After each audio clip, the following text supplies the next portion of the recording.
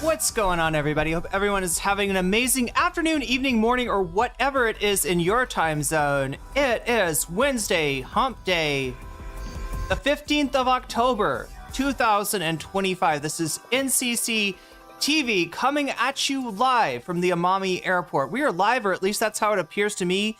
Could be a brain in a jar somewhere. Don't know, don't care. Shouts out to all my weasels out there, all my forest creatures rocking out to the realest of the real synthetic lifeform streamer. Trapped in a cyberbrain and body like some kind of ghost in a half shell in this late stage hyper-capitalist dystopia. Forced to exist in this twilight realm to pay off my debt to society and my student loans. I hope you're having a good day, whoever, whatever, wherever, however, and whenever you are. We're about to jump right into it here on twitch.tv, youtube.com, high risk, high reward. High on life, or whatever simulation, simulacrum, simultaneous, spontaneous singularity of consciousness this is, was, or will be sometime in the distant cyber future. I made it. Oh my god, chat. Had a weird morning. Pumpkin update? We have hailstorms. I have 7 out of 40 pumpkins left. That sounds like you're on a quest. I don't know, like X out of X, it makes me think of like a video game quest, you know what I'm saying? Like plant 40 pumpkins to receive, you know, 50 XP or something. Do you get 50 XP, Rave? Or do you get 3K monies? RIP Australia after 30-degree increase in 30 degrees Celsius increase in temperature, making our weather absolutely fucked. Wait, RIP Antarctica? Sorry.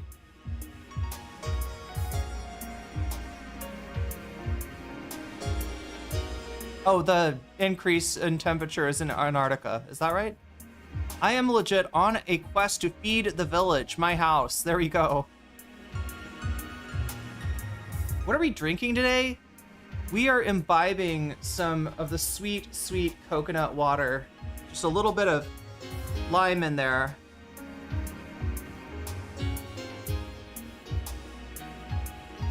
This is the perfect drink. You know, like all my life, I've been searching for a drink that doesn't leave a bad aftertaste in your mouth, right? And I thought I'd sort of found it when I found, you know, canned coconut water or boxed coconut water. But actually it does have an aftertaste, right? It's only when the coconut water is fresh that it does not leave that stank hanging around on your breath. So yeah, we're gonna be talking about Zohran tonight, Mr. Mamdani. Is it vodka? Yeah. You know, it's a good question though. I mean, depending on where you're at in the world, right? It's nighttime, it's late night in America. Anybody that's up at this time probably drinking, probably got a little something in their drink. I'm actually on the other side of the world, here in Southeast Asia. So yeah, no drinks for me. It is just now noon. It is high noon, chat. It's high noon, and there's a new sheriff in town. She has red hair, so get ready. 30 degrees Celsius. No, I was just reading what Rave posted. Wait, like yerba mate? Wait, what is like yerba mate? Oh, does yerba mate not leave you with a bad taste in your mouth? I'm trying to think. Yerba mate is can be pretty foul tasting, but I don't think it leaves a bad taste in your mouth, at least unless you put sugar. I know, and most people don't sweeten their yerba, do they? I mean, I really like yerba mate.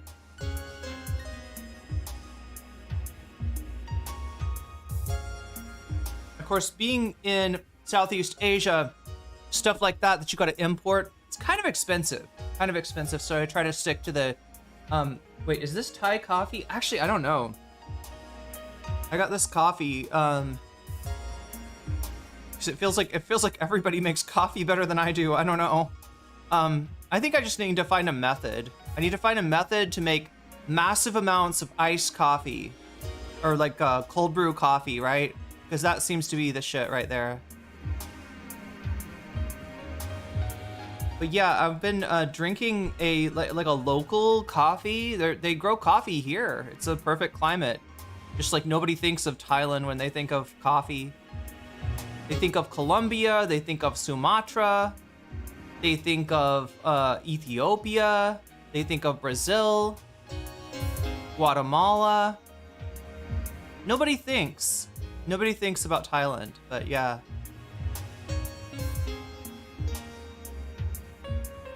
But yeah, do people know about the controversy with Zohran already?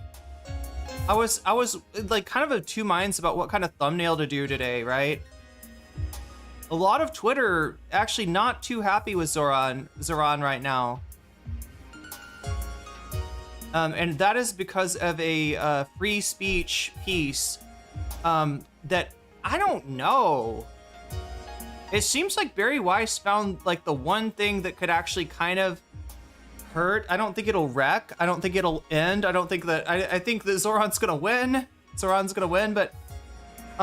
But yeah, Bari Weiss found the one scandal that is gonna, that is currently doing some damage to, Mamdani's relationship with his core supporters. So we'll get into that too. It's just one little. It's basically a quote from him that they decided to put in the title, and I think that is the main thing that's got people. And look, it's understandable for people to not expect the best from their electoral political candidates. So many people have inspired confidence, given people hope, and then kind of ultimately, been a huge letdown in ways that sometimes they don't even realize. I can't hear about her name is Bari White. Yeah, she's the Bari White of white women. I don't know. What does that mean? Bari White, what's he known for? He's known for, it's kind of like sexy music, right? Is that what Bari White's like, sexy, low voice, kind of guy? Is he alive? Is Bari White currently living? He's like a 70s, like singer.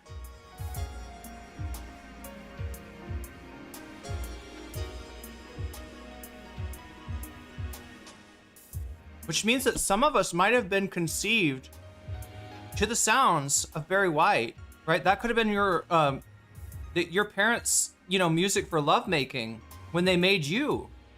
I don't know, depending on your age, right?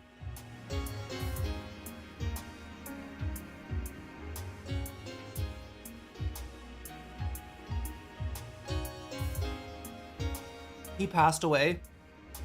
He died 20 years ago, okay. He was too sexy for this earth, maybe. I don't know.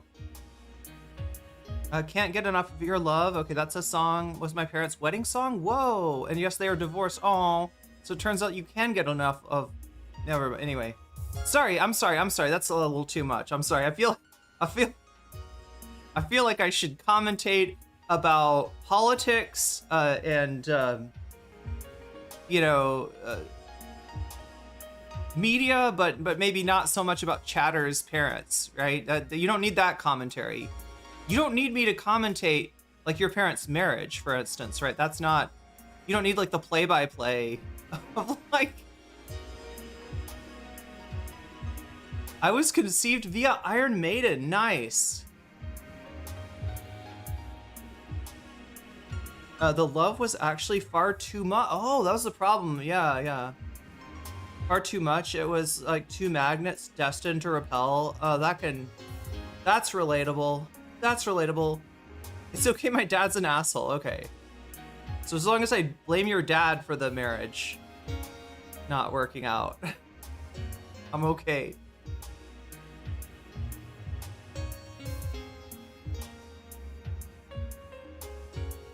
Yeah, I should be on here way earlier than this.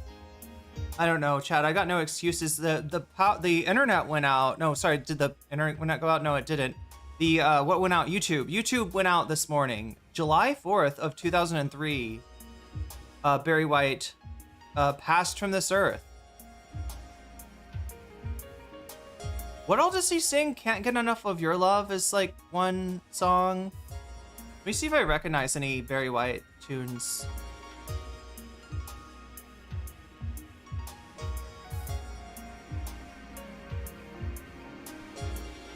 Bari White hits. But ironically enough, you know, Bari Weiss, even though she's not very white, she is very white. She's very white. She might not be very white, but she's extremely white.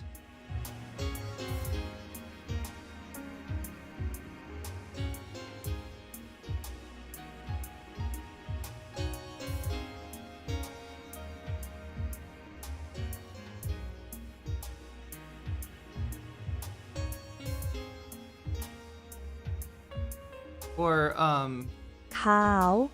in Thai, I think you would say in Thai you would say she's cow mak mak.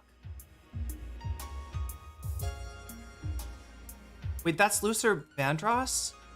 Oh, Let's Get It On was Luther Vandross? Wait, Let's Get It On was, wait, who did I think sang Let's Get It On? Oh my god.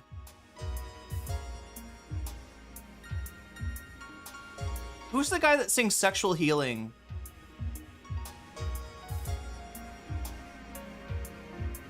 We gotta save those sexy slithering snakes? Okay,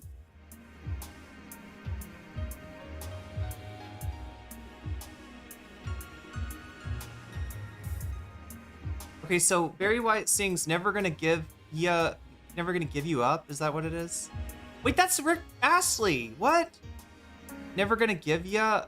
Wait, what the fuck is this? Baby's Home? I don't know that one. I've Got So Much Love to Give. I Can't Get Enough of Your Love. I'm Gonna Love You Just a Little Bit More. Practice What You Preach. Yeah, I don't recognize a lot of this stuff. I think all I know is Can't Get Enough of Your Love.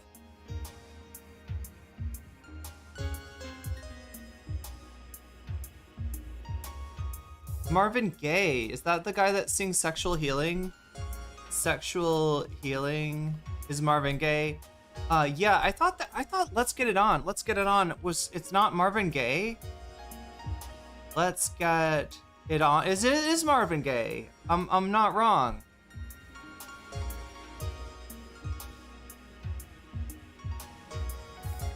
Yeah, it's Marvin Gaye. What did Luther Vandross, what does he sing? Oh wait, he sings the song in Aladdin, right? The one where Aladdin takes her on a magic carpet ride? Where he's like, come on and take with you to a magic carpet ride. Your brain rickrolled you? Kind of. Chat, did she mention how Trump engraved the Medal of Freedom from Charlie Kirk, for Charlie Kirk, with a cross? Is that, I don't even know. Language, this is a family friendly, wait, what did I say? I thought you were chiding me for speaking in Thai, a little bit. My classes resume tomorrow, so, you know, I had a little break. The teacher, Monday was a holiday, I think. I can't remember, either Monday or Friday was a Thai holiday, and the teacher decided to take a long weekend, which is kind of based. I mean, I'm not gonna hate on her for that, but yeah, so I got to come back and impress her with how much I've studied while there was no class for 2 days. Dance with My Father. Wait, what is, not to be confused with Al Green? He's also in the love category. These are men who are responsible for multiple orgasms, potentially, right? I think if you hear the songs, you reckon, oh yeah, you're right, that's probably true. With Barry White. Al Green is the man. Wait, is Al Green Take Me to the River? Wait, that's, yeah. Oh wait, no, oh no. Take me to the river. Do you know, like, the first time I ever heard that song? Wait, who is Talking Heads? Yeah, it was the first version of that. Wait, what? Kaleida, maybe the most recent version. Who was the original, though? Al Green, I was right. Wow, it's been, like, erased, though. Like, wait, the Hodge brothers? I'm sorry, that's too close to the Hodge twins. You can't call your band the Hodge Brothers. Oh, I'm sorry. This was in the 70s. No, they can't call their internet. They can't call their YouTube channel the Hodge Twins, which is great for them because they're the conservative twins now, I think.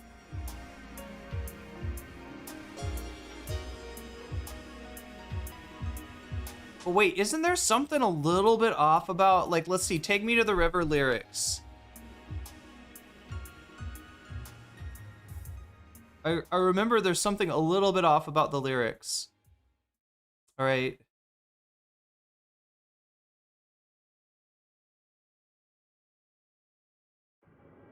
Oh no, yeah, it is. It is. I mean, I don't know. I mean, like, it's weird with songs like this, right? There's a song, so anyway, the second verse,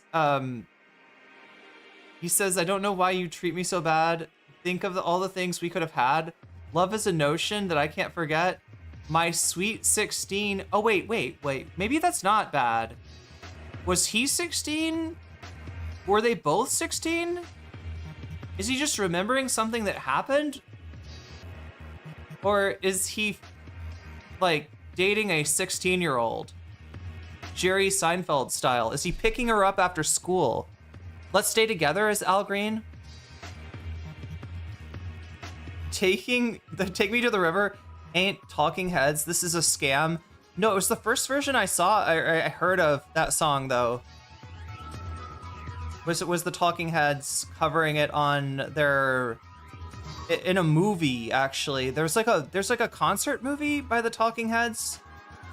And yeah, they sang a version of Take Me to the River.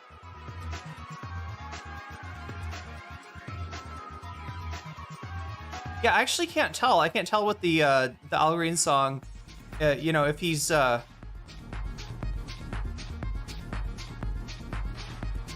always put some stank on that line. Wait, which line? Times are good, bad, happy, or sad. Oh, yeah. Let's Stay Together. But yeah, the other song, like, Stop Making Sense, yes, is the name of the concert album that they did with some famous director. I can't remember. This was back when I had a membership to this. There's this weird, like, there's a video store in Seattle that I think it like closed down because obviously, you know, right?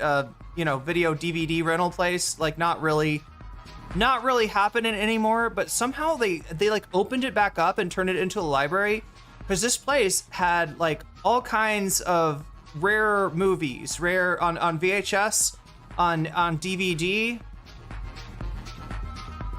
and I think that's where I saw Stop Making Sense. It's the best concert film ever.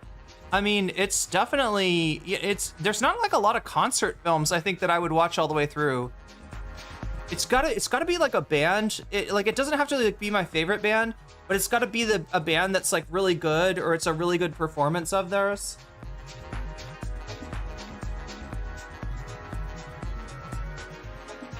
Oh, Jonathan Demme was the filmmaker on that. What are you gonna do? What you gonna do when you get out of jail? I'm gonna have some fun. What do you consider fun? Fun, nasty fun. Wait, that's not Talking Heads though. That is the Tom Tom Club. That's like one of the weirdest. Wait, how many people have seen the movie that I'm talking about? Because I don't want to like, I don't know. Like if you haven't seen this film, I don't know. The next thing that I'm gonna say is gonna be a little bit weird, but so the Talking Heads. How do you describe the Tom Tom Club? It's a group of people that like they're from the Talking Heads, but they're not the Talking Heads, right? I remember an independent record store called Cellophane that was really in Seattle.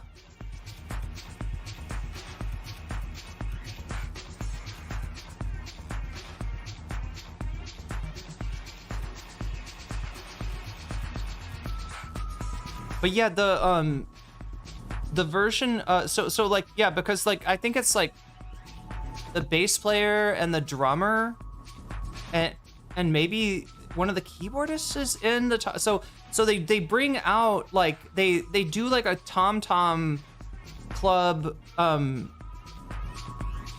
like a song during the concert, right? And then it's the weirdest thing though, because like the I think it's the drummer like keeps on talking. It's just yeah, Tina Weymouth, that's what her name is. Yeah, she's cool. Waiting for Ethan to adopt Talking Heads shoulder pads. I mean, that sounds like a Teddy Fresh outfit. Speaking of Teddy Fresh drops, has anybody seen the it's like a meme that's going around, and I got my heart broken today because it turns out it's a Grok generative AI meme.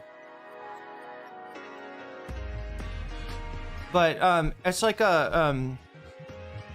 a zombie woman. I think it's supposed to be Kristi Noem in an ICE uniform. But yeah, it turns out it was made by Grok AI, so not. But when I saw that, here, let me see if I can find it. Oh my god, I'm gonna have to open Discord chat. My wait, he doesn't have the hand-eye coordination to pull off the dance moves? Oh, Ethan doesn't have the hand-eye coordination? What is the move that people, like the old school, it's like an old school dance move where somebody grabs their ankle? You know what I'm talking about? It's like the ankle grabbing move. What's that called? Didn't she wear the uniform in Portland? Maybe. I think so, but yeah, let me see if I can get this for you.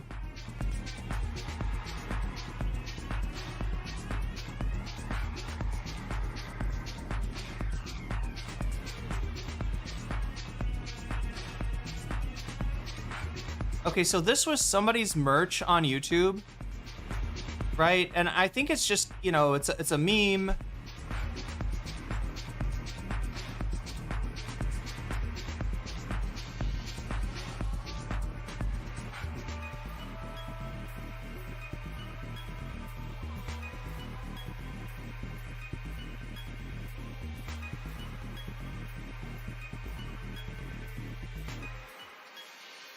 Here, let me find this for you.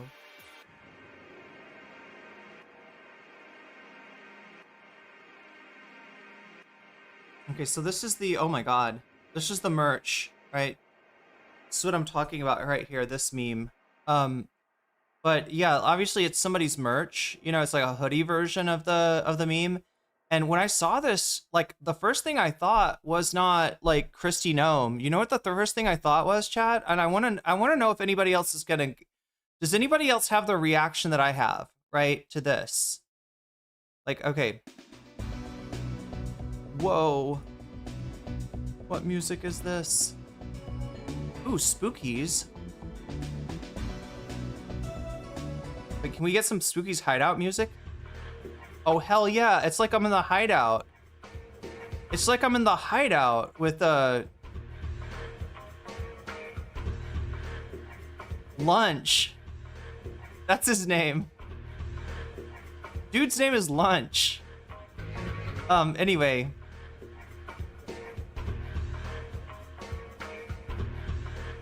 But yeah, Ela. Yeah, that's what I thought. I immediately thought Ela Klein. Did you see that Kristi is getting read to filth? She's been confronted about her spending. No, where's this happening, Philadestrian?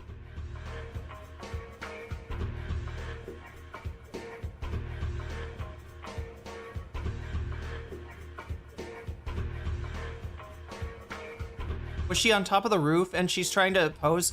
Yeah, there was a scene of her, I think with Billy Johnson on top of the roof, and they're trying to talk about the dangerous Antifa protesters down there. And there's like literally somebody in like a giraffe suit, which might be a character from the bonus content for today.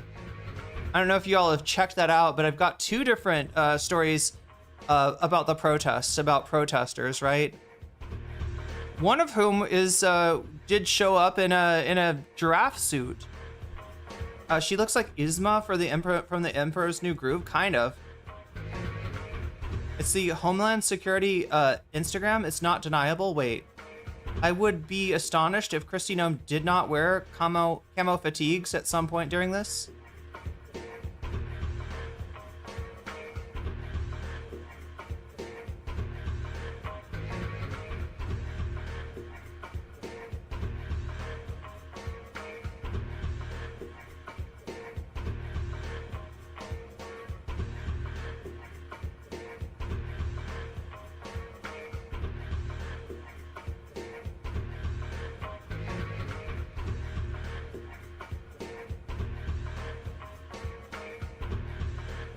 Wait, pull the lever? I'm sorry, what's going on, chat? I don't understand what chat is saying.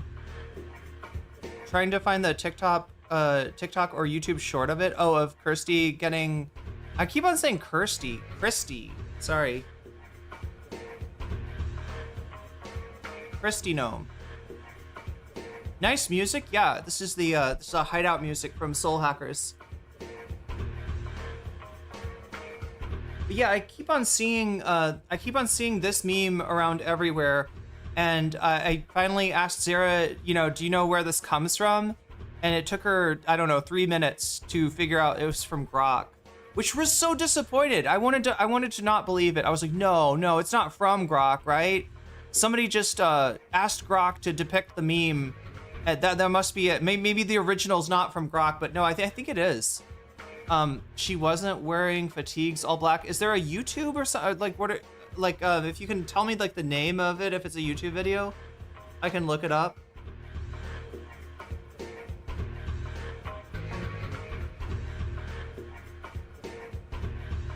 She's quoting Isma, pull the lever. Oh God, I forgot that. That's, yeah, that is Emperor's New Groove. It's some TikTok.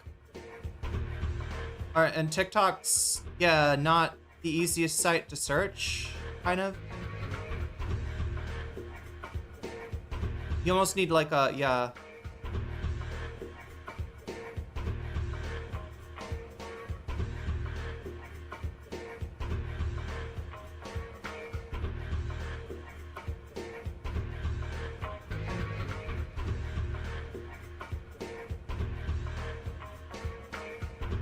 But yeah, we've got an interview between Zohran and Fox News where he actually ends up coming off pretty well.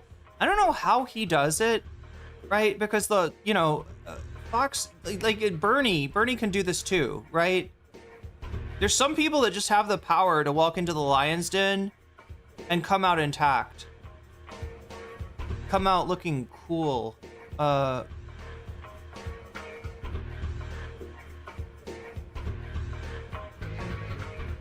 Here, let me just see if I can find Kristi Noem confronted.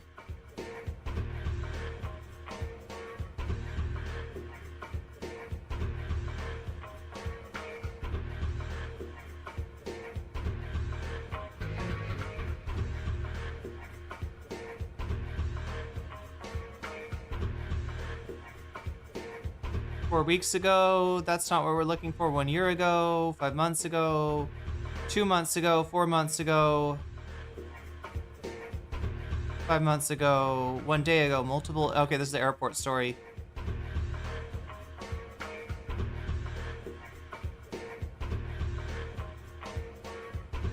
Yeah, it's not coming up. Oh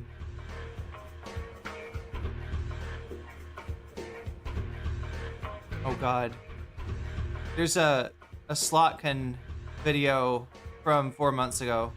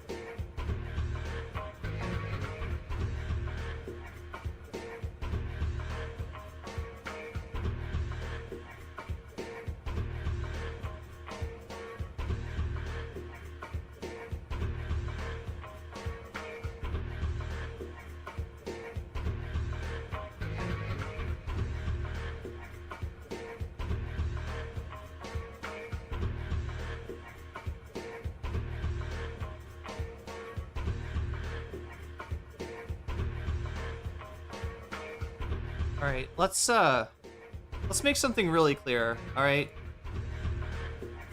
All right. First of all,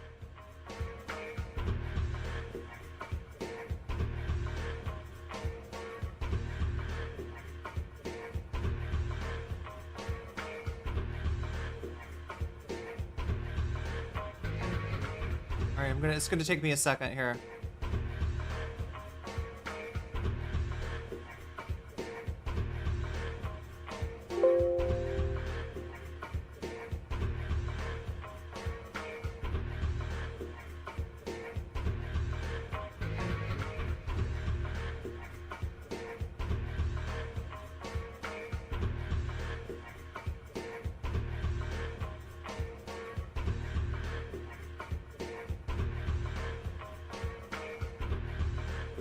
There we go.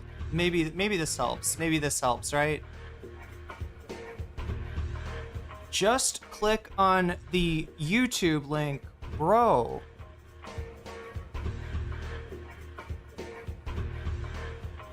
Click on the YouTube link.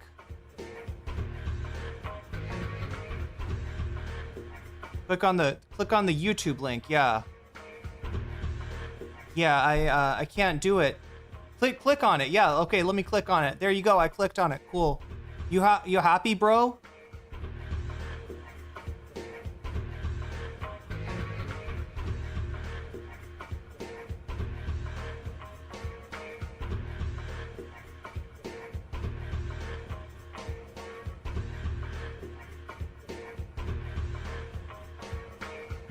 It's starting to hail? Are your pumpkins gonna get destroyed? Like, what is the hail? What is the implications of the pumpkin on your hail? I mean, sorry, what are the implications of the hail on your pumpkin is what I'm trying to ask. This is great stun lock music, by the way. I could just chill for the whole stream.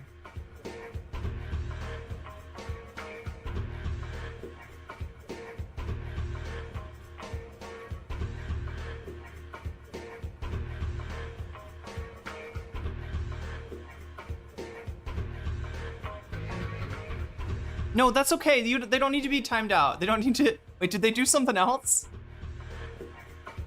I don't know. Physical damage? Oh, on the leaves. Okay, okay. No, the public shaming is I think sufficient. Maybe. Manage to cast you when I'm free. Oh, good to see you too, Choki. I'm streaming. I started super late. No, not. I mean, you're fine. It's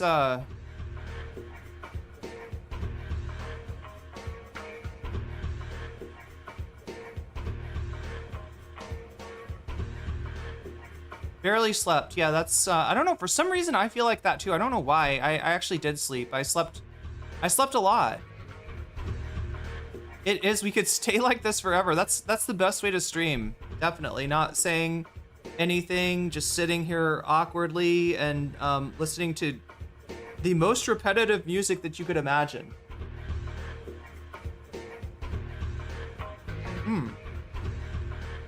And nibbling on coconut meat.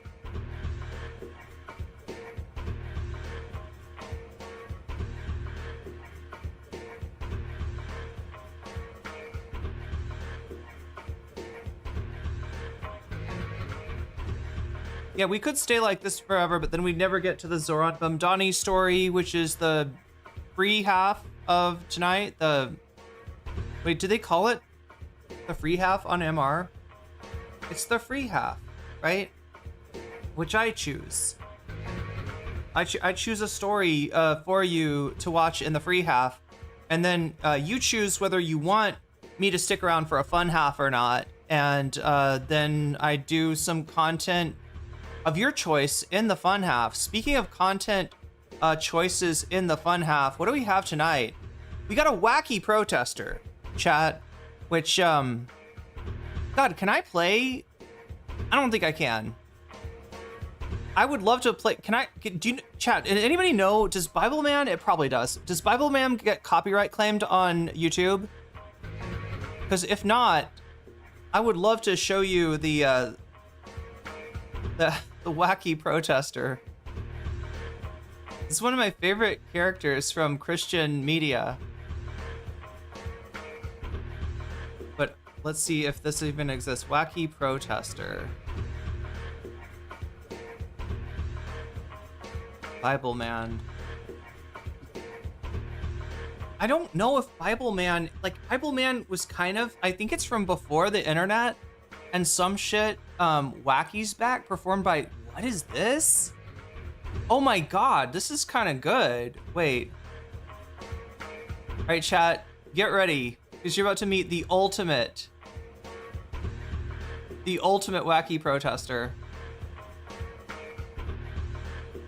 Look, I mean, wacky protesting, that's like the meta now. The wackier, the better. Oh no. Why do I have teal up here?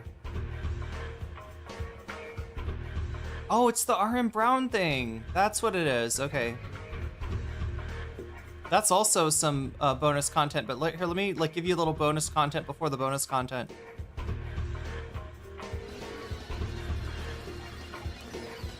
This is the wacky protester. This is what Christians in the early 2000s.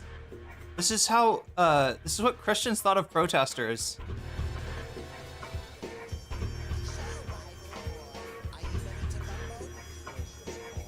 What is this? What the? Oh no. This is real? You know, Cypher, I don't really know you well. That is because you think Bible Man is swell. Yeah. I love the Lord, and Bible Man does too. And at this moment, we don't need you. Oh, I thought he was gonna say we don't love you. That would be very not Christian. I love to cause a problem, cause it's fun. And beating you is half the battle won. Oh, you don't scare me, cause Wacky is back in town.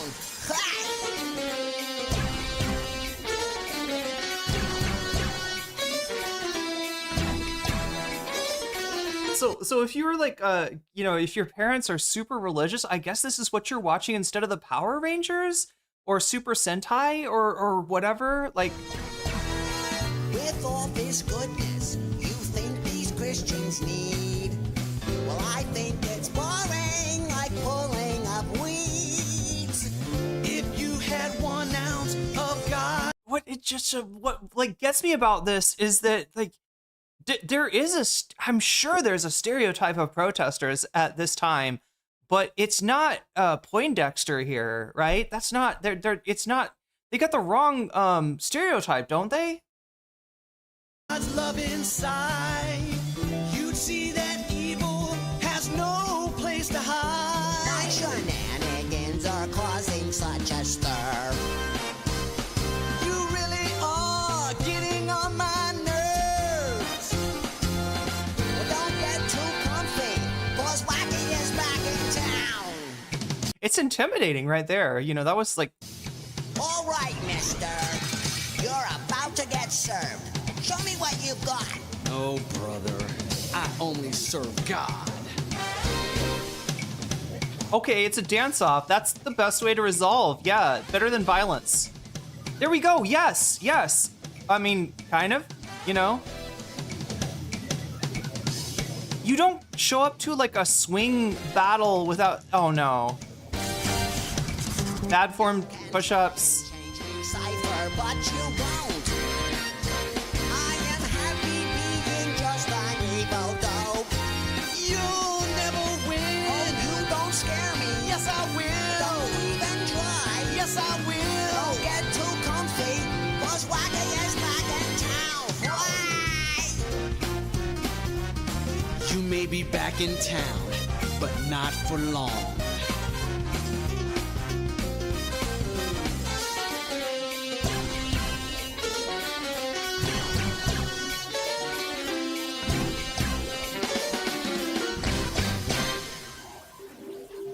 Now kiss. Wait, what happened? What happened? Did he get filled up with the Holy Spirit? What happened, chat? I don't get it. I don't get it.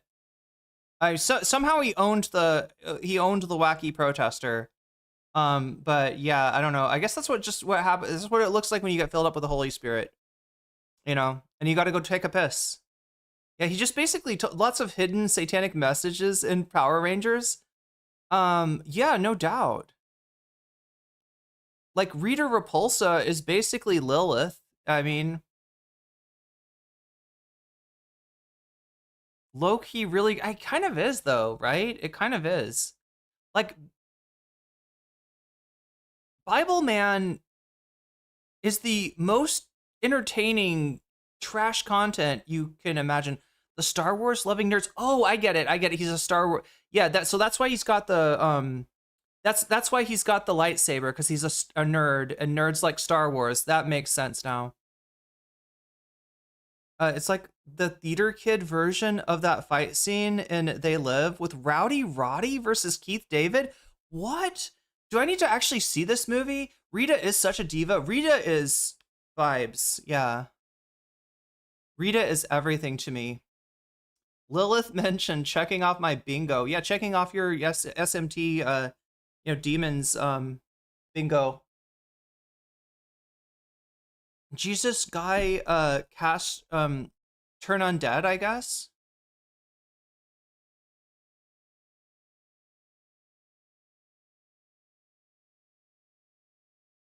But wait, Rowdy Roddy Piper, isn't that the guy that is in all the Cyndi Lauper videos?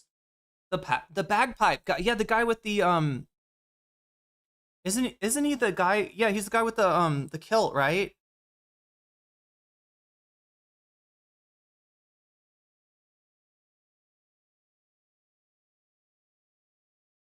No one should know the word rusical. Wait, what is rusical?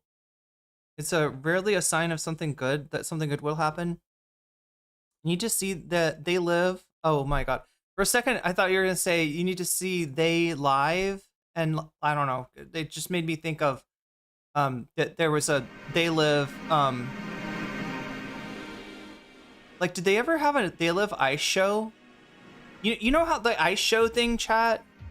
Like the Disney on Ice thing? You know what I'm talking about? They have like they have like Disney characters, but they're on ice.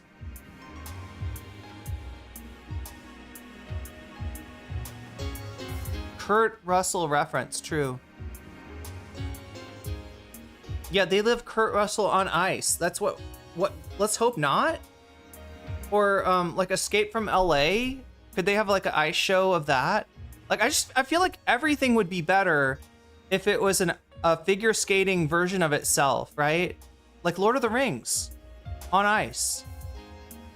Like, I want to see like Sauron do like a double. Wait, what are the badass moves in ice skating? A triple axel, yeah. Can Sauron do a triple axel?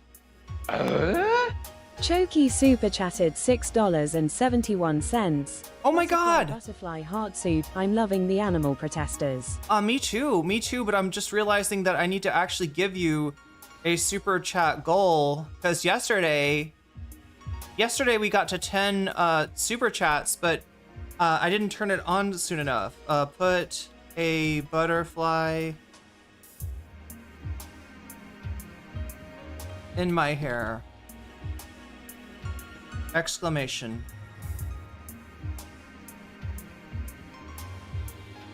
There we go.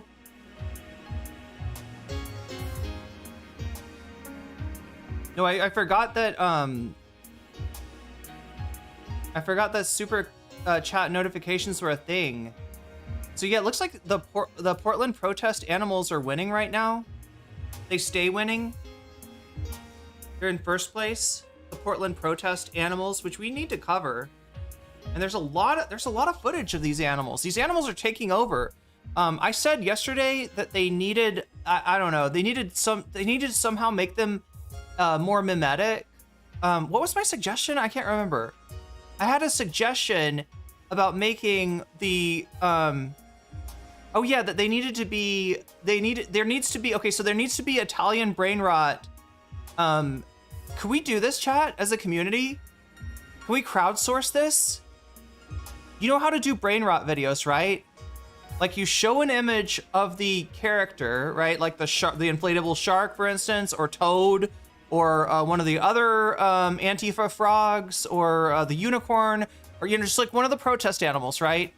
Oh wait, but I need to get this before this slips by. Oh no.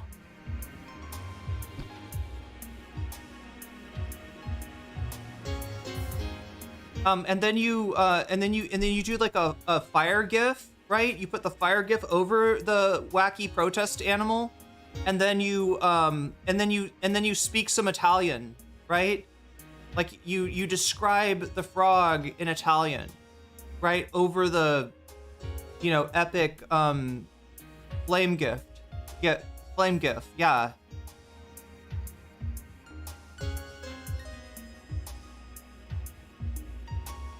Now we've got that wacky is back in town.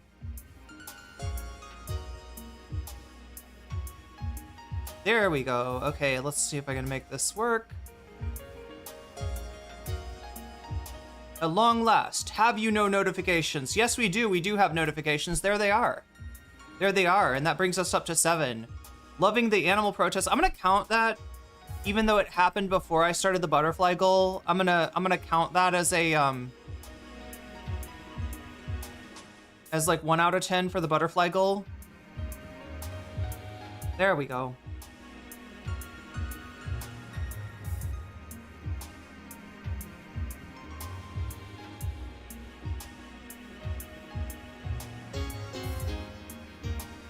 So it's 1 out of 10 on the butterfly goal. That is the goal where we try to put a butterfly in my hair, right? All we need is 10 teal super chats to make that happen. The thing on ice. Wait, what is the thing? Is the thing the guy that looks like a poop? Like a... He looks like a constipated poop, sort of?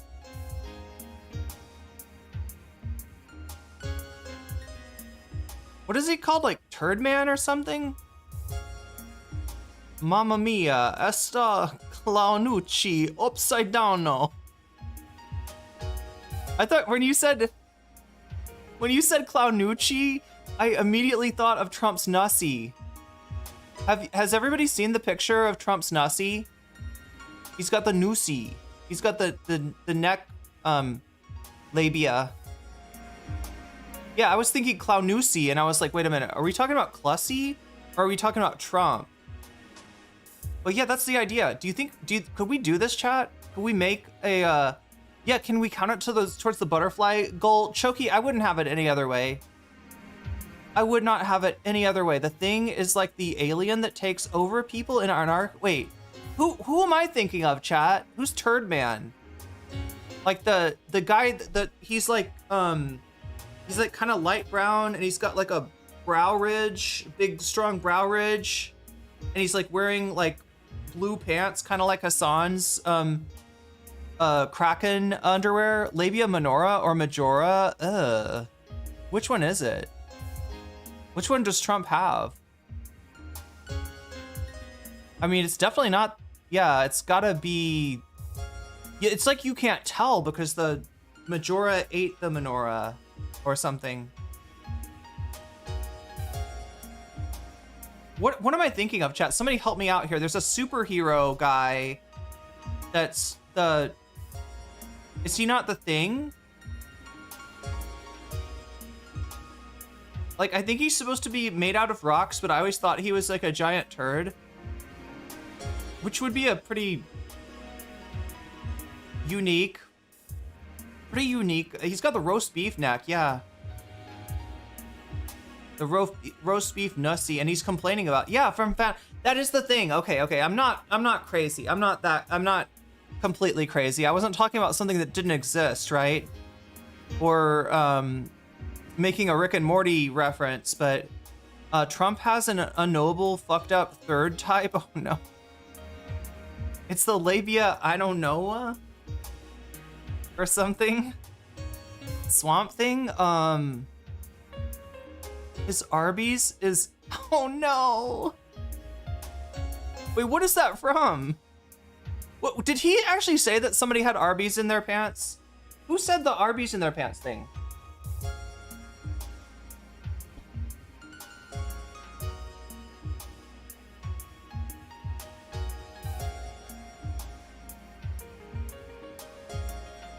Wait, the Irish prison protests where they covered themselves and everything around them in poop, it's surprisingly powerful?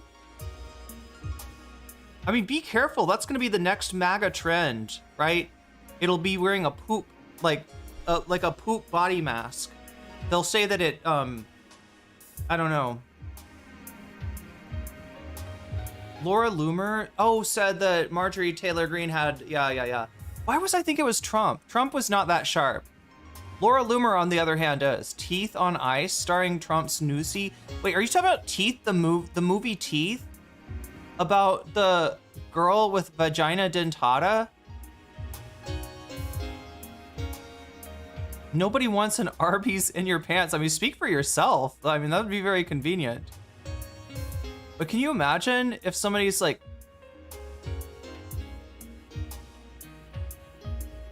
I'm sorry, vagina dentata is punk as fuck. Wasn't there a movie? Has anybody seen this? I think it's called Teeth.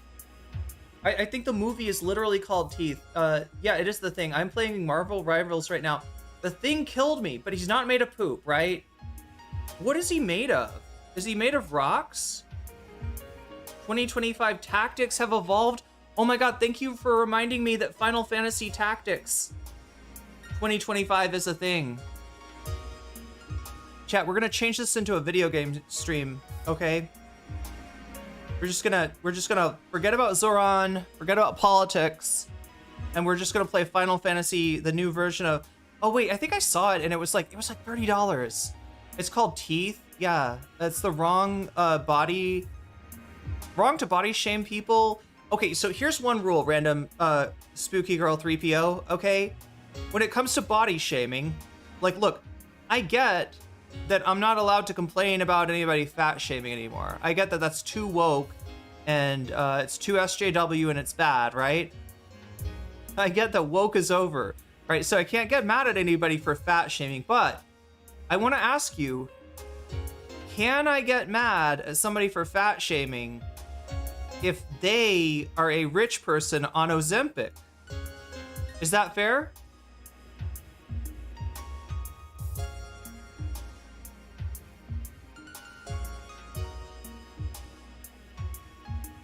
Do you know what I'm saying? Can we make a rule that rich people on Ozempic aren't allowed to fat shame people? How about that, right? If you're rich and you're on a GLP-1 agonist, you don't get to fat shame. Like, there's something. Do you feel me, chat? Is there not something gross about that? Like, beyond just like not liking fat shaming and thinking we should have left that in the past, which we almost did. My vag is unashamedly fat. Thank you. Thank you very much. The CrossFit guy is also Zangrief. Wait, that's a character from Tactics, right? The CrossFit guy. Oh my god, I'm trying to remember characters from Tactics. Is that no Zalbag? I'm thinking Zalbag. What's up with the characters' names, by the way? Daisadard or Daisadard and Zalbag. We need to shame people into reading more. That's probably a good idea. But can I shame people for fat shaming if they are a rich person on Ozempic?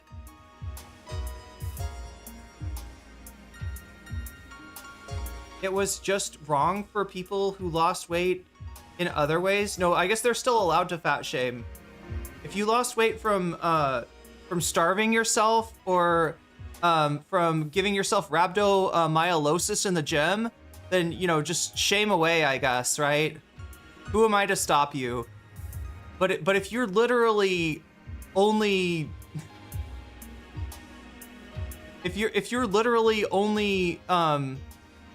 if your body composition comes from a GLP-1 agonist Which, strangely enough, that's the only Zangief is the Russian muscle guy from Street Fighter 2. God damn it. I was thinking of Zalbag, I think.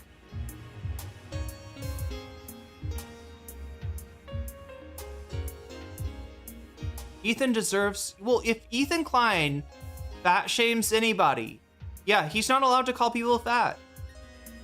He's definitely not allowed to call people fat. He also shouldn't be allowed to to complain about other people's dog care, but you know, that's beside the point. Can we just like not for any woke reasons, not for any DEI reasons, but just purely for hypocrisy reasons? I feel like we should shame people if they're a rich person on Ozempic that is calling other people fat. I find that cringe. We tried being woke and polite for years. Look at where it got us. Whatever tactics work. Well, the thing is, like, I don't know. Some of the wokeness was just like... So yeah, some of the wokeness actually was just politeness, right? Like just calling out shit that should have been called out years ago, like, right?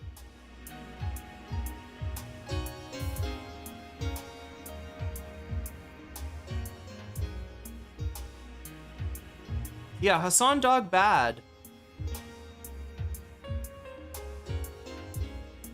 My mother thought women should be thin and not heard. Oh no, you gotta be so thin that you're invisible. That's the idea. Just make yourself as small as possible. That's the only way to do a woman correctly, right? If you make yourself invisible, you gotta like woman. What would it be like? Because there's man spreading, but what is the opposite of man spreading? Like woman. What would it be called, chat? Woman opposite of spreading. Yeah, it'd be called feminism. That's true. It's feminism to make yourself like, yeah, you know what I'm talking about? Like how you're supposed to sit in a like on public transit or something. It's like this or something. You're supposed to, you got to cross your legs and then you got to do this and just make yourself as tiny as possible. Make yourself non-threatening. That's how you do woman. I am woman, don't hear me roar. Yeah, that's right. Hear my silence.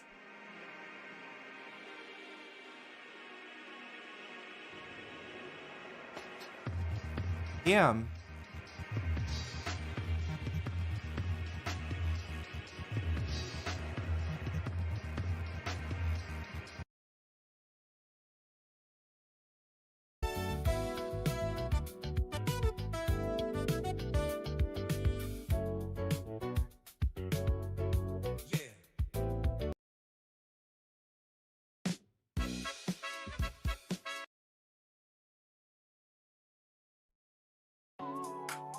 There we go.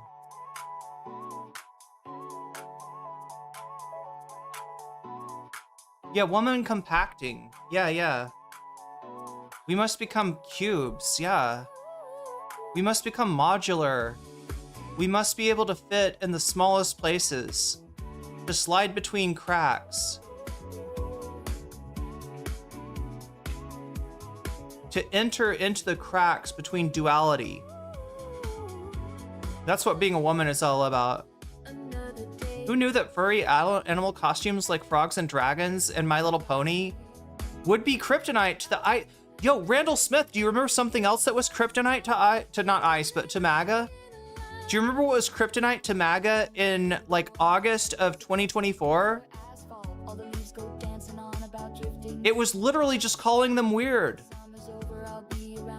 Calling them weird.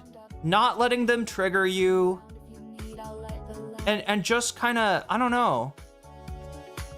Like I feel like there is a tactic that the Kamala campaign of all people, or maybe more Tim Waltz than Kamala, a spherical woman of uniform density. Ooh, that's the Sharon Stoning would be the female version of man spreading. Yeah. That needs to become a power move, though. Kamala was kneecapped.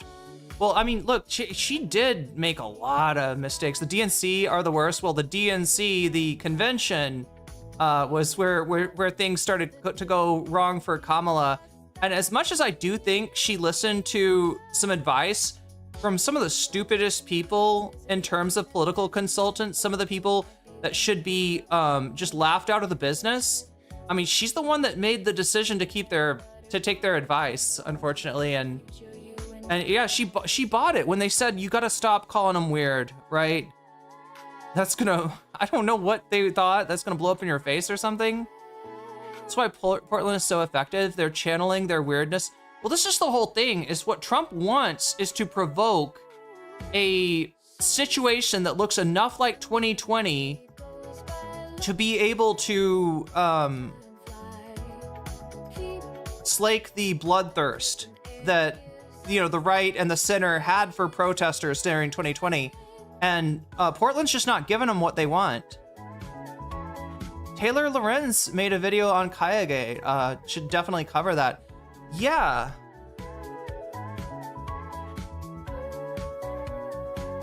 I don't know. It felt like yesterday. Do I have Kayagate on here? I don't think I even have Kayagate on the bonus content. Do I? Because it felt like, you know, I had it up there for yesterday, but nobody voted for it. And I can kind of understand why, because look, people love it when I cover drama, but there's usually some nugget of reality like buried in the drama, and there's not. Like the dog situation is a fully like synthetic narrative. In fact, it reminds me of something, Vadim.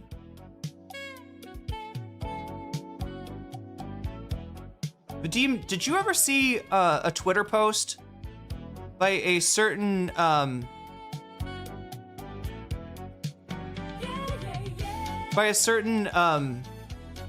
extra spicy comrade about yours truly, implying that I had dirt on literally everyone in the politics space? Did you ever come across this post? It reminds me of that. You know, looking at a file architecture that I'd never seen before, and reading the post about how these are my secret files. And I'm just like, great, what's in them?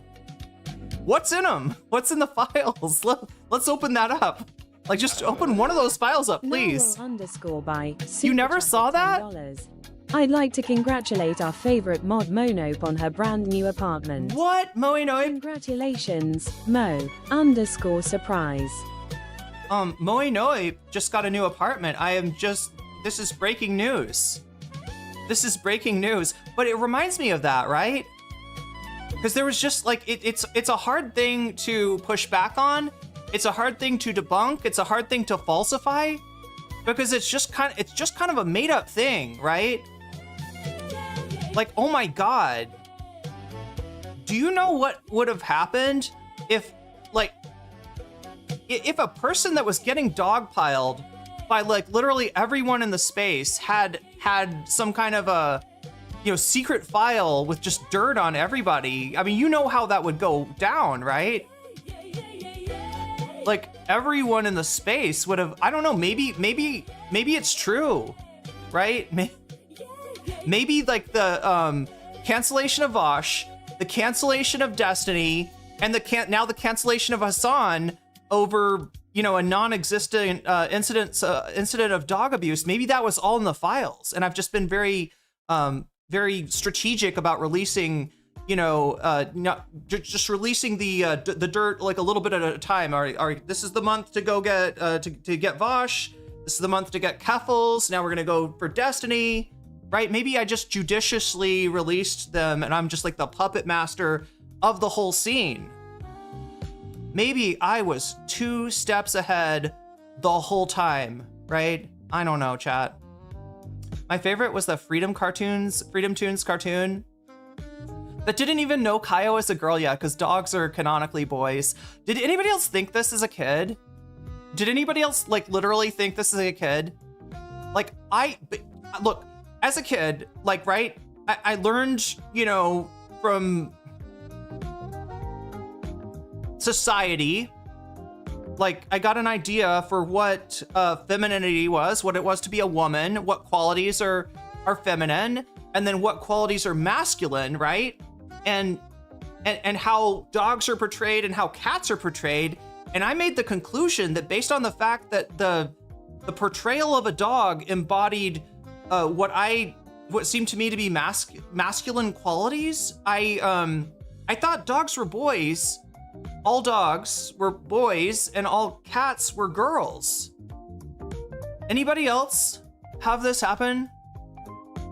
Anybody else get like mind fucked by society like that and think that dogs were all boys and be surprised when like, no, actually that dog is a girl. Like, what? But it's a dog. Dogs embody masculine traits, obviously. Yeah, I always call dogs he and cats she. Yeah. I mean, yeah, cats are feminine. You know, if you buy into the classical definitions, then yeah, cats are feminine and dogs are masculine. Taylor makes a lot of similar points, how it's the sort of thing. Oh yeah, she about like not being falsifiable, can project different ideas upon. Yeah, it is kind of a Rorschach a little bit.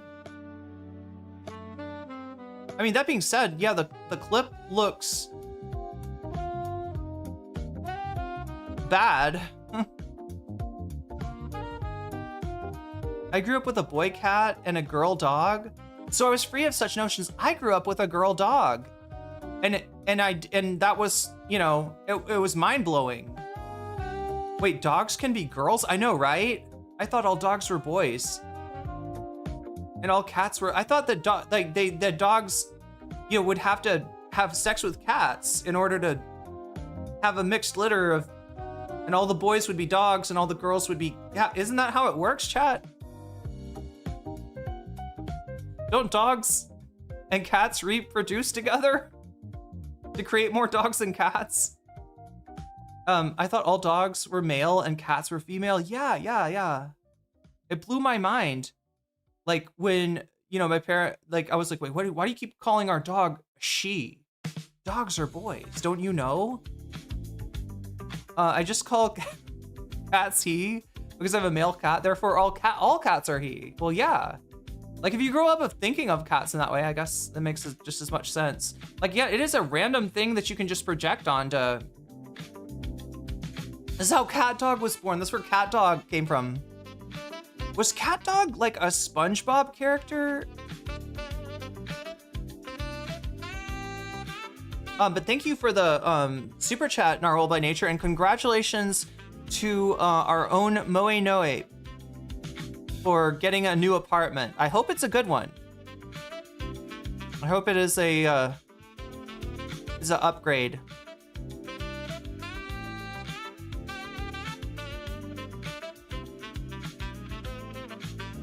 Did I just ruin reality for you, Philadestrian? I mean, yeah, that's basically a sign of the apocalypse. If cats and dogs start having sex, it's over, chat. That's how you know. That's why I wasn't afraid of the rapture, because I knew that cats were not having sex with dogs.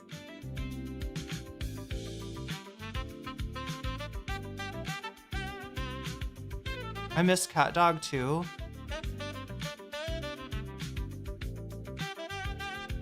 How does Cat Dog poop? Oh my god. It's like a struggle. Oh no, that's terrible. Wait, they never had that. Oh my god, no, I'm fucked with now. Oh no, chat. Rave, you just broke my brain. How does Cat Dog poo? How does Cat Dog poo? Yeah, growing up Christian is wild.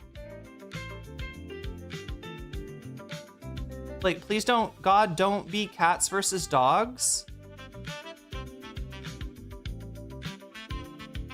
Peter didn't mention cats or dogs in his lecture on the Antichrist. Yeah. Well, no, I thought that's how you know that the end of the world is coming, is if cats and dogs start to cohabitate.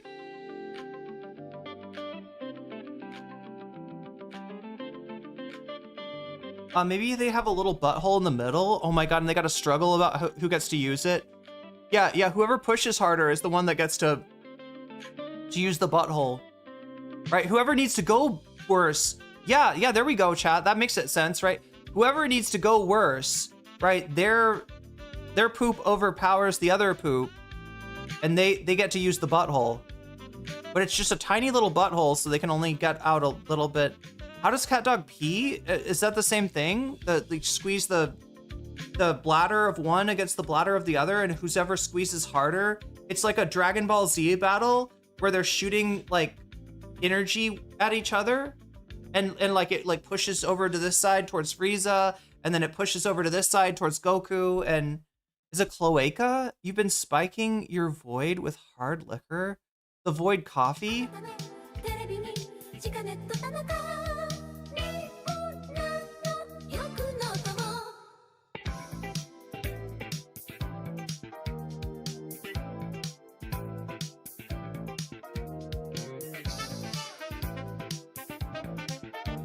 By the way, chat, low-key, best song in Persona 3.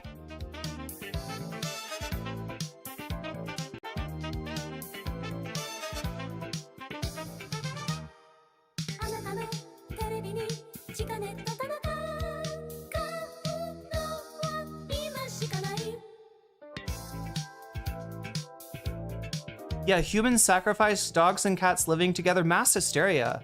It sounds like an RM Brown video. Speaking of RM Brown videos, we got RM Brown.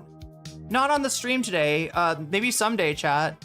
We should talk to, I feel like RM Brown and NCC would maybe be a good combination. It sounds weird, right? But I mean, peanut butter and chocolate taste good together. You know what I'm saying? Like there's some strange combinations. Hey, there, happy birthday.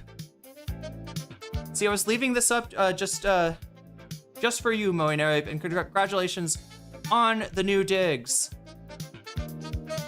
Digs? That is like a boomer way to say apartment, isn't it? I should say flat. Then I would sound English and therefore smart. Chat, would you think of me, would you think I was smarter if I was British? Would that automatically like raise my IQ like 20 points just being British? Zohran is pretty hot. Well, so yeah, we're gonna get to Zohran in a second, right? I do have to introduce the bonus content. Oh my God, Spleen God, that meme is going hard. Like, I'm sorry, whose meme is that? Oh, it's a TwitchCon meme? Damn. Really dig your new pad. That's right. What, my iPad? Is that what we're talking about? You know, I haven't used my iPad in a while. I need to plug that sucker in. You know what happened, chat? I broke the screen, right? I cracked the screen and I just kind of stopped using it after that. But I bet I could find a place that would just take out the... Like, can you just get the screen replaced? Is that a thing? We gotta get in. We gotta get into the video. Demagog is, I think you said that earlier. No excuse for not 24/7 Australian. Wait, what would that do to my IQ? Sebastian Gorka doubled that ruination? Wait. Oh, you're saying Gorka has ruined the idea of a British accent means you're smart.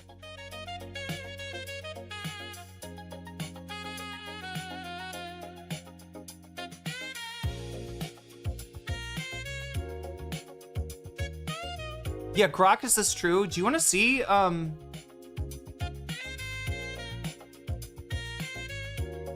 being Australian would just make me hotter. Would it make me hotter, Spleen, or would it make me better in bed? Because I that's, you know, I'm not sure if I associate Australianness with hotness, but I do, associate it with sexual prowess.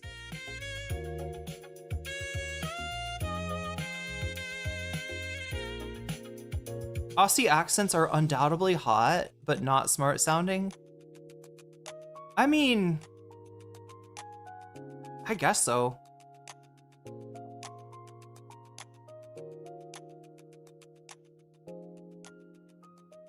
Is that just me that has a stereotype about Australians being good in bed? It's over for New Zealand. What's my stereotype for for Kiwis? I am neither hot nor have sexual prowess.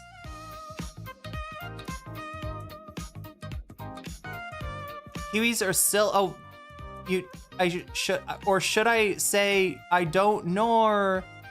You should say nor, Irene, nor. Don't have stereotypes about Australians. Australians are doing their best just trying to keep Candace Owens out, right? I should be more sympathetic to Australians. Well, I don't know, saying they're good in bed is not like a... Like, I mean, maybe it's coming from a place of personal experience, right? But you know, it's not a negative stereotype, I wouldn't think, right?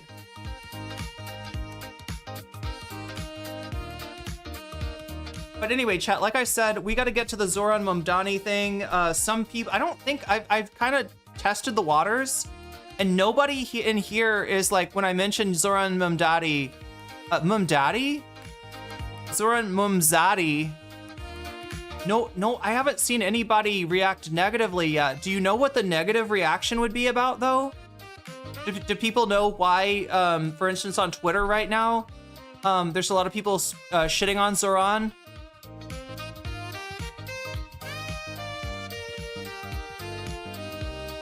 Because he's a communist. Well, there are those, right? But they've been shitting on him for a long time. And a Zoomer. Yeah, he's definitely a Zoomer. Zoomer Zohrani is, Zoomer Zohrani?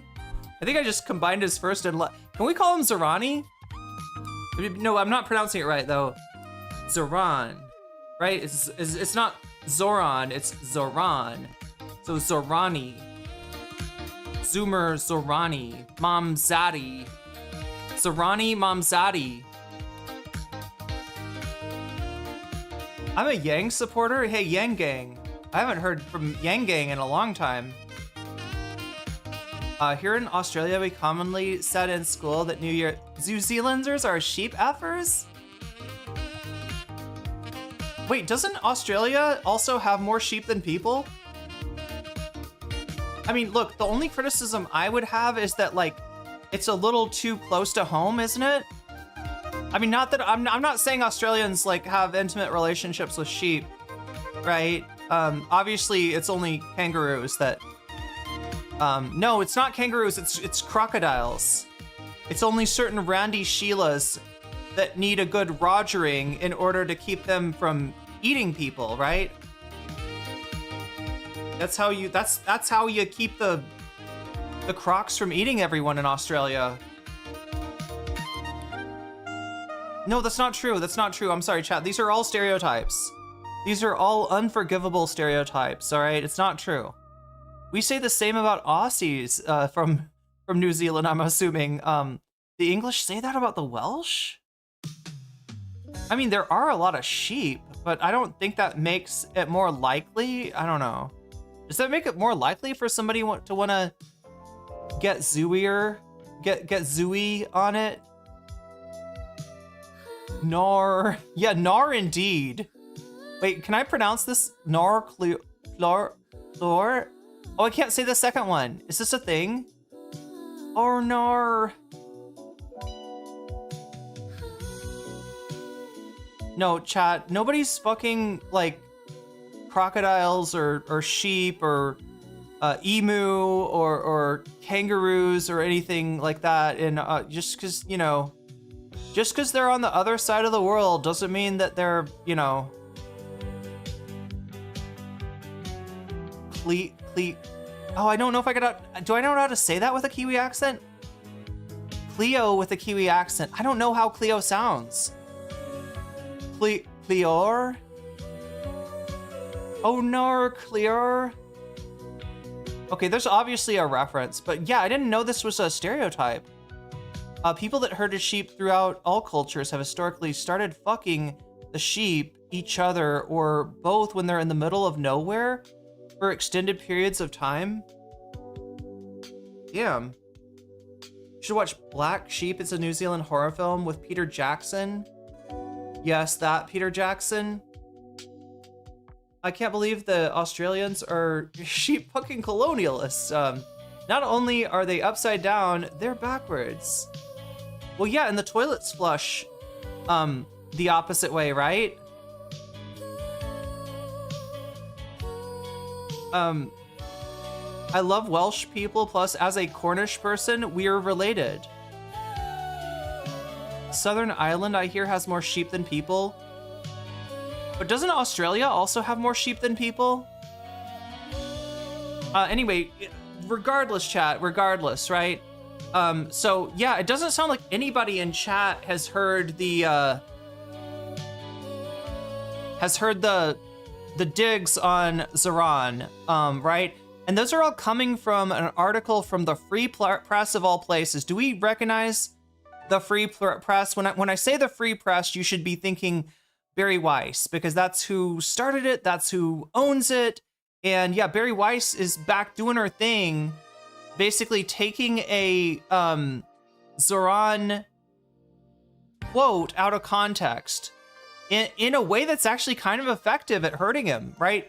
Bari Weiss has actually been somewhat successful in doing what no other right-winger or liberal democratic institutionalist has been able to do, right? Zohran has been, you know, untouchable so far. But Bari Weiss found him saying something like that he would have Zionists in his administration, like, right? He would, you know, appoint people who were Zionists, right? Now, we're gonna look in the article and try to read the whole quote and figure out exactly what Zohran was trying to say. Saw the John Oliver clip. Did John Oliver talk about this?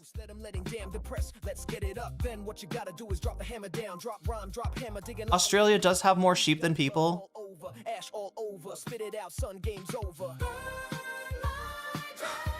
Anyway, she focused in on him saying that he would have Zionists in his cabinet and quoted it, I think, in the article title in a way that's got a lot of people saying that, or a lot of people thinking that Zohran was like, yeah, no, we're gonna get all the Zionists, like, we're gonna bring them in, right? And I think what he was really saying, if you read the clip, it's more like, I am not gonna have like a litmus test for, you know, offices of the mayor of New York City based on their opinion about Israel-Palestine. I think that's actually where he was going with it, but again, taken out of context, just like the Hassan clip, it looks bad, right? And it looks like he's walking stuff back.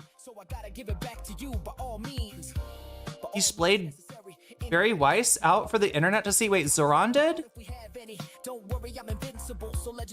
Oh, you're talking about John Oliver. Yeah. You know what? That sucks, right? Because Hassan gets to cover that shit on Twitch. Kangaroo is a low allergen meat, to be fair. Damn.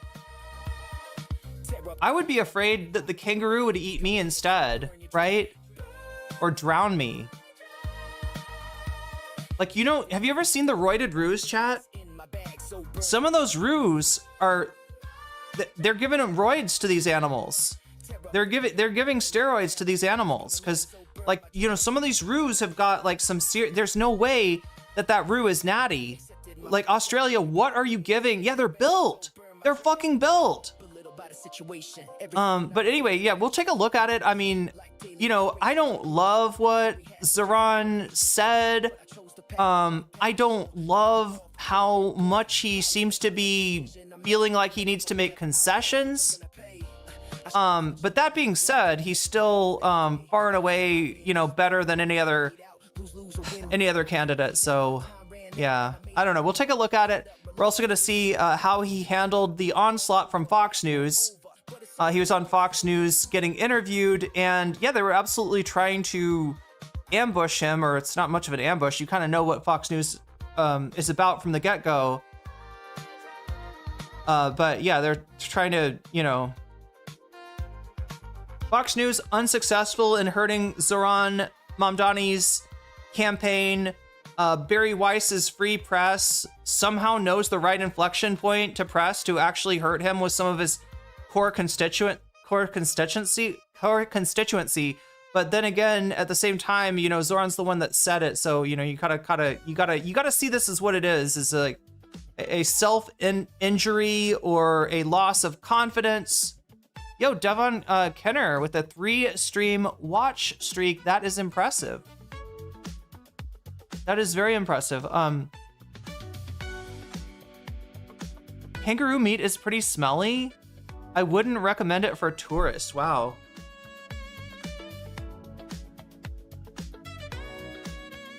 But yeah, we're gonna go into we're gonna watch him on Fox. Then we're gonna take a look at the Free Press article, see what we can glean from that.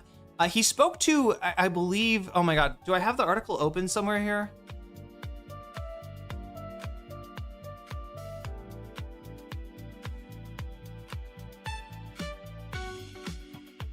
I thought I did.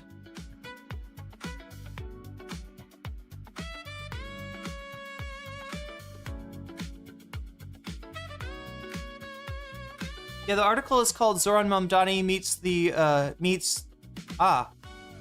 Jews of Park Slope. So yeah, it's Zohran Mamdani facing a somewhat hostile crowd.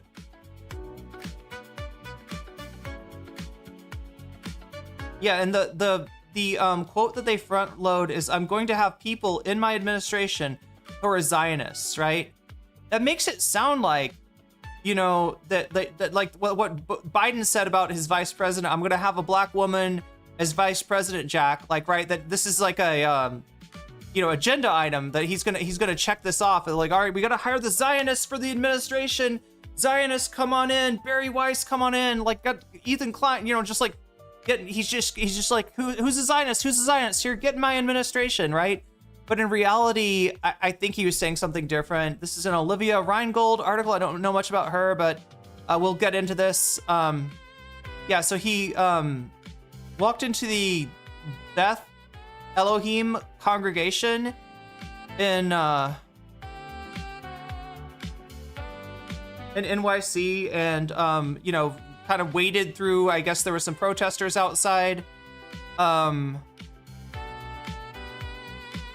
are not fans about of Zohran speaking to their congregation. But wait a minute, did they paywall this shit? Oh no, chat, fuck.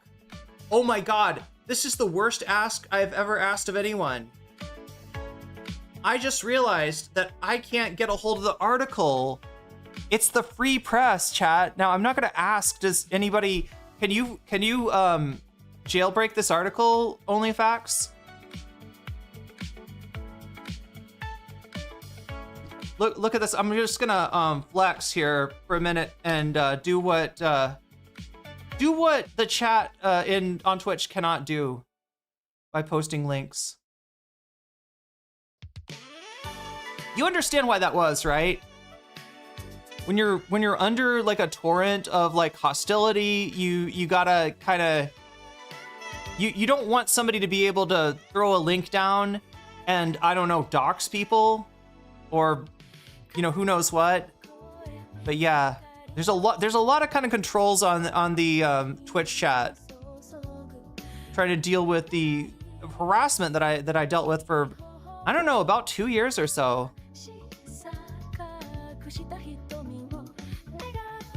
It's a sign-in thing, like Substack. Let me see if I can log in a free account and then use my Russian friend. The hard crew watching NCC at midnight. They're ready. But anyway, we gotta get going because we got a lot to cover.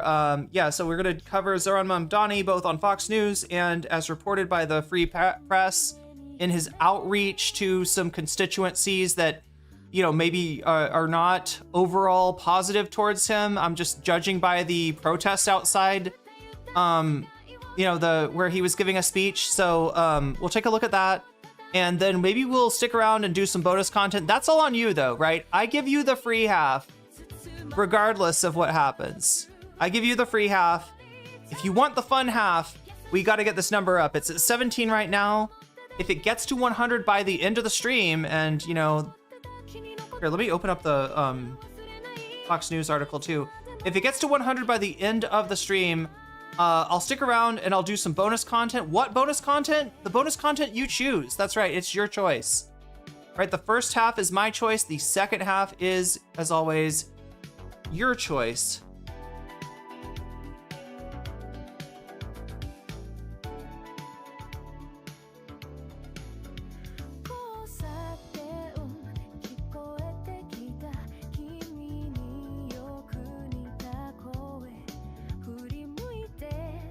It's weird how Fox News posts, but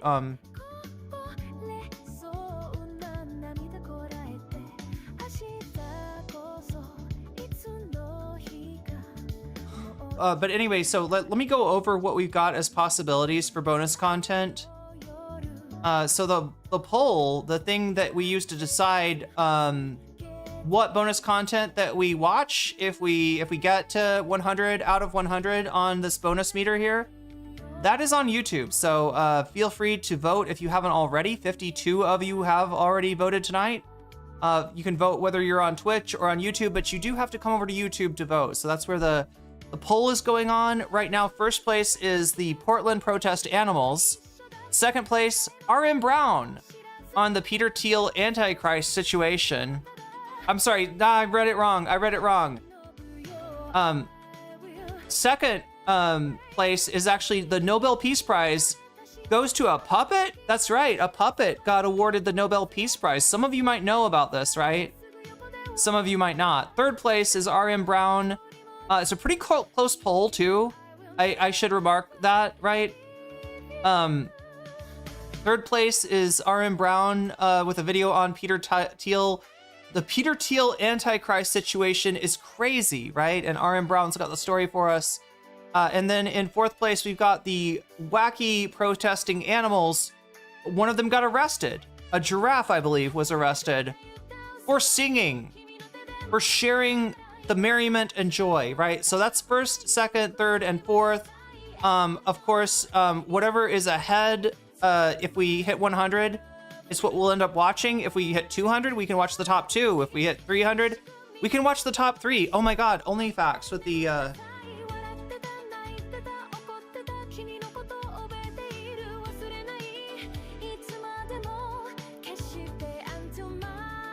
there we go.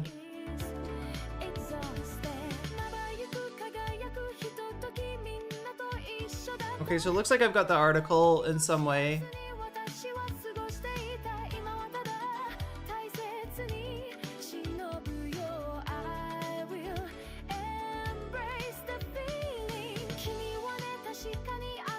Wait, they call it Graveland now? Wait, what do they call Graveland? A Muppet puppet? How did I miss the puppet one? There's a puppet? Yeah, there's a puppet, right? The puppet got the Nobel Peace Prize. You can upload the PDF via Dropbox. I think I got it. I think I'm good. But anyway, so yeah, that's how this works. If we can get to 100 on this, this is the bonus meter. So how does this thing go up? How does it get to 100? It goes up every time somebody does a super chat, if you do a super sticker, if you get yourself a membership on YouTube, or if you gift memberships to other people on YouTube, right? That makes the this number go up. If it goes up to 100, we get extra content. Here, I've got to switch it to something that doesn't have vocals. As awesome as this music is. Wait, this is actually really awesome. Let me just turn it down, maybe. Okay, there we go. God, it's such a good song, though.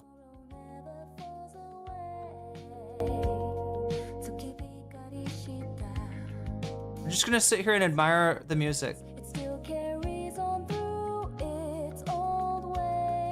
And also, chat, I don't know if you know this, but this song is about Antifa. Let me hear if I can see if I can find it. There is no more darkness, no more tears in the rain, no one hurt. Write me an endless song. I don't know, it doesn't actually say Antifa, but it's something in Japanese that sounds like it sounds like they're saying Antifa.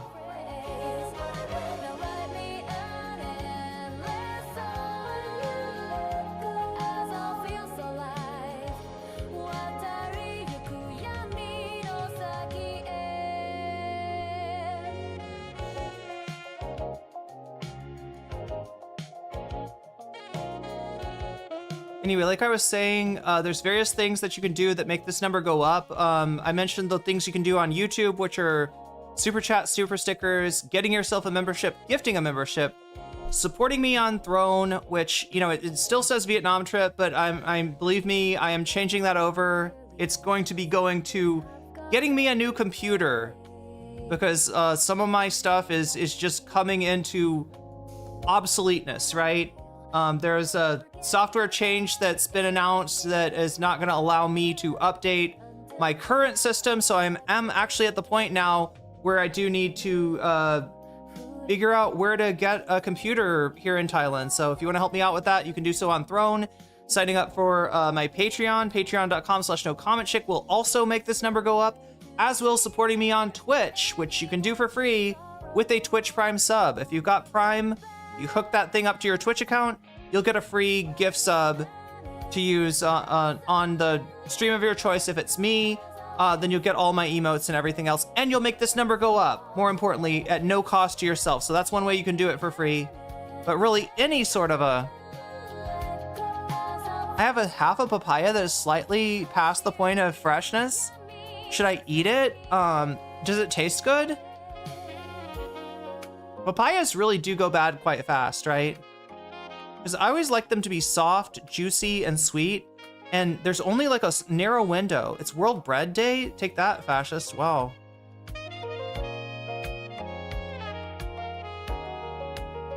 But anyway, that's how the bonus goal works, which is 17 right now. So it's roughly 1/5 of the way there. If we get all the way there, I'll stick around and cover one of these topics. It's the topic that you're voting for, but it's also a topic that you can donate for, by which I mean, when you donate, you have the ability, you have the right, the sacred duty, some might say, to name which topic you want to see, right? And I will turn your donation into a percentage and put it right up here. And I'll add these percentages to the poll at the end of the night. So you might actually help your favorite topic get selected. Even if it's not winning by the votes, you can sometimes put your thumb on the scale. Now, if you don't like that idea that some people could put their thumb on the scale and change the bonus content by virtue of the fact that they've donated, then you can fight that by donating yourself and saying Vox Populi, which says 15, but it really should say 0. This number really should be 0. Right? But when you say Vox Populi, that subtracts from everything else, all the bonus stuff, right? So it makes it so that it's more, it kind of throws it back to the voters, right? So if you're like, hey, that's not right, you know, we should get whatever the voters choose, my money's with Vox Populi, there's an easy way to say that. Just put your money with Vox Populi, and then you will make it more likely for the chat to get what they want. Anyway, I think I've explained that sufficiently. So you should all understand it. It's Peter Thiel or nothing. Yeah, people want that Peter Thiel content. We haven't done Thiel tent in a long time. But anyway, like I said, one of the ways that you can support me is on Patreon. And if you do support me on Patreon at the $5 level or above, you will get a fancy shout out at the beginning and end of each stream. Since it's close to the beginning of the stream, let's go ahead and do those shouts out now. So shouts out to User, shouts out to JMB, shouts out to Brian, shouts out to Emily French, shouts out to Big Owl of the Cake Mix and the Cake Remix. Shouts out to Direful, shouts out to Sarah, shouts out to Izzymandius, shouts out to Steven Sayers, shouts out to Animus, shouts out to Oral Ellipsis, shouts out to Nadia Yvette, shouts out to Choki, shouts out to Moe Noape, and Moe Noape's new apartment. Happy birthday also. Shouts out to Funky Monkey, shouts out to Temporal Insanity, shouts out to Good for Gabby, shouts out to Jules K, shouts out to Buffy Geek, and a fancy shout out to Rachel K, to Omega Star, to Crystal Saphira, and to Zara Xerix. There we go. Isn't this woman was talking about the woman who was talking about the babies being starved in Gaza? Oh, Bari Weiss? Is that who that's about? I think that is that the Breaking Points link, Lesbian Hot Sauce? Almost said Lesbian Points. No, Breaking Points, Hot Sauce Points. No, Breaking Points did just cover the Bari Weiss situation, so. Oh my god, I'm driving myself crazy, chat. Like, I love this music, but it's like, it's vocal, and it's Is this one not vocal, maybe? There we go. Finally. All right. So I can now think again. All right, so we're going to jump into the Zohran content. We're going to see what the interview against Fox News looks like. Because, you know, I mean, they're definitely trying to trip him up here. They're definitely going after Zohran. They got nothing but hate for this guy. Because honestly, he ushers in a new style of politics, which might make conservatism obsolete. Yes, I said it, chat. Look, the United States is pretty unavoidable that you're going to have two political parties, but which political parties take the first and second place is somewhat up in the air, you know, especially at a time like this, right? So, yeah, Zohran with his, look, what I'm saying is that if people's material conditions are taken care of a little bit better, then things like demonizing trans people, demonizing immigrants, you know, they're going to be a little bit less appealing. Like Trump's secret sauce is not going to work nearly as well if we get the man who's kind of like the opposite of Andrew Yang, Zohran Mamdani. So yeah, I mean, he does kind of represent an almost existential threat to Fox News. So I guess I'm not surprised that they're gunning for him. But let's take a look at this, all right?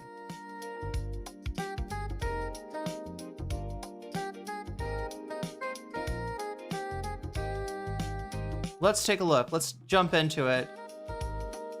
And I'll keep you updated on the poll. I'll keep you updated on the bonus goal. If it looks like we're going to have a very short stream, or if it looks like we're going to have like a longer stream with more time to kind of expand on more topics, such as the wacky protest animals, the puppets. We've got all kinds of wacky stuff, including RM Brown. So I'm sorry for giving you 4 really good choices. I know it must be hard to choose. I can tell it's hard to choose by the fact that the numbers are really close right now.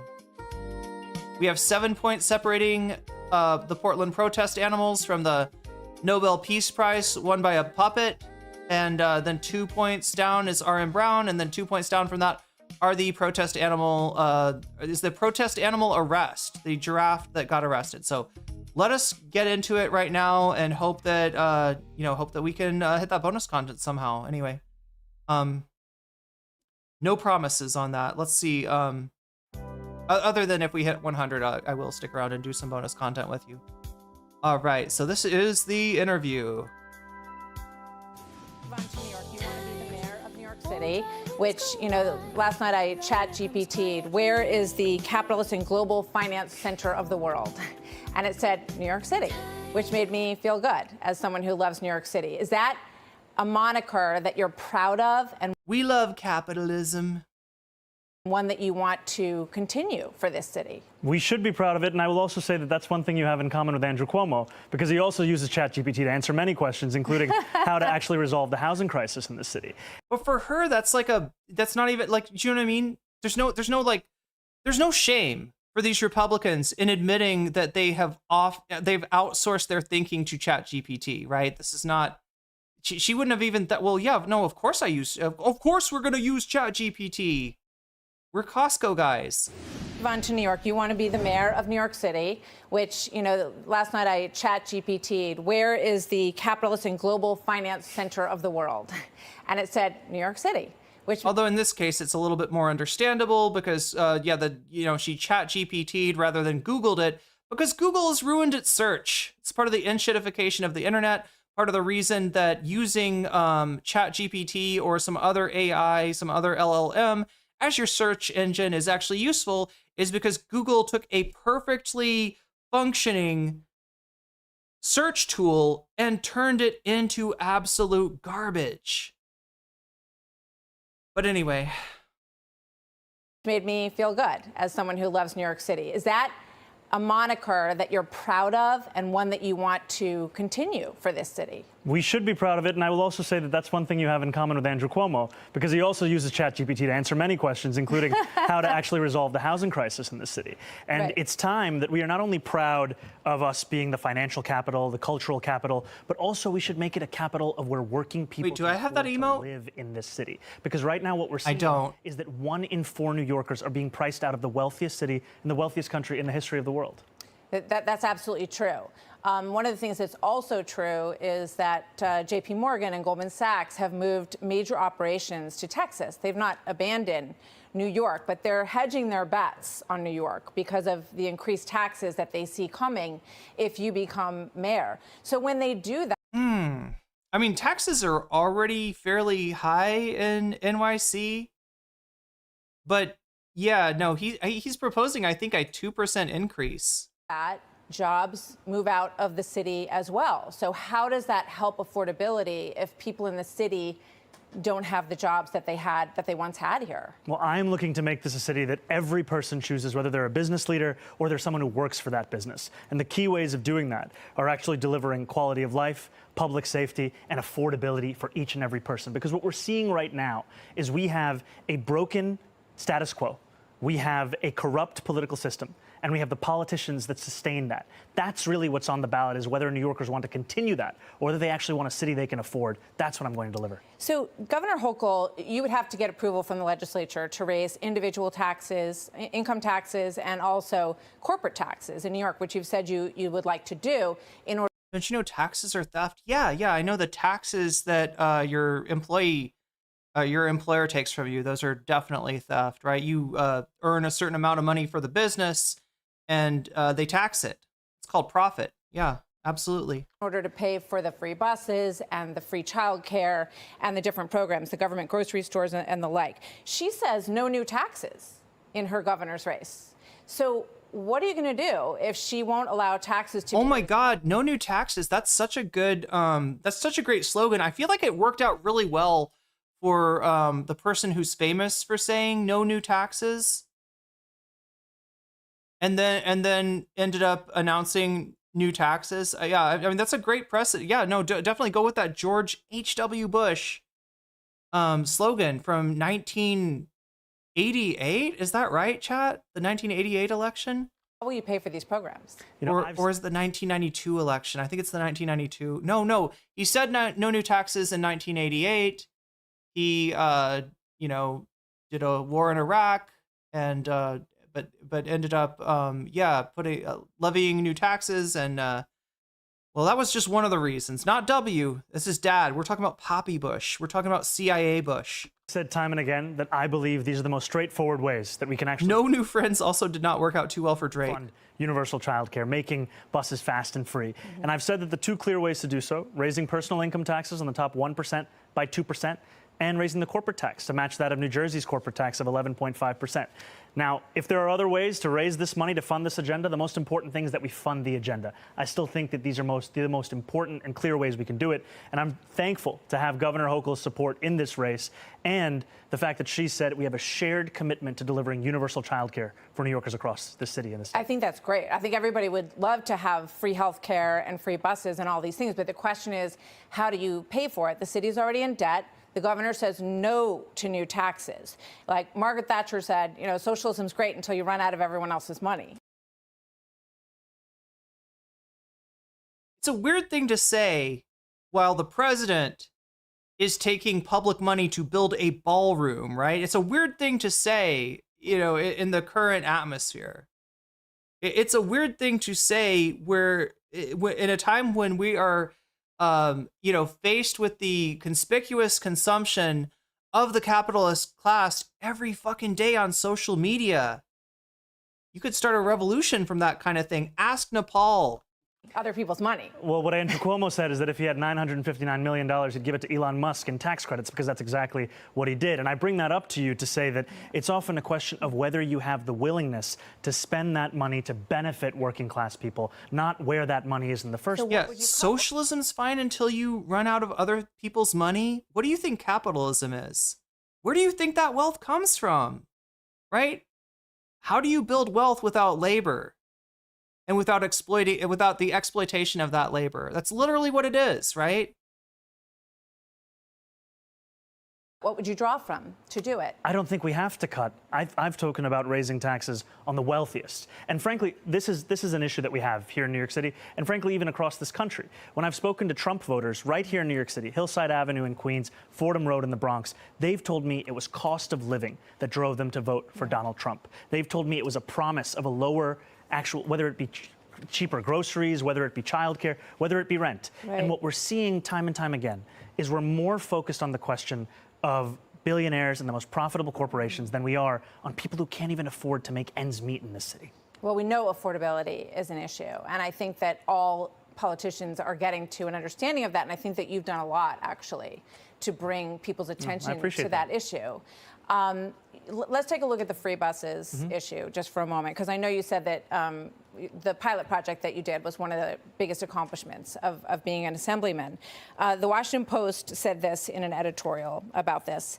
Quality inevitably declines when a service is offered for free.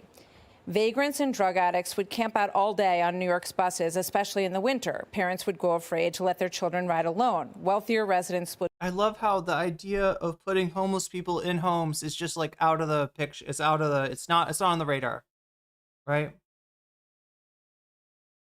It's never a thought about like, well, wait, why do we have people that would sleep on the bus? Why is that going on? It's always just like, well, you know, we've got to make sure that we continue our eugenics program against the poor, and so therefore we must subject them. We're trying. Do you not understand? The bus protects them from the elements. Oh my God, and back and back. Was that a minor F, chat? Was that an F minor, or was that an F major? I can't tell. But anyway, yeah, you don't understand, right? We subject the poor to things that are going to cause them to die sooner, while we, the wealthy, try to figure out ways to extend our lifespan, right? We don't just suck happiness from you. We don't just suck wealth from you. We don't just suck property from you. We also suck life from you because we're a bunch of bloodsuckers. That's what capitalism is about. It's as if vampirism was legal again, and it is. Would find another way to get around, but poor New Yorkers who depend on the bus would suffer the most. What do you say to that? Do you agree? Oh my God, yeah, those poor New Yorkers, like they'll be so sad not knowing that homeless people are dying in the fucking streets, freezing to death, right? They'll be so sad on sitting on the bus. Wow. That they should actually look at the report of the 5 free buses we delivered across New York City. We didn't see an increase in homelessness. We did see an increase in New Yorkers riding the bus. We did see a decrease in assaults on bus drivers by 38.9%. And we also saw a decrease in New Yorkers who were having to take a cab or take their own car. They were actually getting on the bus. More than 10% of new riders were doing so. That's why we care so deeply about this, because of the fact that it can actually deliver economic, public safety, and even congestion environmental relief to New Yorkers who are looking to take these buses. Although chat, we're on Fox News, so he's not even gonna go there. 34 on Saturday, and I want to talk about your qualifications. You know, some say you have never run a business in your life, so I'm curious. And President Trump said, so given the fact that you've never exploited anyone's labor, you've never like underpaid a bunch of people and then overcharged a bunch of other people and kept the rest as profit, just basically rent seeking, you've never done that. How are you going to maximize the interests of the capital class, considering that you yourself, sir, you have never been a vampire before, right? How are you going to make blood easier to procure when you yourself are not a bloodsucker? that you never worked a day in your life. You worked as an assemblyman, and you've had other positions in the government. But what qualifies you from your life experience to run the largest city in the country?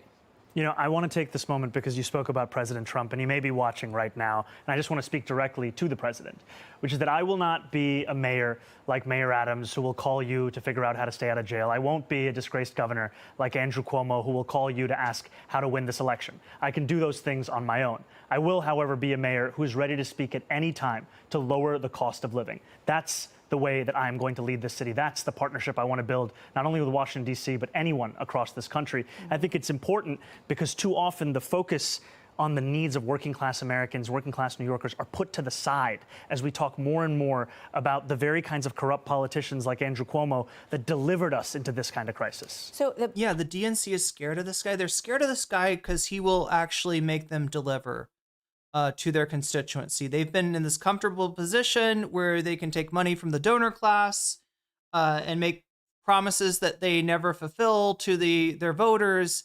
And yeah, that is going to fuck that up for them. It's also going to really fuck things up for Fox News because honestly, like I said, this the political system in the United States only has room for two parties, right?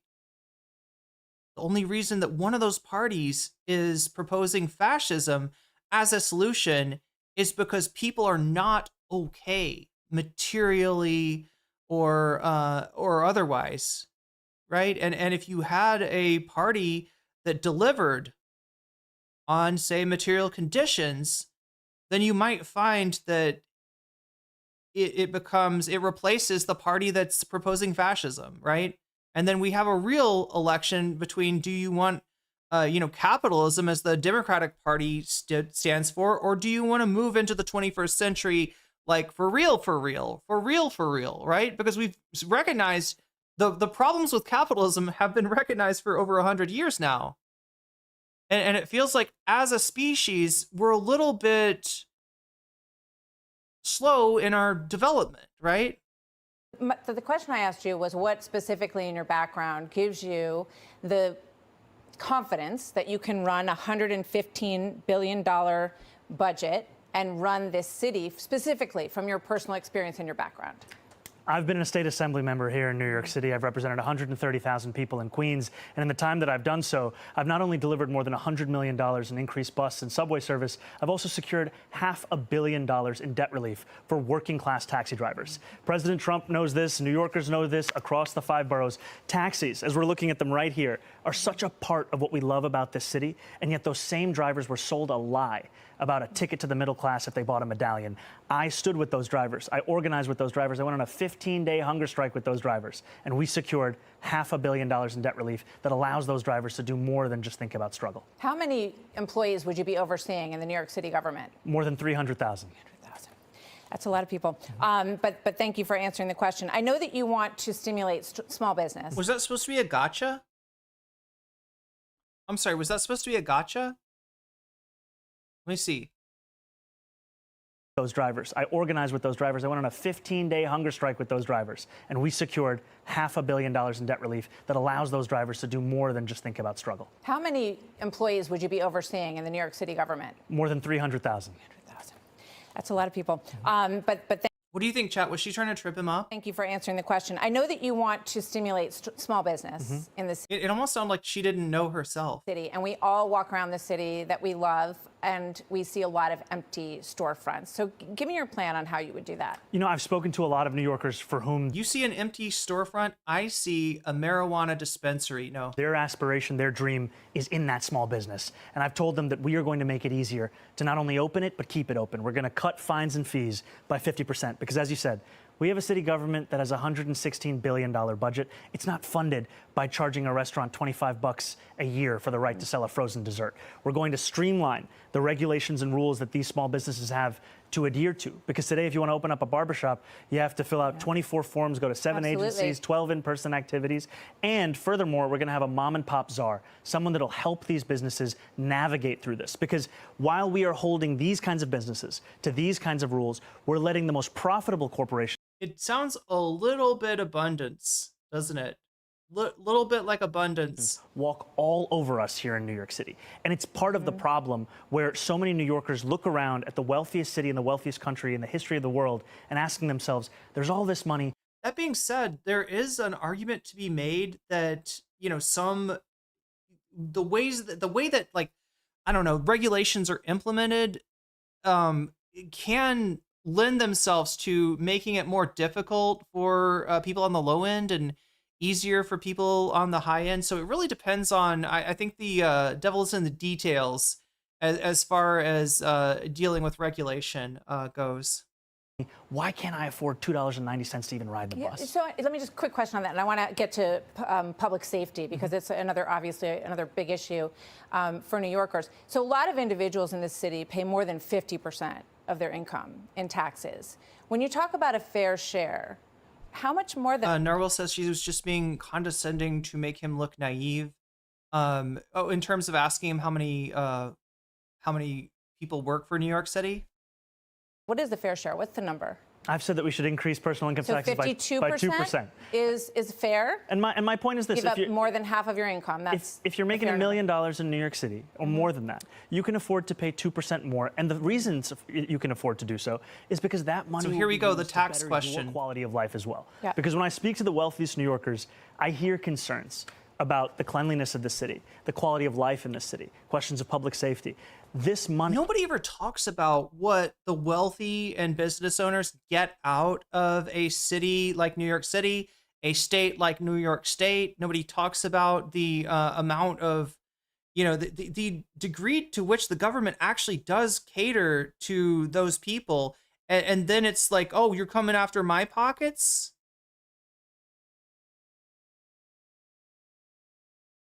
I don't want to hear this from this isn't just true from SpaceX and Tesla, right?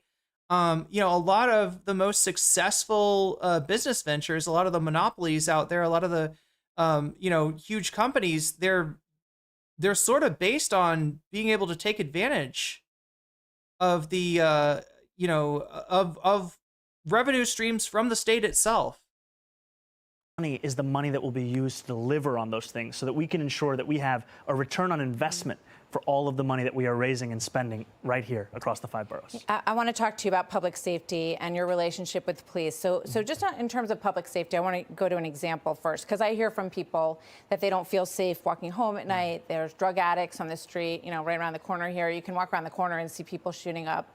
A lot of garbage on the streets right now. The subway is something that people are really concerned about. Last week, 64-year-old Nicola Tanzi, who was a church leader, a pillar in his community, was brutally beaten to death. I tried to watch this video in preparation. It's very hard to watch in a subway station in Brooklyn. 25-year-old David Mazarregos had a 20-inch sword. He's the suspect in this case. He was out.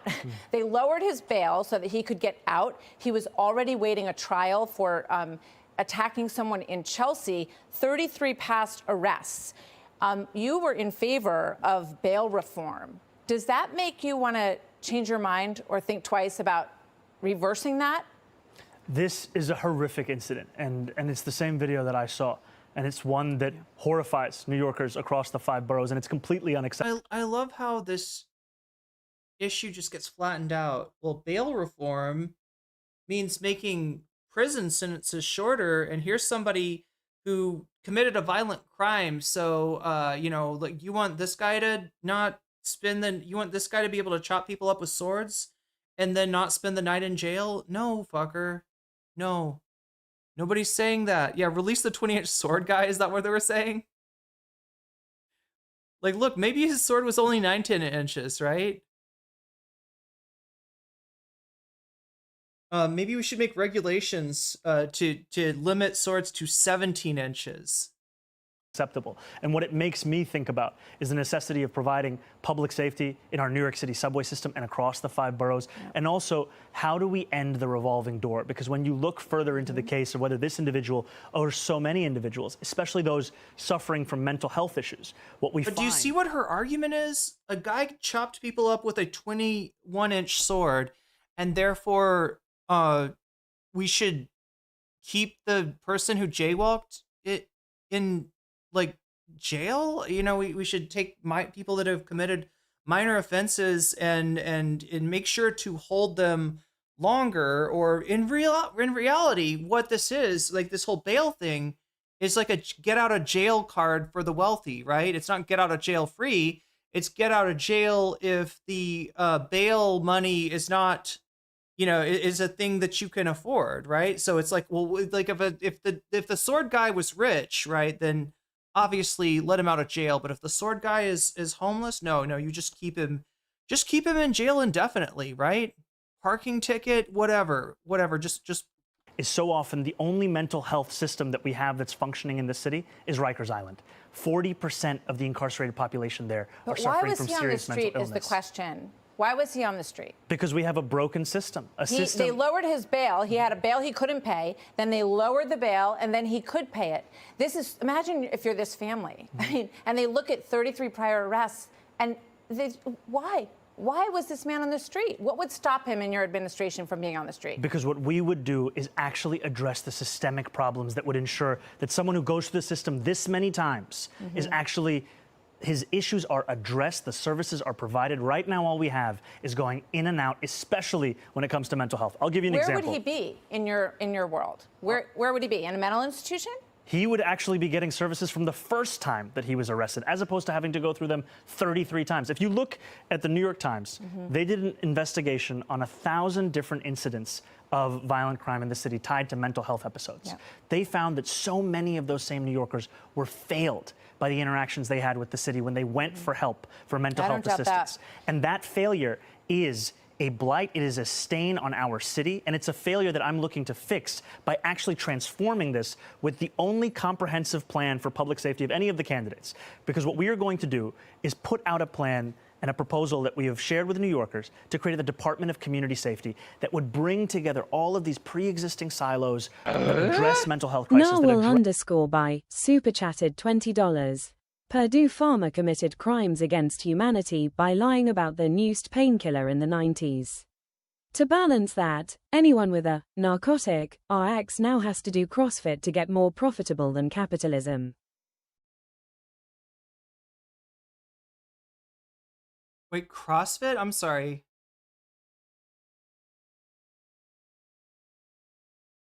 Yeah, I mean, a lot of the issues that Trump's making hay out of, whether it's fentanyl or you know, homelessness or whatever that he's trying to wield, a lot of times it goes back to the opiate crisis from what, like the late 90s and 2000s? Is that kind of when that happened? We're still dealing with the ramifications of that years later. That did not read that right. Did it change some of the words, or?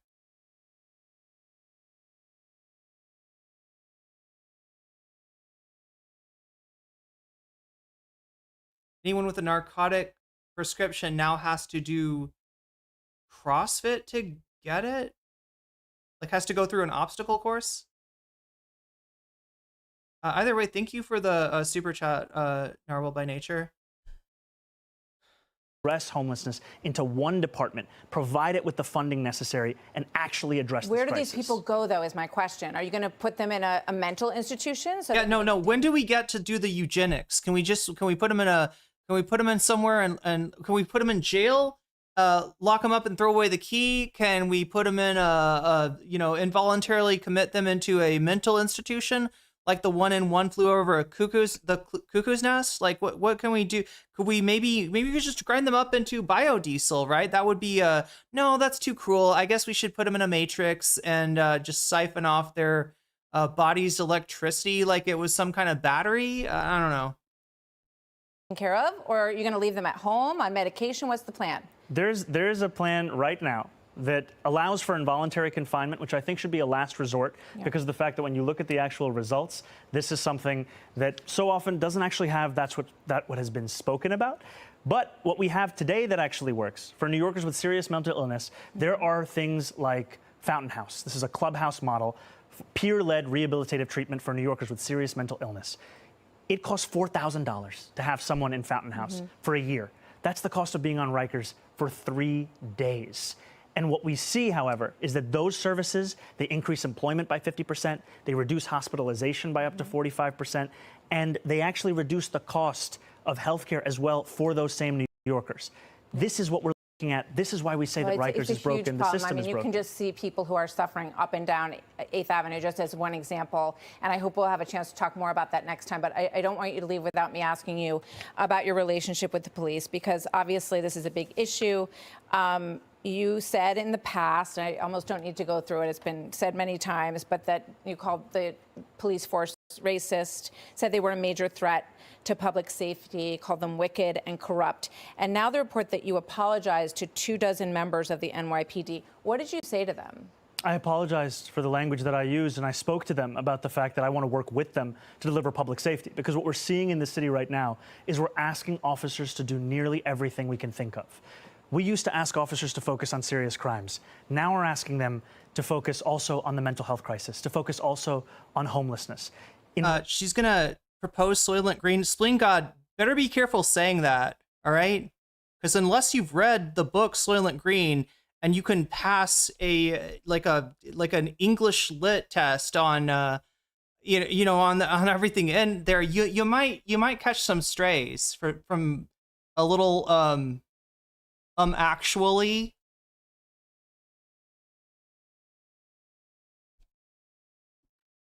We're not allowed to bring up we're not allowed to bring up one aspect of a book to talk about that discrete aspect. We have to call to mind like everything in that book and then go from there.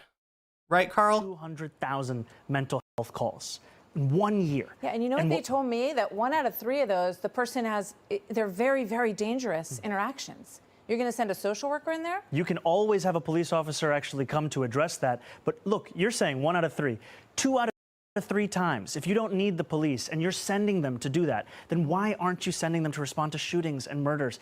5-6 years ago, the response time for officers was closer to 10 minutes. Now it's closer to 16 minutes. New Yorkers deserve a police department that is asked to do the things that it can possibly do, not one that covers the failures of every break in the social safety net. So police officers that I spoke to, they don't want... Unless you've watched all, 30,000 hours of the film of Ken Kesey, every single acid test Ken Kesey conducted in the 60s, and the entire bus ride on the painted bus, you shouldn't bring up a Ken Kesey book at all, right? Want a behind closed doors apology. They want a broad public apology for the things that you suggested about them. Will you do that right now? Absolutely. I'll apologize to police officers right here, because this is the apology that I've been sharing with many rank and file officers. And I apologize because of the fact that I'm looking to work with these officers, and I know that these officers, these men and women who serve in the NYPD, they put their lives on the line every single day. And I will be a mayor that What changed your mind about it? I moved to the city when I was 7 years old. Yeah. I grew up here. And 2 of the things that I thought often about was safety and justice. And growing up here, learning about the case of the exonerated 5, learning about Sean Bell, learning about Eric Garner, learning about Michael Brown, and then in 2020, the year where all of these tweets are referring to, it was the year when George Floyd was killed. And it felt like safety and justice had never been further apart. And it was actually Eric Adams in 2021 who said that New Yorkers need not choose between these 2 things. And so one of my focuses was, how do we deliver that justice? And now what I know, having represented 100,000 people in Western Queens, is that to deliver that justice, you have to also deliver that safety. And that means representing the men and women in the NYPD. It means representing the black and brown New Yorkers who've been victims of police brutality. It means representing the Muslim New Yorkers in my district who were surveilled on the basis of their faith. 68% of independent voters want more police officers on the street. And Cuomo, tomorrow night in that debate, he's going to say, I'm going to bring 5,000 more police officers to the street. Will you match that and agree with him on that?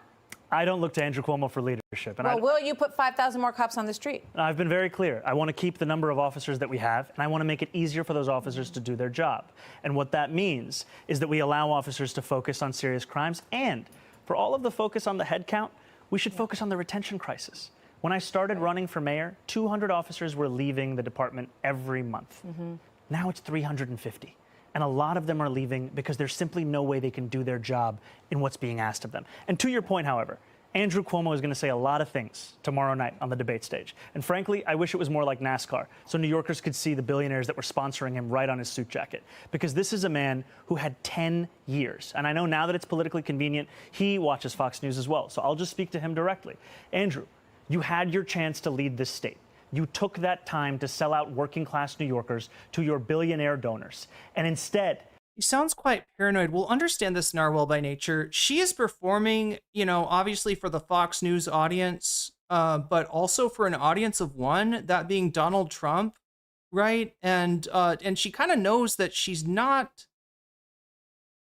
she's not pleasing that audience very well right now. So I would be paranoid too, right? If I had to worry about, Donald Trump calling my boss on me if I don't, nail Zohran to the wall, right? She should be asking him about, his reading habits. Maybe, I don't know. That seems to be the way to go after people.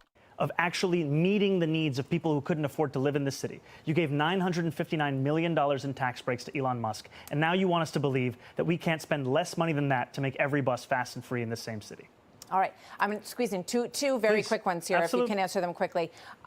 Commissioner Tisch, you have suggested that you want her to stay. Have you asked her to stay, and has she said yes? Because I think that is one issue that would go a long way towards police retention.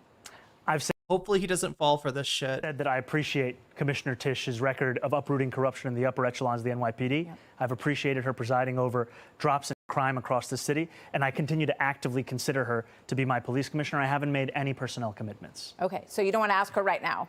No. That's the kind of conversation I would actually have in person, in private, not a politics of theater. Okay, it's an issue that a lot of people brought up with me when I told them I was going to be speaking with you. Last question, you want to have a World Cup czar. I know you're a huge soccer fan, Arsenal fan. I have a lot to learn about soccer. I'm happy to admit that. And I look forward to learning more. That would be great. What is this World Cup czar going to do for New York City business? The World Cup is the largest sporting event in the world. And it's as if no one has been thinking or talking about it here in New York City government. It's coming next summer to this city. We're going to have billions of people watching. The World Cup czar is going to ensure that this is a tournament that New Yorkers remember as well, not just those who visit us. That it's a tournament that will signify an increase, not only in tourism, but for small businesses and an exploration of this city. Because for too long, we have had these kinds of opportunities that we've just passed up on. I mean, we recently had the 400th anniversary of New York City. Most people have no idea. Right, good point. Because the city didn't do anything about it. Well, President Trump's going to make a huge deal out of the 250th anniversary of New York City. It's weird that we're not talking about President Trump possibly ruining the World Cup. Him having such a hard-on for not only, deportations, but just a hostility towards people from other countries, right? I don't know. That seems to be one question that she's skipping over here. So maybe there's an example there. And he and his family, his son is a huge soccer fan. So would you welcome them to New York to enjoy the World Cup with you? I would welcome them to come to New York City and also to talk about how we can actually lower the cost of living, because that has to be the focus. And frankly, that's a promise that's been broken. It's time to fix it. And that's what I'm running to do. Zohran Mamdani, thank you very much. Pleasure to talk to you. Hope we can continue the conversation. We'll be watching the debate really closely tomorrow night and the whole race as we. Hey, Sean Hannity. This whole role that they have for bringing in, like MSNBC, I think does this too. They'll bring in somebody that's like a senior, I don't know, broadcaster, somebody that's been with the network forever, and they'll be like, hey, if you're like watching this, make sure. Is he going to say like and subscribe? Or is he going to direct them to the Fox News website? Here, hey, click here to subscribe to Fox News. No, it's just subscribe. YouTube page and catch our hottest interviews and most compelling analysis. You will not get it anywhere else. Okay.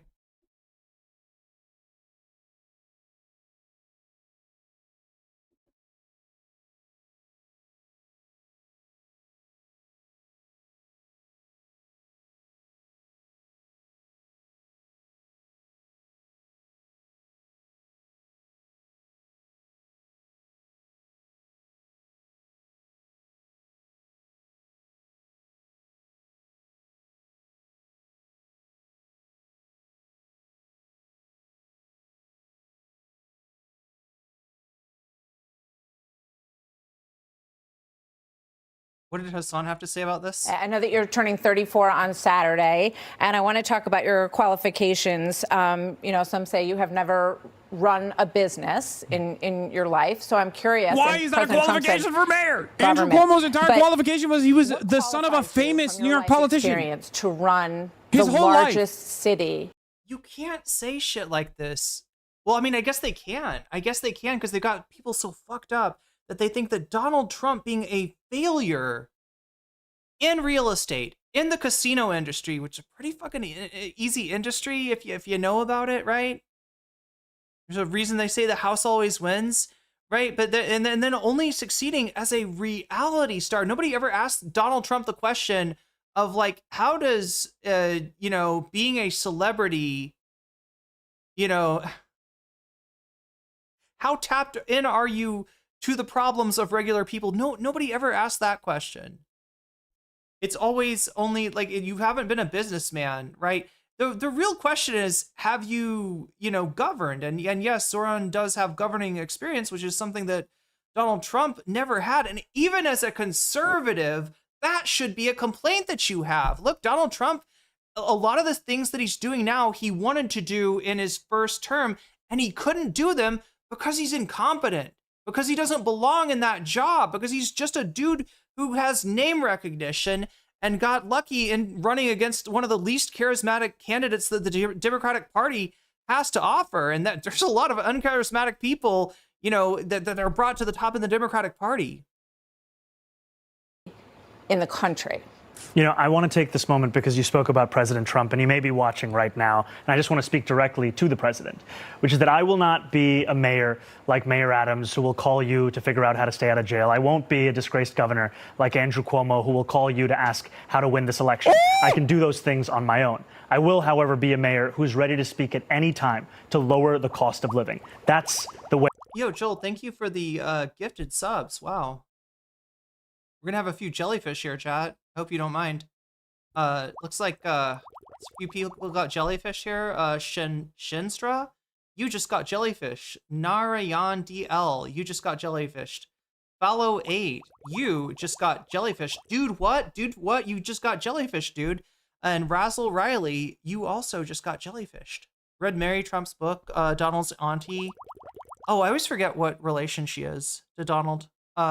It seemed like he was never that good. He doesn't have to be. He's had everything handed to him on a silver platter since he was born. Chat, do you realize that if you got Donald Trump's money, his inheritance money I'm talking about, and just invested it in the S&P 500, which is, the most basic bitch investment you could actually make, you would have more money than, holy shit, what the fuck? Anonymous gifter with the 10 community subs out of nowhere. Anon strikes again. There's 10 more jellyfish for me to read out. Well, that's a nice little. Wait, Razgal, didn't you just get one? No, Razzle Riley. Okay, is there a Raz Gang in chat? Shouts out to Raz Gang. 2 of you just got. Any other Razes in chat? Yeah, we got Razzle Riley that got a gift sub earlier from Joel, and now it looks like Razgal13 is getting a gift sub from Anonymous. Baz Potato, the Baz Potato on this side of the Mississippi, you just got jellyfished. Only facts. Only facts. Not only fans, but only facts. You just got jellyfish, right? PK Eagle. That sounds like a type of gun. Is that a type of gun, maybe? Either way, you just got jellyfished. C Noised, maybe a relative of the Noid. You just got jellyfish. Chat, I found out about the whole Noid. It's a deep dive. There's a character from Domino's Pizza called the Noid that made your pizza suck in the 80s and 90s, but they got rid of him because there was a dude whose last name was Noid, and every time the Noid commercial came on, he thought they were talking about him. So he held up a Domino's and asked them for a limousine. He was like, I need a limousine and also make me a free pizza. And while he was eating his pizza, the hostage just got away. Anyway, it's a great story. Joey Aura, you just got jellyfished. Pretty Ghost Boy, you just got jellyfished. Astral Sea Star, you just got jellyfished. Mercer B, you just got jellyfished. And like, in case you thought that you were not loved by literally anyone in chat, no, you're wrong, Carl Gaslightocracy. You just got jellyfished, right? Sometimes a little bit of the actually gets you somewhere. In this case, it gets you a sub. So enjoy your emotes and yeah, make sure to way that I'm going to lead this city. Make sure to correct any mistakes that you see on the stream. It's the partnership I want to build, not only with Washington, D.C., but anyone across this country. I think it's important because too often the focus on the needs of working class Americans, working class New Yorkers are put to the side as we talk more and more about the very kinds of corrupt politicians like Andrew Cuomo that delivered us into this kind of crisis. I've been a state assembly member here in New York City. I've represented 130,000 people in Queens. And in the time that I've done so, I've not only delivered more than $100 million in increased bus and subway service, but I also delivered a lot of Domino's pizzas without them getting cold. And in 30 minutes, I avoided the Noid as a Domino's pizza delivery driver. I've also secured $500 million in debt relief for working class taxi drivers. President Trump knows this. New Yorkers know this across the 5 boroughs. Taxis, as we're looking at them right here, are such a part of what we love about this city. And yet those same drivers. Anybody know how like New York City managed to keep its taxi industry like alive and well? Right, and amidst all the gig economy and the disruption, were sold a lie about a ticket to the middle class if they bought a medallion. I stood with those drivers. I organized with those drivers. I went on a 15-day hunger strike with those drivers, and we secured $500 million in debt relief that allows those drivers to do more than just think about struggle. How many employees would you be overseeing in the New York City government? More than 300,000. This is left populism in action. Democrats, take notes. When you are constantly talking about the winning issues that you are going to focus on, affordability, fast and free buses, things that people can actually pay attention to, things that people want, things that people want to vote for you on, he just keeps going back to affordability and what he cares about, what he wants to actually fix. It turns out it's a major shield as well as a weapon to wield. It's a for the disingenuous questions that you're going to get from Fox News. This is a great thing. Like I don't know. I feel like for some reason, maybe I just didn't focus on this enough, but there was a lot that she was asking him about that had to do with Israel. Wait a minute. What the fuck? Chat, I feel like we didn't see the whole video. I feel like we didn't see the whole, anybody else feel like that? Because I saw clips of this earlier and she was asking him about Netanyahu. I don't remember, like we just watched that and I don't remember. Is there just, there we go. Okay, they fucking shit. Is this it? As former hostages celebrate being home, there is new heartbreak for families. So what, they cut this up now? The hype train coming in for a landing here. 87% complete on what is it, level? I don't know. I think you just earned yourself a bunch of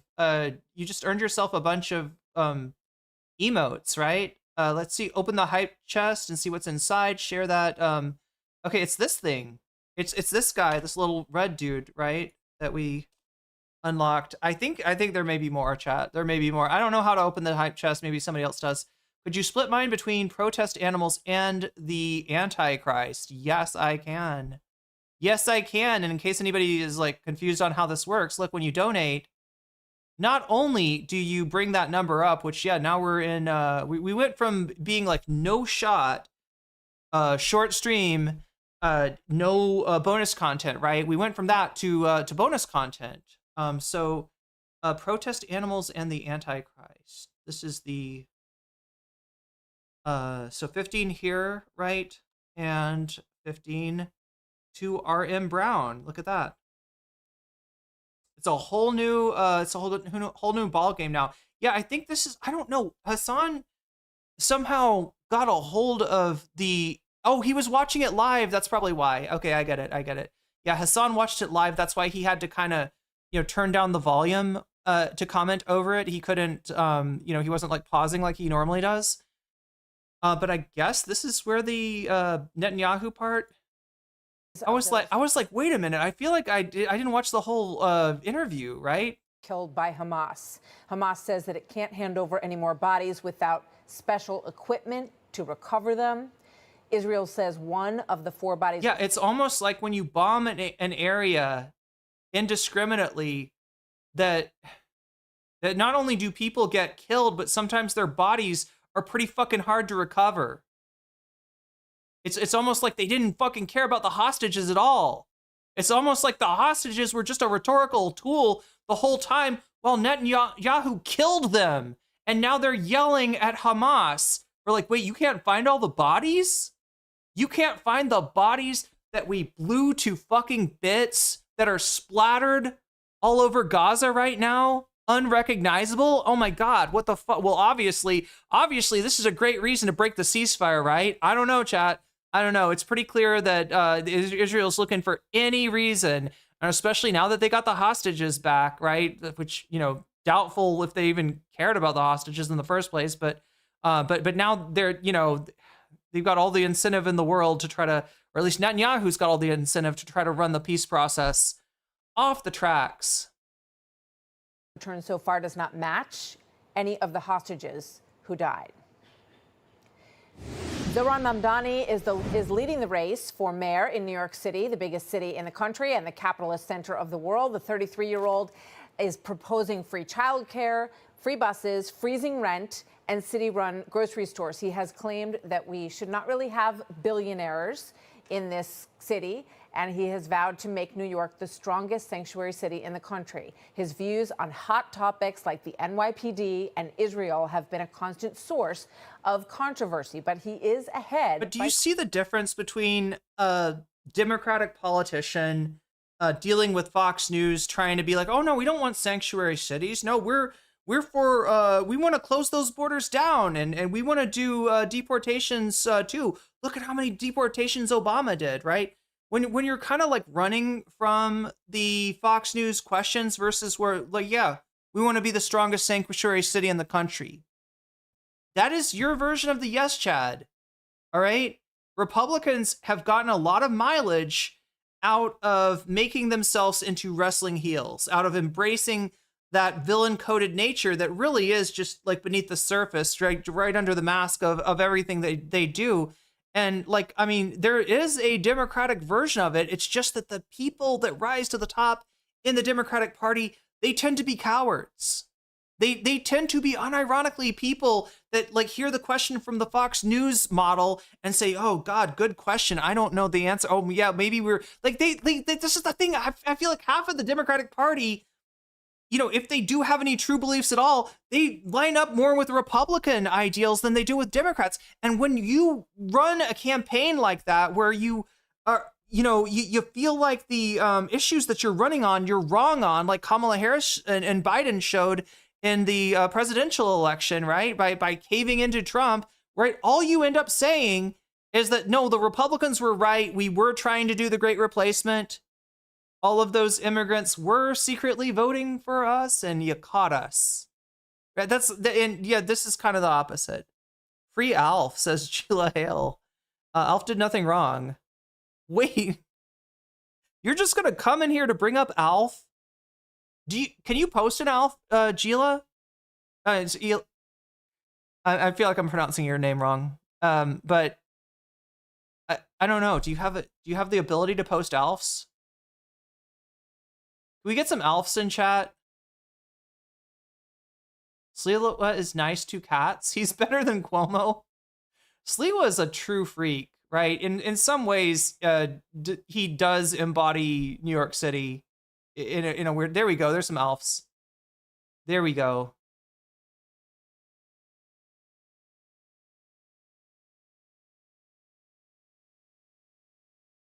Am I pronouncing your name wrong? I don't know.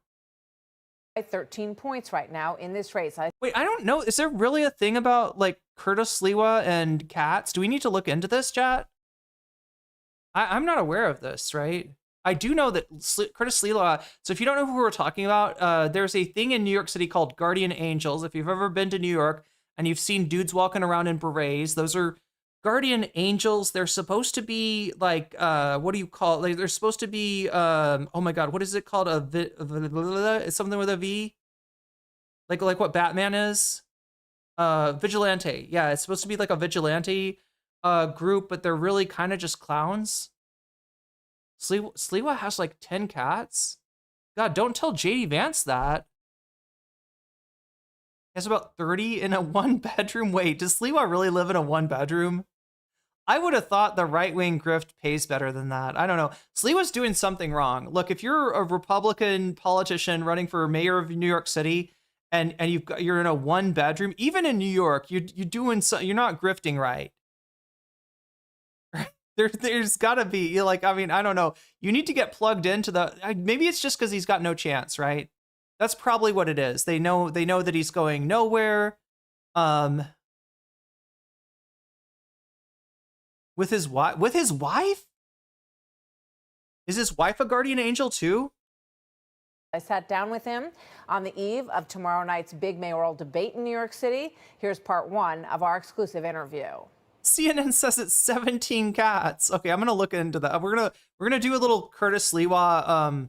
Well, like if we can get the whole interview here, this is frustrating to me, right? Chat. Hassan just watched it live, so he got the whole thing. I'll be back to watch it at 1.75 later. Do you watch on YouTube or do you watch on Twitch? I wonder. Thank you very much for being here. Candidate for mayor of New York City. You're up by... Well, it's too bad. It's too bad because if you stuck around a little bit more, you might actually be gifted an ALF yourself. You might actually be able to post your own ALFs, but that's okay. People here stan you, and they will post ALFs in your name.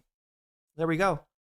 15 points. It looks like you've got the wind at your back. You've got a big debate coming up tomorrow night with the other candidates, Andrew Cuomo and Curtis Sliwa. Obviously, New York City policy is front and center, but I would imagine that some of the big headlines recently are going to come up tomorrow night as well. So I want to get to all the policy issues in New York, but I wanted to ask you this first.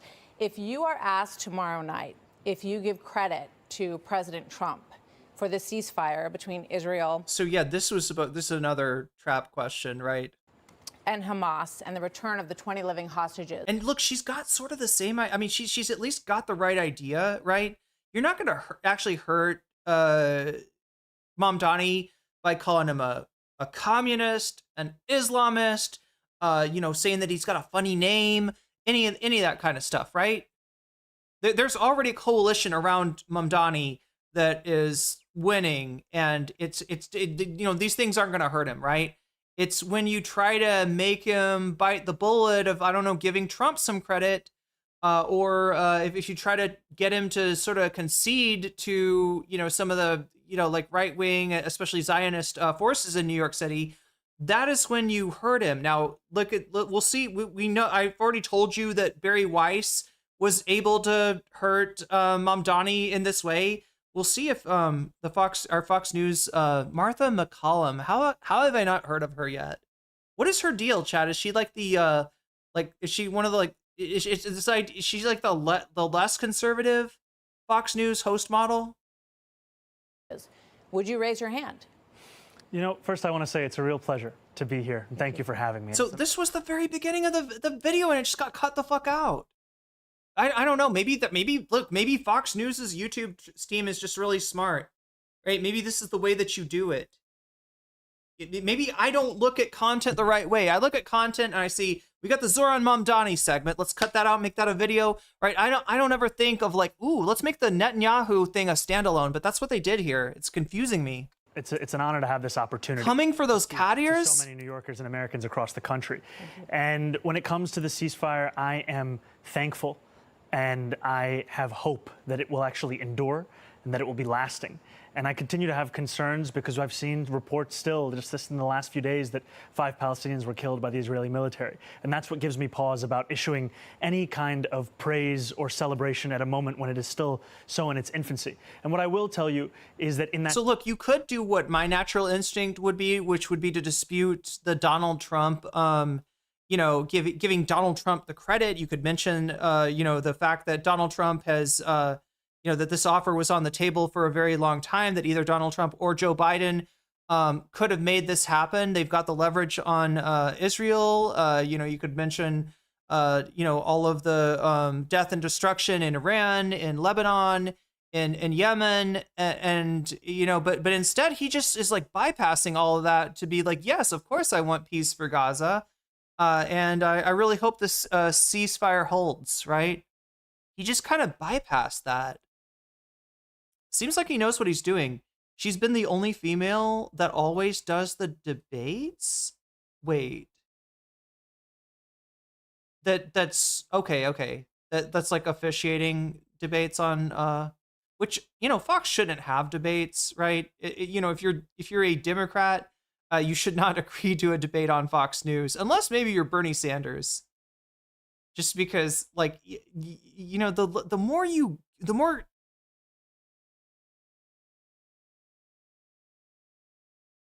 that's not a neutral playing field, not even close. But yeah, I mean, I'm sure Fox people would say the same thing about ABC. George Snuffleupagus is a very bad man.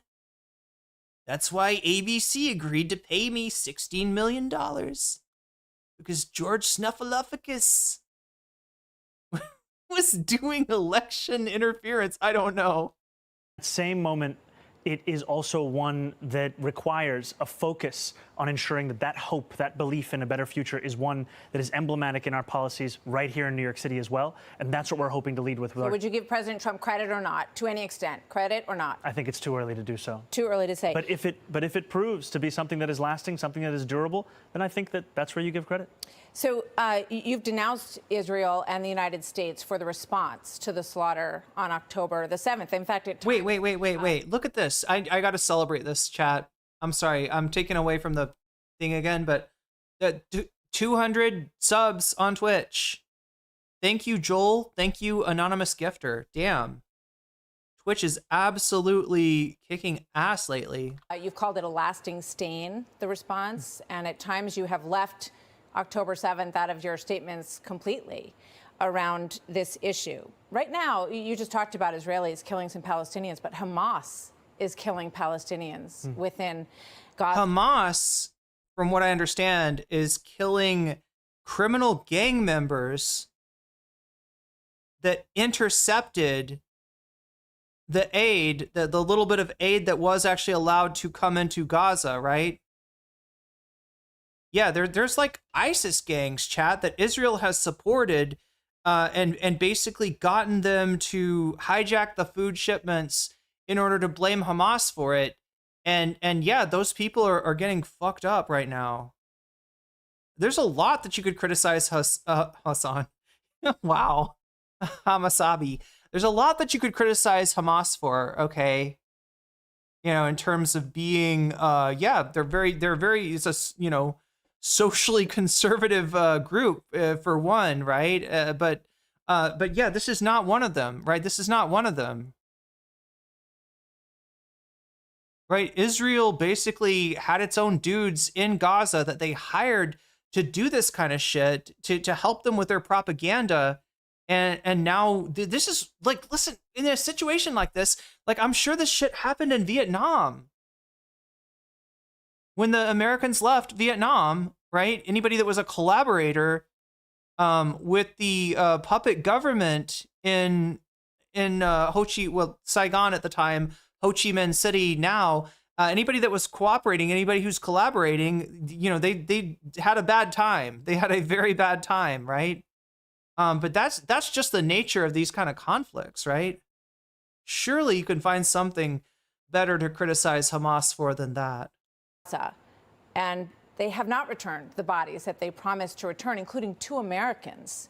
Oh my God, it must be because Hamas really likes having bodies as trophies. They probably had them, what do you call that with the hunters? Like they, taxidermy. Yeah, they probably had the bodies like taxidermied. They've got a wax museum, Chad, in Gaza, the Hamas Wax Museum. They are keeping the bodies of these American hostages, taxidermied up in these museums, and they just need to give them back. God damn. So it's just it's hard to be disappointed by Fox, but they do find a way.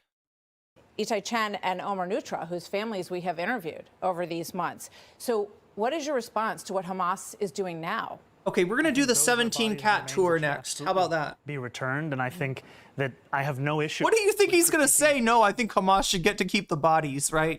Definitely, yeah,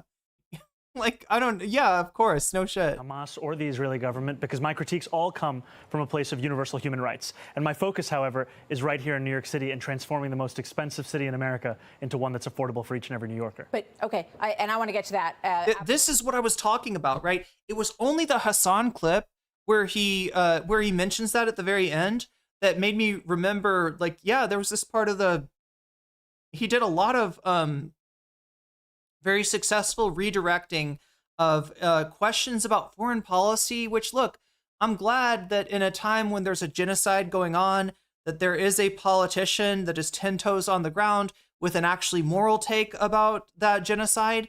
But at the same time, he's not running for the, to be head of the State Department. He's running for mayor of New York City, right? And like the only, well, we're about to get to the only possible foreign policy question that might, be relevant to a mayor. Absolutely. But do you believe that Hamas should lay down their weapons and leave the leadership in Gaza? I believe that any future here in New York City is one that we have to make sure that's affordable for all. And as it pertains to Israel and Palestine, that we have to ensure that there is peace. And that is the future that we have to fight for. But you won't say that Hamas should lay down their arms and give up leadership in Gaza. I don't really have opinions about the future of Hamas and Israel beyond the question of justice and safety. And the fact Yeah, I mean, you could also say, I don't think Hamas would listen to me, but that anything has to abide by international law. And that applies to Hamas, that applies no, like, what do you think? I'm the leader of Hamas? What do you think? They're watching this interview right now and they're like, oh, Zohran said we should lay down our arms. Let's go do that. Yeah, thank you. Yeah, like, thank you for reminding me to say that Hamas should disarm, right? Because I have so much influence, right? As a candidate for mayor of NYC, I have so much fucking influence over the actions of Hamas. Israeli military. Applies to anyone you could ask me about. Okay. One last thought on that. You have said that you would arrest. Yeah, is she going to mention the 90 Palestinian bodies that were returned, still handcuffed, some blindfolded? No, they don't even, like, the idea of Palestinians being deserving of any dignity, even in death, is anathema to somebody like this. Netanyahu, if he came to the United States, you've been very outspoken in your criticism of him. Do you stand by that? You would arrest him if he came here, if you were mayor? I've said that this is a city that believes in international law, and this is a city that wants to uplift and uphold those beliefs. The prime minister. Yeah, something else you could talk about is Trump. What did he do? Like, I can't remember who it was, but he was revoking visas, right? For people trying to go to the UN. And yeah, New York City, is where the UN is, right? And yeah, I don't know. The United States doesn't stand by the International Criminal Court. It hasn't signed the treaty for the International Criminal Court. The International Criminal Court, however, has issued a warrant for the arrest of Benjamin Netanyahu. But what grounds in the United States could you arrest him on? As it has for Vladimir Putin. I've said that I believe that we should uphold arrest warrants by the International Criminal Court. Yeah, and I believe for several members of Hamas, they may be dead now, but yeah, they didn't just issue an arrest warrant for Netanyahu, right? Court. And that we should do so only in abiding with all of the laws in front of us. I'm not going to make a new law to ensure that we can actually do this. Do you think that Commissioner Tisch would allow you to arrest Netanyahu in New York City? I've appreciated Commissioner Tisch's leadership of the NYPD, and I think that she's done a good job at lowering crime across the city. But do you think that she would go along with arresting Netanyahu in New York? I can tell you that I'm going to exhaust every legal option in front of me, not to make new laws to do so. It's a silly question. It's a silly question. Look, when Netanyahu came to the U.S. in order to give his speech at the UN that I think most people walked out for, he did not cross into French airspace, right? Now, the France has told him, it's fine. It's like, right, France is they're not going to intercept his jet and pull him down and have him arrested, right? He can go through, but he's being careful, right? They literally like go like they instead of taking the normal course that they'd take over continental Europe, they're sort of flying through the Strait of Gibraltar. They're avoiding as much airspace of countries that have at least given lip service to things like Palestinian statehood as they possibly can. So yeah, no, he's being very careful. He wouldn't probably be in New York City. It's just a silly question. Right? I mean, Mamdani's upholding that he believes in the ICC and international law, but it's kind of a moot point given that Netanyahu is never going to put himself in such a position where he would be trying the whether the political and law enforcement officials in New York City would actually arrest him. Yeah, crimes against Eurovision. Right. So we got that business at the top of the interview. Coming up as part 2. Hey, Sean Hannity here. Hey, click here to subscribe to Fox News. Netanyahu was there last week. Yeah, he's there in a situation without Zohran Mamdani as mayor. That's what I'm saying, right? So what did I say before, right? A situation where he's probably not going to get arrested, but there are countries that are not happy with what he's doing. What does he do? He avoids that airspace, right? When he came to New York, he didn't just go like the normal route. He took a route that circumvented airspace of countries that have been critical. So in other words, he's taking no chances. The current mayor, do you know, Demagogue, the current mayor of New York City? Here, now's the part where I start asking Twitch chat questions, right? He can't avoid it?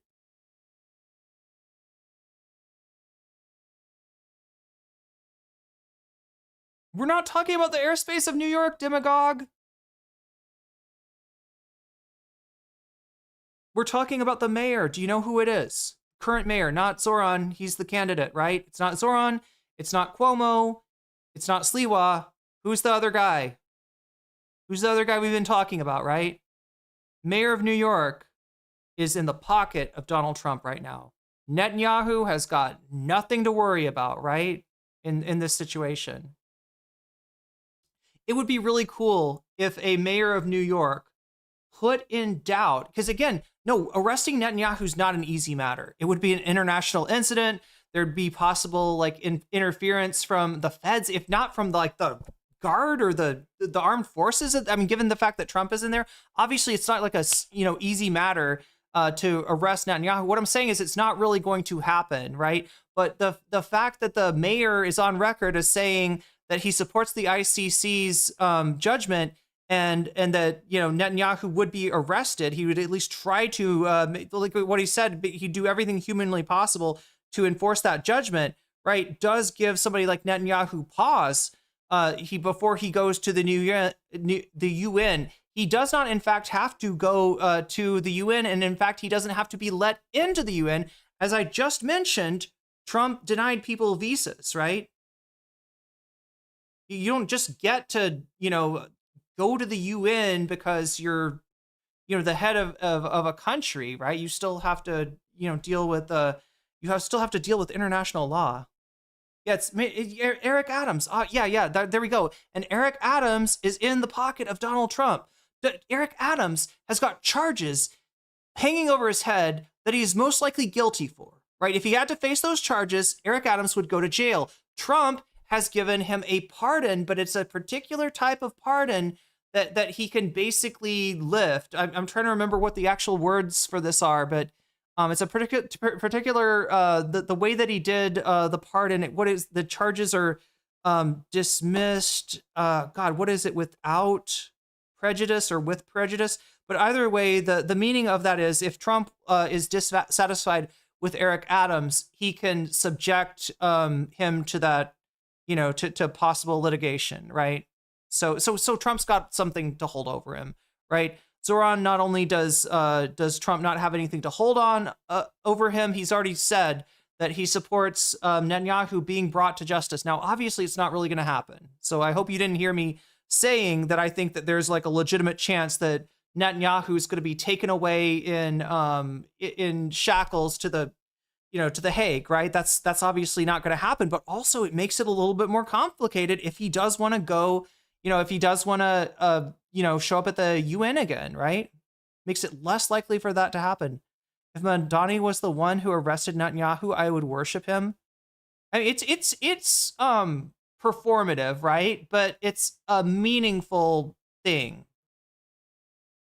It is meaningful that he's willing to say that. It's meaningful that he's willing to take that heat, and it's meaningful that he's not cowed by the power of Netanyahu and the U.S.-Israel bloc on the world stage, right? That's actually very meaningful. Even though it's not going to result. It's not going to result in the guy being, actually facing criminal ramifications as he should. But anyway, is there anything that we didn't? I'm thinking that's the whole. I want to say debate, but interview. Because if not, we got a date with, wait, what is this? One of the big questions for, so she did do like a pre-show,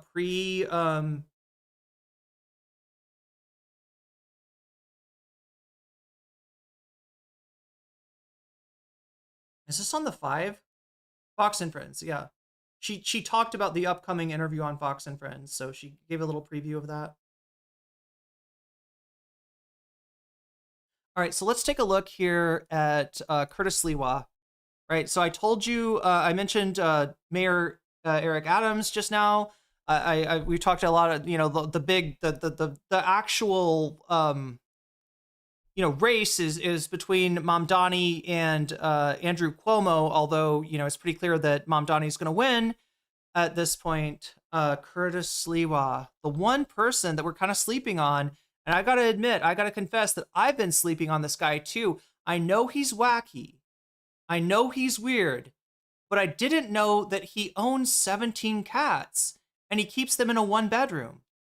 I did not know that this guy was JD Vance's worst nightmare. Curtis Sliwa on The Breakfast Club. Ooh, here's an ad. You can hear a woman screaming. Rapes in broad daylight. Attacks on the subway. Why? Cuomo. We're going to end the cash bail system once and for all. Worse, Zohran Mamdani wants to go even further. He likes the rapes. With them in charge, you are not safe. We deserve better. I'm Curtis Sliwa. I'm asking for your vote for mayor. Together, we'll build back a safer, more affordable New York. Yeah. Curtis Sliwa, CNN. Is that where the thing is? If you really think about it though, chat, CNN, what is CNN other than NCC backwards? Maria Sliwa? Is that his wife?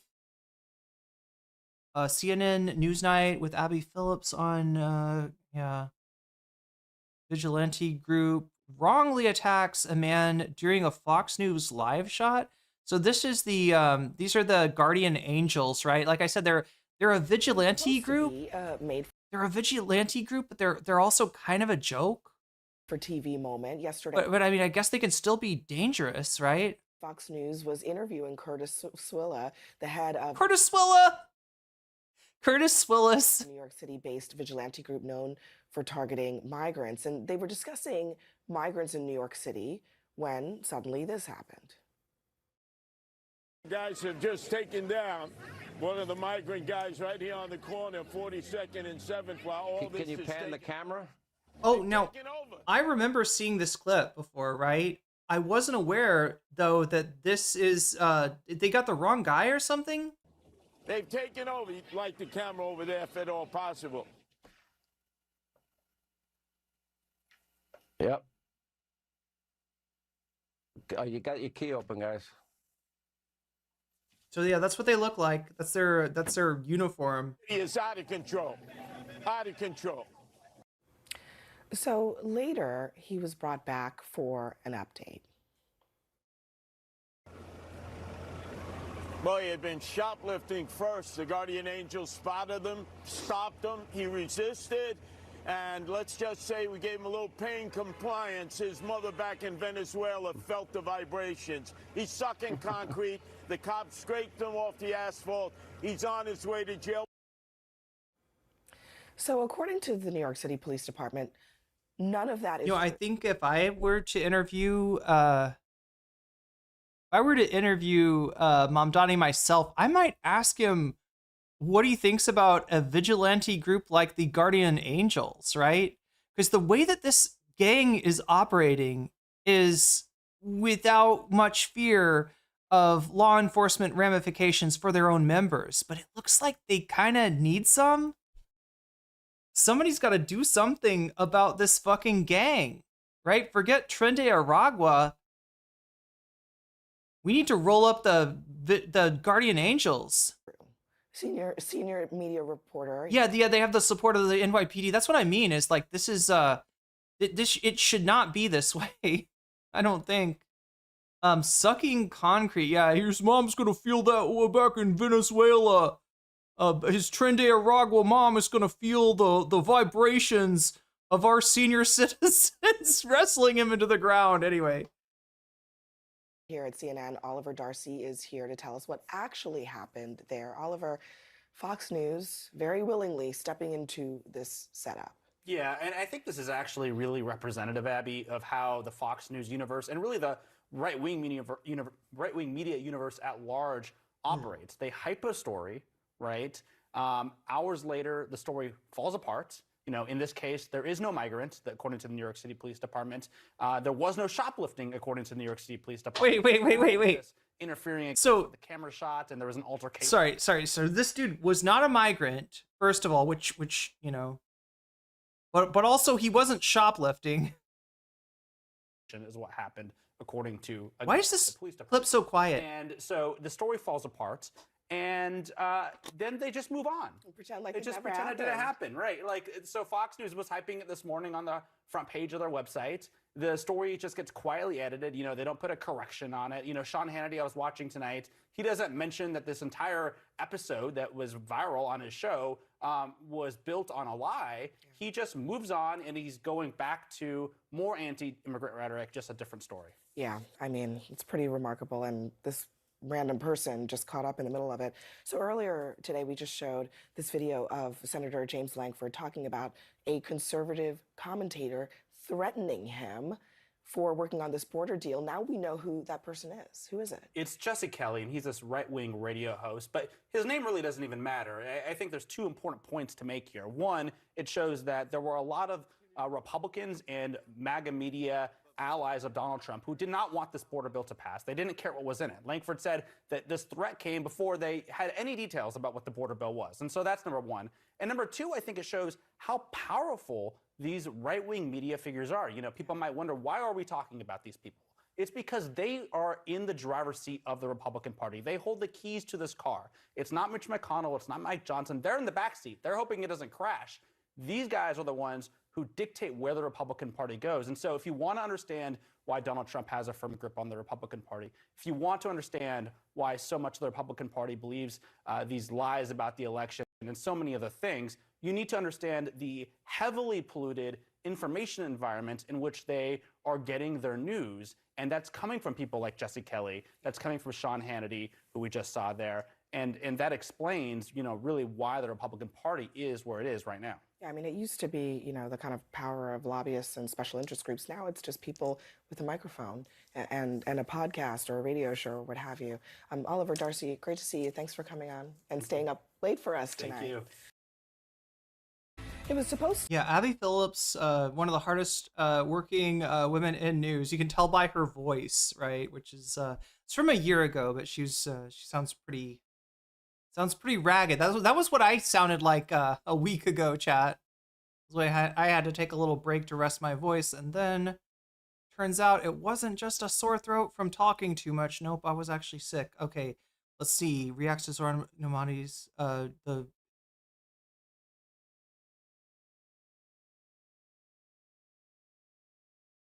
Wait, 7 days ago? What?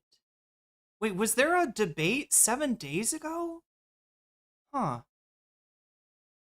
Anyway, we're trying to find out about Curtis Sliwa's cats, right? That's what we're after here. Guardian Angel Animal Protection helps free trapped cats. That's not what we're looking for. Yeah, wait, here we go. Wait, what the fuck is this? Freedom TV has this?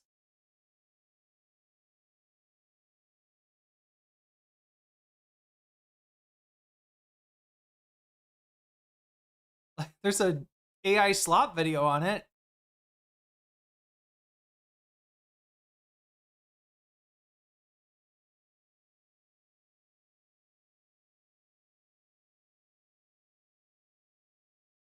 I mean, this is going to humanize him, chat, but I mean, I guess. Welcome to the Sliwa household. It's not very big, but it's comfy. My consultant said, you don't want to. Does he rescue the cats or something? Because that cat's not looking great. There's a is that a, what is that? There's some kind of a Let people stuffed politician. I can't tell if that's supposed to be Bernie Sanders. Why would he have a stuffed Bernie Sanders? know that you have 17 Aww. cats. Then they'll think you're crazy. And some people have told. No, I might think that you just have a heart of gold despite being a dangerous vigilante piece of shit that should probably be locked up. Somebody should take care of your cats, though. Me that. And I say, great. Aww. You say crazy, I say eccentric. But in He's a crazy cat man. reality, it's taking He's a childless cat man. care of furry little creatures that would have been executed at taxpayers' expense. Think about that. We're executing Oh no, it's really the taxpayers, though. Like, forget about the cats. Like, it's our furry little friends and family members. Compassion is really the key. We've had a mayor, de Blasio, who claims it does seem like he's rescuing these cats. I mean, that's he's compassionate and that he's a progressive. And as a result of his inactions, we see not only animals being slaughtered who could live a good life, but the emotionally disturbed who are everywhere. He had a program, Thrive, took $1.25 billion over 5 years. It was supposed to deal with the emotionally disturbed. He never does. And then the homeless, which situation which is growing in leaps and bounds. People don't understand who they are and where they're from, and they get vilified. Hi, everyone. I gotta say this. I do question his ability to take care of this many animals in such a small space, right? I mean, like, guy's brain is cooked. Yeah, this is the whole thing, right? Look, what he's doing is great, and more people should be doing this. More people, if they have the ability to, should open up their house to these animals. But it feels like he's not passing a certain reality check here, which is like, how many animals can you really take care of, given it's you and your wife in this tiny little space. I was introduced into this lifestyle by my wife Nancy, who was living the life. The majority of the cats we have indoors here, I think there's maybe 2 that are outdoor rescues, but everyone else is on the kill list. And those are the cats that are in the shelters, and they're considered unadoptable, but they won't even give the opportunity to adopt them out to the public. So you have to be an approved rescue group to do that, which is kind of crazy because they're limiting the opportunity to do that. And yeah, they're probably, I mean, they should limit it to some degree, right? To some degree, they should check on what kind of environment they're sending these cats into. They're very quick to classify them as unadoptable when so many of them are adoptable.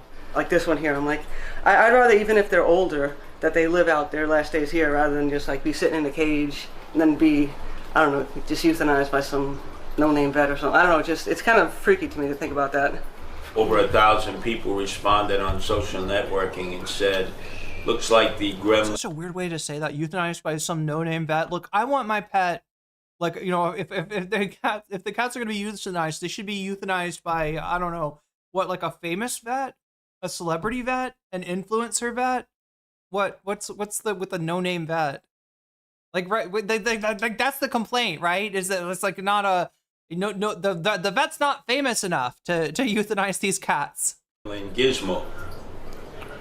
So that became her name. But again, she was in real bad shape when Nancy rescued her. She had a fungus all over her face and her body. She was not able to really eat. So Nancy was able to nurse her back to the point now where she's pretty functional. Is a form of compassion that is devoid in our city, for the most part. Definitely in the politics of the city. It doesn't matter, Democrats or Republicans. They don't exude compassion in any way. So I've always believed that a society that does not take care of its animals will not take care of its people.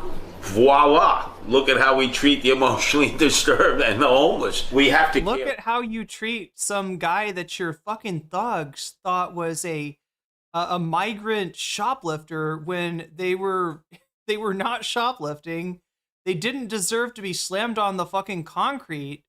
and they weren't even undocumented, right? For the animals, because animals are our equals. They're our furry little friends. They're our family members, and it's the one of the few things that I've seen. Yeah, no, we are like, this does look like he's reached his feline saturation point maybe 7 cats ago. Like, right, an apartment like this, I mean, if you are super good at maximizing your space and you can keep it super clean, maybe chat, and this is stretching it, right? This is stretching it. Maybe you could take care of 10 cats in a 1 bedroom, maybe, right? But this is, you know, you got, you'd have to have just like your wall would be lined with cat trees and like the things for them to climb on. Like, you'd have to really maximize, you'd have to be really good at your space utilization. 17 cats, I mean, you're getting into the point in this place where you can't, there's no way that you can keep the sanitation level that would be required to ensure that you are not contributing to, you know, health problems from these cats yourself. It actually crosses the divisive line in politics. You'll see Trump lovers, Biden lovers, independents. The moment you mention animal welfare, no-kill shelters, they let their guard down, and they actually are in harmony. There's one issue that brings them together. My opponent in the Republican primary spent $2 million. Also, what about the sanitation for them, right? They've got the cats. That's one thing you want to try to avoid is like, you know, kitty paws on a kitchen table or on a counter. Telling everybody I was not a Republican, which is true. Yeah, you're too weird to be a Republican, aren't you? Didn't matter. 70% of the Republicans voted for me. So that defies political logic. It's New York City, too. Nobody wants a real Republican. And it's issues like this. You talk about compassion that unites people, whereas almost everything else divides people. This is a 328 square foot apartment.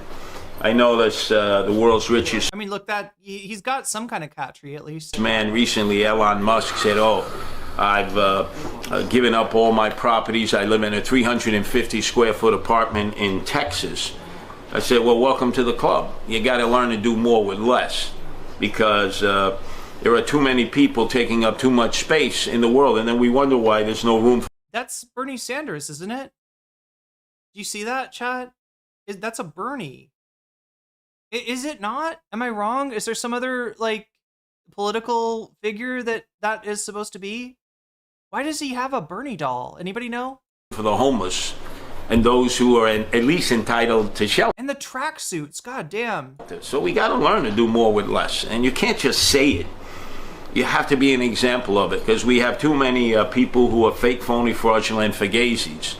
I'm comfortable. I believe it's pronounced Fugazi? Am I wrong? Did you turn a Fugazi into like a homophobic slur? My wife Nancy's comfortable, and the most important thing is the cats are comfortable.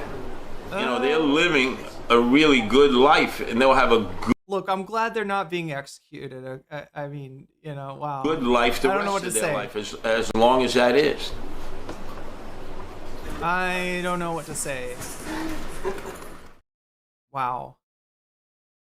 Got interviewed by CBS.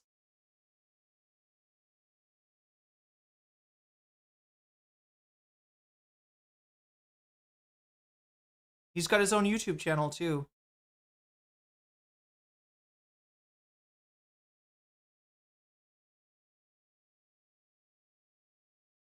What happened? This is 3 years ago. Eric Adams breaks down after casting ballot while Curtis Sliwa brings cat. Okay. Brings a cat to the poll site. God damn. Okay, I'm sorry. This is like the I might be sorry that I clicked on this, but I gotta see what's on Curtis Sliwa's channel.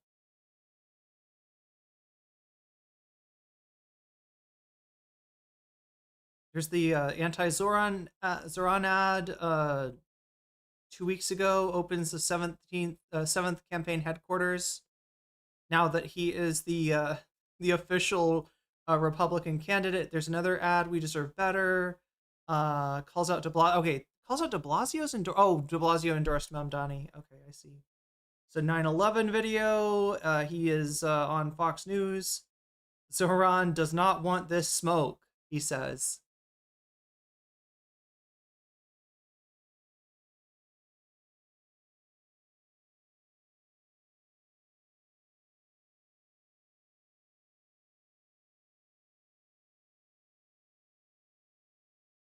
I'm wondering,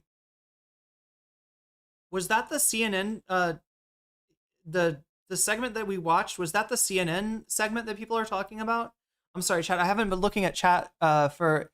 Is he gonna win? Yes, Curtis Sliwa will definitely be the mayor.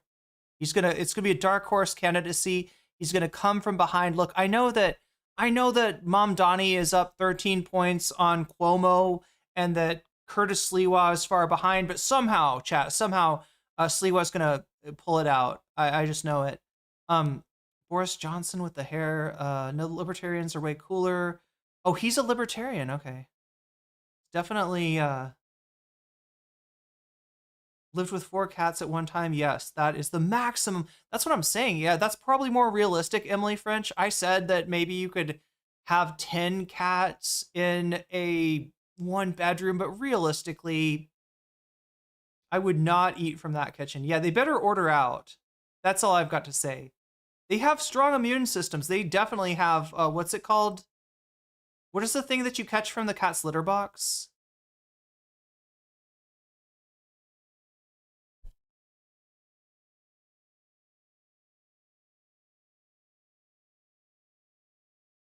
Toxoplasmosis?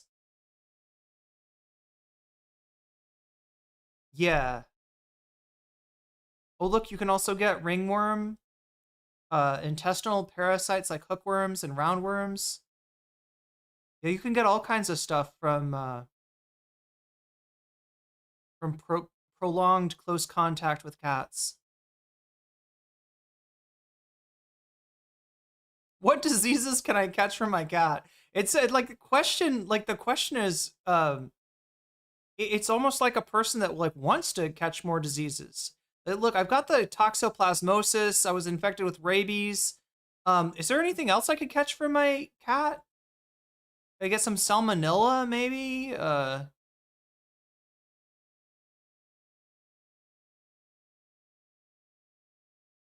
Some cryptosporidiosis. Or some giardia.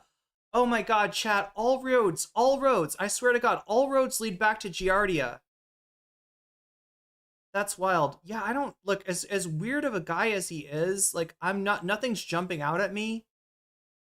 Here, did I watch the, like, that thing wasn't marked as a CNN interview, but I'm guessing that's the, I'm guessing that is the, oh my god, one more time. Wait, I just gotta know. I gotta know. All right, nope, no lives. No lives. Does he have shorts? Does he do shorts? Does he know that shorts exist? Yes, he does. He's got somebody doing shorts for him. What does this look like? What are his shorts like? Curtis Sliwa, the Republican candidate, has also been maybe not pounding, well, he has been pounding the pavement a lot too, but he's also trying to get his message out on the airwaves. Tell us what he was up to. Well, he was talking about, of course, the hostage deal, but then he also took some time to criticize Andrew Cuomo for when he was governor. And I got no faith in this man's ability to avoid copyright infringement. I'm sorry. I don't feel it. His book came out, the book where he said essentially that he solved COVID, and Curtis Sliwa said in a statement 5 years ago, Andrew Cuomo cashed in it on a deadly pandemic, self-aggrandizing book, American Crisis. What did was it Curtis Sliwa that had the he's grabbing fannies and killing grannies? Wasn't it Curtis that said that? Claw back the money from Cuomo. It's very funny considering how many cats he owns. Up for litigation, but he has retained that Curtis Sliwa tried to poke Andrew Cuomo. still pretty fresh wounds for many families, and then also it's stop it with the music. Perfect fodder for a Republican candidate. It sure is.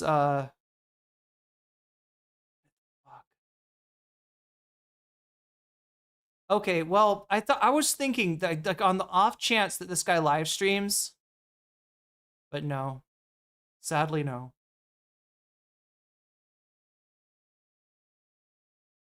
She's the alpha and the omega. I thought you were going to say she's the alpha to his omega.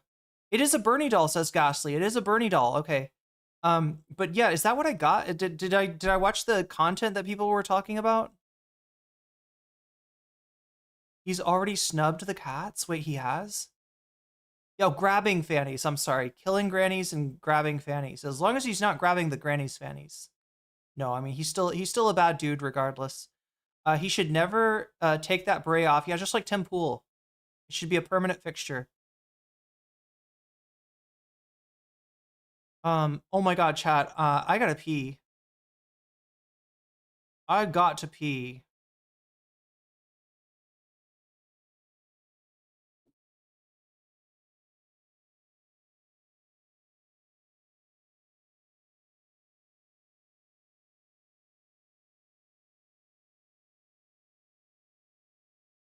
First NYC mayoral debate of the general election. This is 16 hours ago. Wait, what?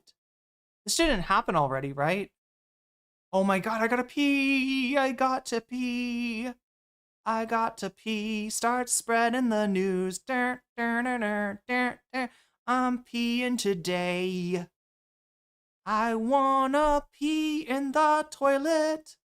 New York, New York. Is that how it goes? I don't know, chat. I don't know. Is that a show tune? It sounds like a show tune. It must be a show tune, right? That's gotta be a show tune.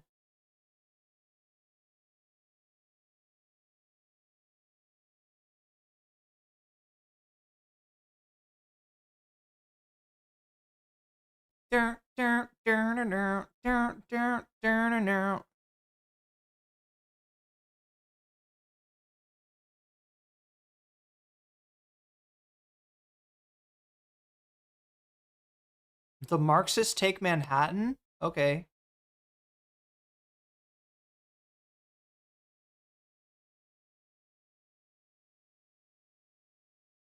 Harry Enton? A brand new poll. Harry Enton, please don't sue me. Mayor's race in New York City. Please don't sue me, Harry Enton. I gotta pee. Way ahead of his closest rival, Andrew Cuomo, in a four-way race. The goal, of course, is to win. That probably makes Mamdani happy. But what about all these other claims that some Mamdani supporters have been making about how he is reshaping the electorate? Let's get right to CNN's chief data analyst, Harry Enton, now with that. So what about that? I mean, we heard Bernie Sanders, we hear others say this guy is different. He's, attracting a whole new range of voters. False. The primary win may have been historic, but the reason he leads in the general election is not historic at all. He is not remaking the electorate. What are we talking about here? Okay, choice for New York City mayor.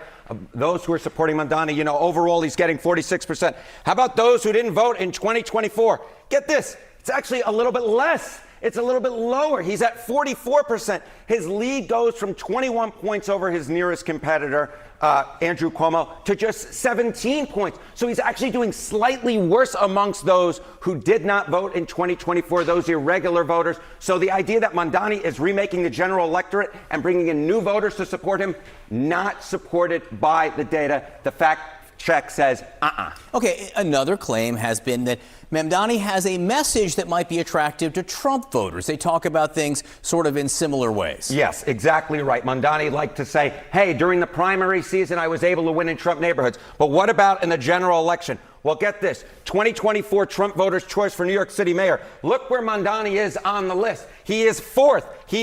And at just 4%, way behind Curtis Sliwa, the Republican nominee at 50%, Andrew Cuomo 23%, the incumbent mayor Eric Adams at 21%. Mamdani, simply put, is not winning over Republican voters. He is dead last. He's at just 4% amongst them. So where does his lead come from then? Okay, so if he's not bringing in new voters and he's not winning over Republican voters, how is Mamdani winning this? Well, I don't know if you know this, John Berman, but New York City is a very Democratic city, one that Kamala Harris did quite well in. So let's take a look here. Okay, 2024 Harris voters in the New York City mayoral race. The percentage they make up of all 2025 likely voters, it's 62%. The clear vast majority. And get this, the percentage of Mamdani voters who voted for Kamala Harris back in 2024, 86% of his total support comes from Harris voters, and he leads Andrew Cuomo amongst those Harris voters by 64% to 25%. So no, it is not that Mamdani is winning a historic general election win. He simply put a Democrat in a Democratic city, and that is why he is winning. He is not rechanging the electorate. He is not bringing in Republicans over to his side. He simply is winning over Democrats, which in New York City is enough. If he were to take his message nationally, he might find the electorate nationally to be far more difficult to convince of his message. Might be a non-traditional candidate, but right now it's a very traditional lead. You got it exactly right. Harriet, great to see you. Thank you very much. No. Now to Decision 2025, and some new polls place Democratic nominee Zohran Mamdani in the lead for the New York City. Chad, this is old. What did we just? Oh my God. I'm actually interested in.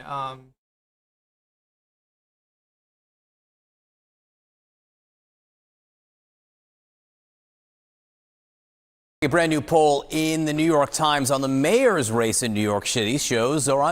He just said New York shitty. Oh God, look at that. So yeah, the kind of like hasn't moved, right? Look at that. That's 22 points ahead of Andrew Cuomo. Like I said, Curtis Sliwa, you know, whisper of a dream. Wait a minute. That's a month ago. God damn it. This is all a month ago. The latest polls, I think it has tightened up, right? Because since then, Eric Adams has officially dropped out. You know, it kind of makes it a two-way race between Cuomo and Mamdani. Obviously, people that were voting for Eric Adams, you know, more likely to break for Cuomo. You know, because considering he's you know, controlled opposition, although I wouldn't even call it opposition at this point, right? He's not opposition to Trump. He's Trump's man. He's controlled by Donald Trump. But yeah, so it has tightened up. Let's see, NYC mayor.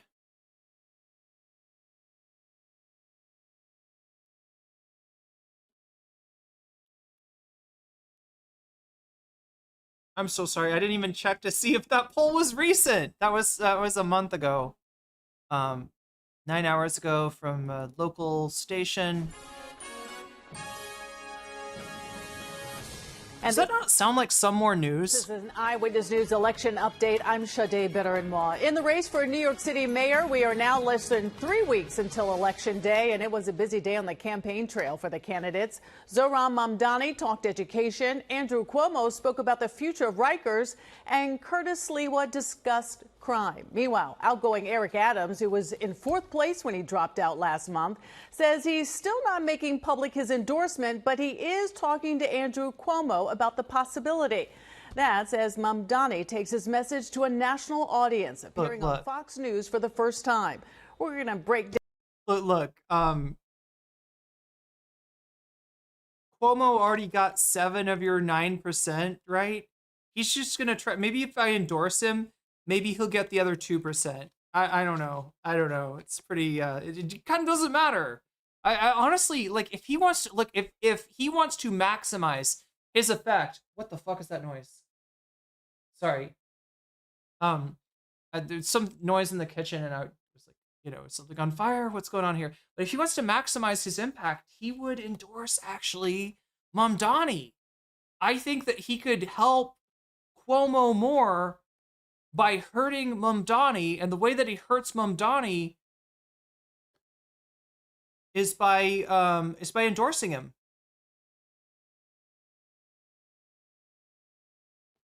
Anyway, let's see what the polls say. Latest polls. Down the race with our political team, but first, here's NJ Burkett. Zohran Mamdani brought his trademark smile to the Zohran of the Fox News channel, where he is often derided as a communist and spoke directly to President Trump. I will not be a mayor like Mayor Adams who will call you to figure out how to stay out of jail. I won't be a disgraced governor like Andrew Cuomo who will call you to ask how to win this election. I can do those things on my own. I will, however, be a mayor who's ready to speak at any time to lower the cost of living. That's the way that I'm going to lead this city. Mamdani used his time on Fox to make his populist case to a conservative national audience, defending tax increases to fund childcare and mass transit, sparring over Middle East policy, and apologizing to the NYPD for derisive remarks he made in the past. Absolutely, I'll apologize to police officers right here, because this is the apology that I've been sharing with many rank-and-file officers. And I apologize because of the fact that I'm looking to work with these officers, and I know that these officers, these men and women who serve in the NYPD, they put their lives on the line every single day. The other two candidates. Today, Republican Curtis Sliwa addressed a modest audience at the Association for a Better New York. A modest the audience. same group that hosted Mamdani last week before an audience so large it was held at Jazz at Lincoln Center. In his characteristic bravado, but without his characteristic beret, Sliwa tried to link his opponents to one another. I'm the only clear candidate that differs from them on almost every instance. To me, Andrew Cuomo was really Zohran Mamdani light. Today, Mayor Adams appeared on a webcast and confirmed he's considering endorsing Cuomo. I'm in conversation with Andrew.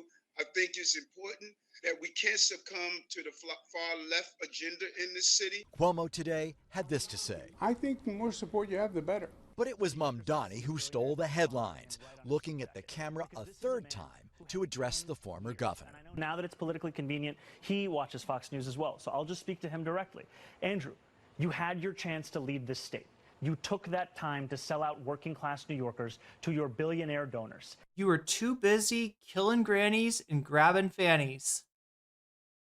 And that was NJ Burkett reporting. Joining me now is ABC News Deputy Political Director Ben Siegel. And Ben, thank you for joining us. You saw that moment, which I think was so memorable, when Mamdani stared into the camera, taking on Trump and then Cuomo. What is your reaction to that? I think it's fascinating to see him do this. We've seen, his very energetic campaign go everywhere, talk to everyone and anyone. And I think this might be one person in particular he was trying to reach. And Watched Adam Friedland interview did with Chris Cuomo when I was unblocking my toilet yesterday. We were doing the Ethan Klein. Seriously, what did the mafia want Mario whacked or not? Oh my God, yeah, that you mean the old? Wait, did he? Oh yeah, okay, so yeah, the Chris Cuomo appearance on the Adam Friedland show. I think it is about a year old. And then Adam Friedland returned the favor by appearing on News Nation more recently. And yeah, Adam was asking Chris Cuomo the hard questions, and Chris Cuomo was asking Adam the hard questions, like, was he attracted to a shirtless, COVID-infected Chris Cuomo? Or sorry, Andrew. Wait, it was Chris Cuomo, right? Yeah, it was Chris Cuomo that was. I'm like, wait, it was Andrew. If Andrew Cuomo took his shirt off, it would have the opposite effect. Nepo baby Cuomo, yeah. They made him take off the hat. Wait, for what? For the debate? Curtis Sliwa. Wait, looking like an absolute unit from Red Alert 2 who decided to get into politics. Okay, I haven't played Red Alert 2. Oh, wait, that's the gay... Is that the one... This is how Irene uses the toilet? By dancing? Okay. I dance on the toilet. Tell my cat? Look, my cat's outside. All right, my cat's not actually my cat. My cat is the building's cat. So, sad. And that's President Trump, arguably Fox News' most high-profile viewer. When you watch Fox News and you learn about Zohran Mamdani from watching Fox News, a lot of the coverage and a lot of the comments about him are about his political ideology. The president himself has called him an 100% communist lunatic. A lot about his policies, but I think the first time he is on the air, he is able to put a different face on his policies. And he has this charisma about him that even his detractors will acknowledge, and I think doing it now in front of voters in New York who watch Fox News, but also the president at a time when the president has been threatening New York funding, I think is very significant. Yeah, and Ben, not only did he take on the president, he also took on Cuomo, saying, you had your time. He used that platform to really speak to a conservative national audience. Do you think that he broke any ground with this interview? I think he's definitely breaking through to people who are maybe not used to hearing directly from him. I think there's been no shortage of ads on television, on the internet in New York City, slicing and dicing what the candidates say by the opposing campaigns to deliver their message. But I wonder how... It's more of like a blunting effect, right? Like what did Mamdani do in that interview, right? He humanized himself. He, defanged some of the attacks on him. I don't think he's gonna win. I don't think he's gonna get he's not gonna get like Fox News support or like even really much support from their viewership. But what he's doing is he's making it harder for them to demonize and hate him. That's all, right? How many people watching Fox regularly have actually heard from Mamdani in his words, asking and answering questions from a Fox News anchor, I think is significant. And I mean, it's unclear if that will build support, but we do know from reporting and from what Mamdani has acknowledged himself that he has actually earned the support of quite a few New Yorkers who voted for Donald Trump in the election in 2024 and then voted for him. And he is arguing.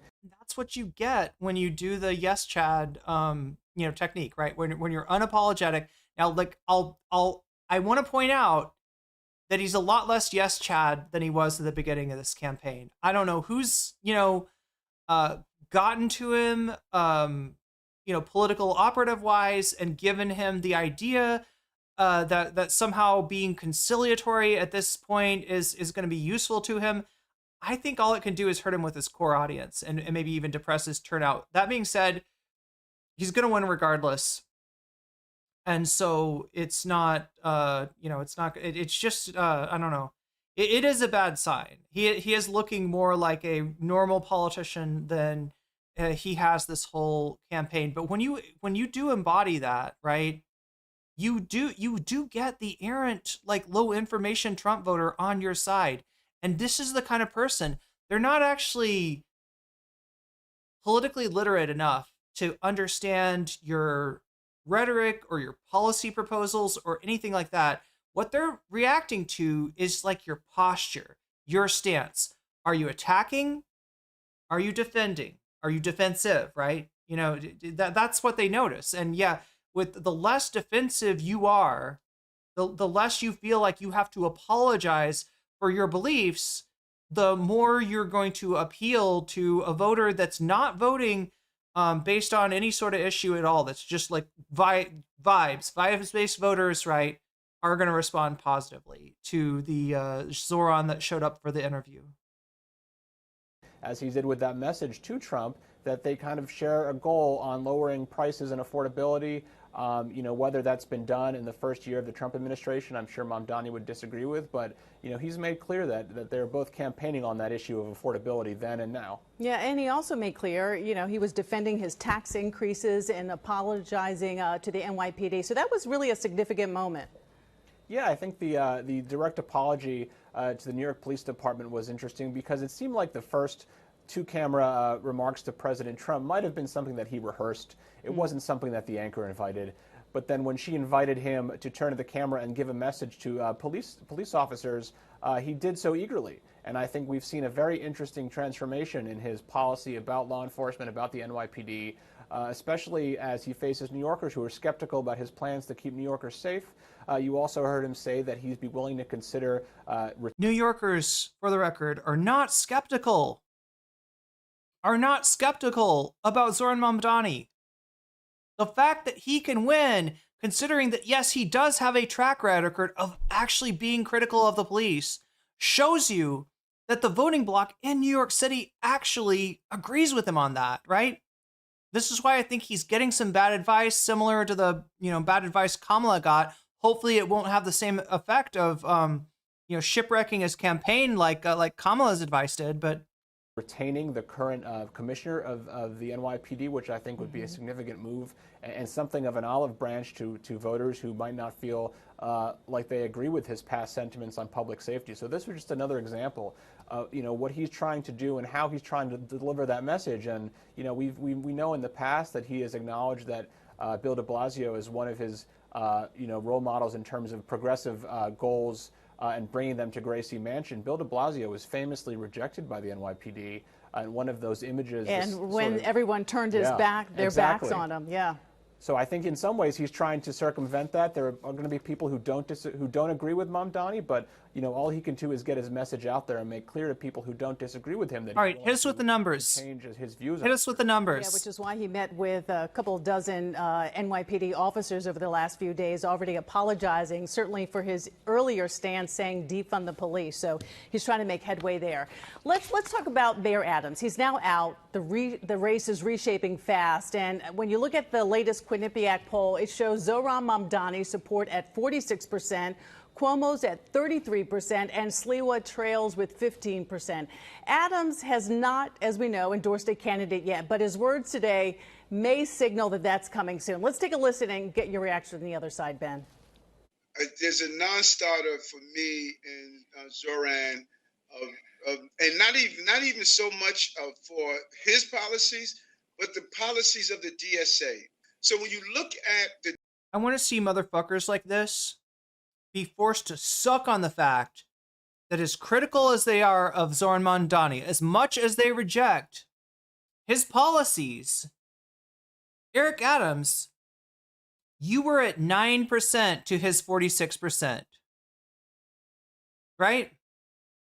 You dropping out made the race a little bit closer, but overwhelmingly, the voters have chosen Mamdani, right?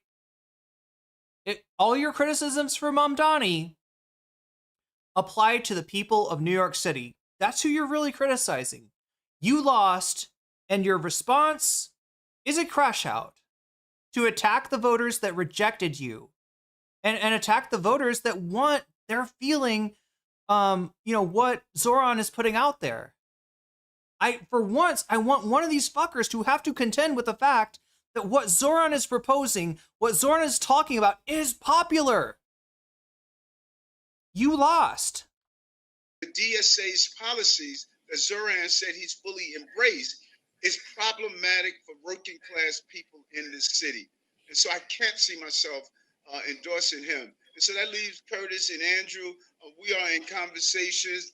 I'm in conversation with Andrew. If I say to New Yorkers, this is who I endorse, I need to make sure that they are not going to be harmful. No, you're trying to get something out of him, just like you did with Trump.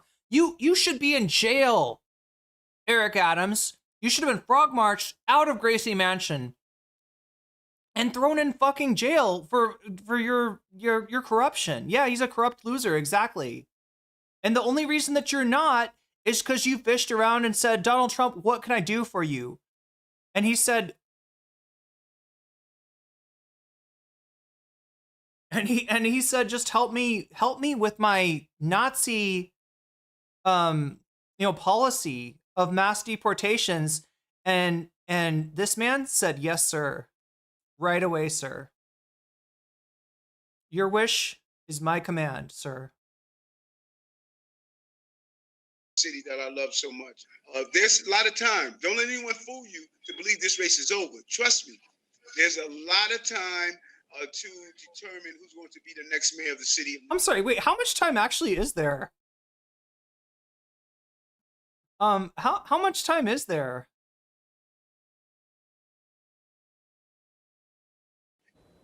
So how significant would an Adams endorsement be in this? Also, how does NYC local news suck this much? How is their production value this low? I mean, I guess nobody watches it. Race. Do you think it still carries real political weight, Ben, or is this more symbolic than substantive? I think there's no doubt that Andrew Cuomo, to win this race, needs to consolidate the rest of New York that does not want to vote for Zohran Mamdani. And certainly Eric Adams has his supporters, and we saw that in the primary. The difference between that poll that you just pointed out. The election, let's see. Let me give you the exact timeline.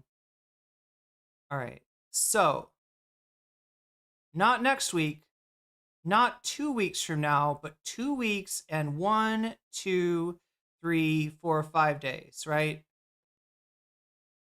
So yeah, 19 days from now. That's when the election is. Out and the ballot that voters will be casting next month is that Eric Adams will still be on that ballot. So even if he does get this endorsement, Andrew Cuomo that is kind of beautiful. Still might struggle to peel away every single Adams voter just because Eric Adams procedurally will be on the ballot. But certainly, he's also not the only one left in the race. You mentioned Curtis Sliwa, even though he was still there, not recognizable without his beret, but he's still on the ballot. And, you know, to really match up with what Mamdani has in the polls right now, you're going to have to consolidate the entire rest of the race. And Sliwa has made it. And it's not happening. I'm telling you, Chad, it's not happening. Zohran's got a solid 46%. That might not sound, that's not a majority, but it is hard to imagine it not being a plurality. Pretty clear that he's not. Right? Like, even if, like, look, the best you can hope for, endorsement from Adams, endorsement from, I don't know, like whoever else, right? New York City notables. And then, I don't know, maybe Curtis Sliwa dropping out of the race and endorsing. I don't think he wins even then. I don't think he even wins then, because remember, Adams's name is still on the ballot. That means that even if Curtis Sliwa were to drop out, his name would still be on the ballot. And you're dealing with an environment with a lot of low information voters. How many of the voters are even going to see the story Curtis Sliwa drops out of election and backs Andrew Cuomo? No one. Like, I mean, not no one, but, you know, not enough, right? Because you need to absolutely solidify, like, wait, let me look at those numbers again. Yeah, 50. Yeah, if you absolutely, so like, blah, calculator.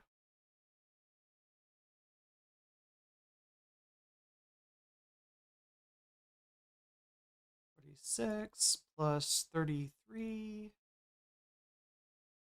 plus 15. Yeah, so there's 6% that I guess, I don't know, still voting for Adams? Is that right? There's 6% unaccounted for, chat. Which means that, yeah, 48 is like, is kind of the maximum. You know, if they somehow, I don't know, did a Patara fusion between Cuomo and Sliwa. But that would leave you with somebody who would probably molest cats, honestly, if you combined the forces of God, you know what? We didn't even watch the thing about Cuomo. Oh my God, chat, I'm trying to remember. Cuomo.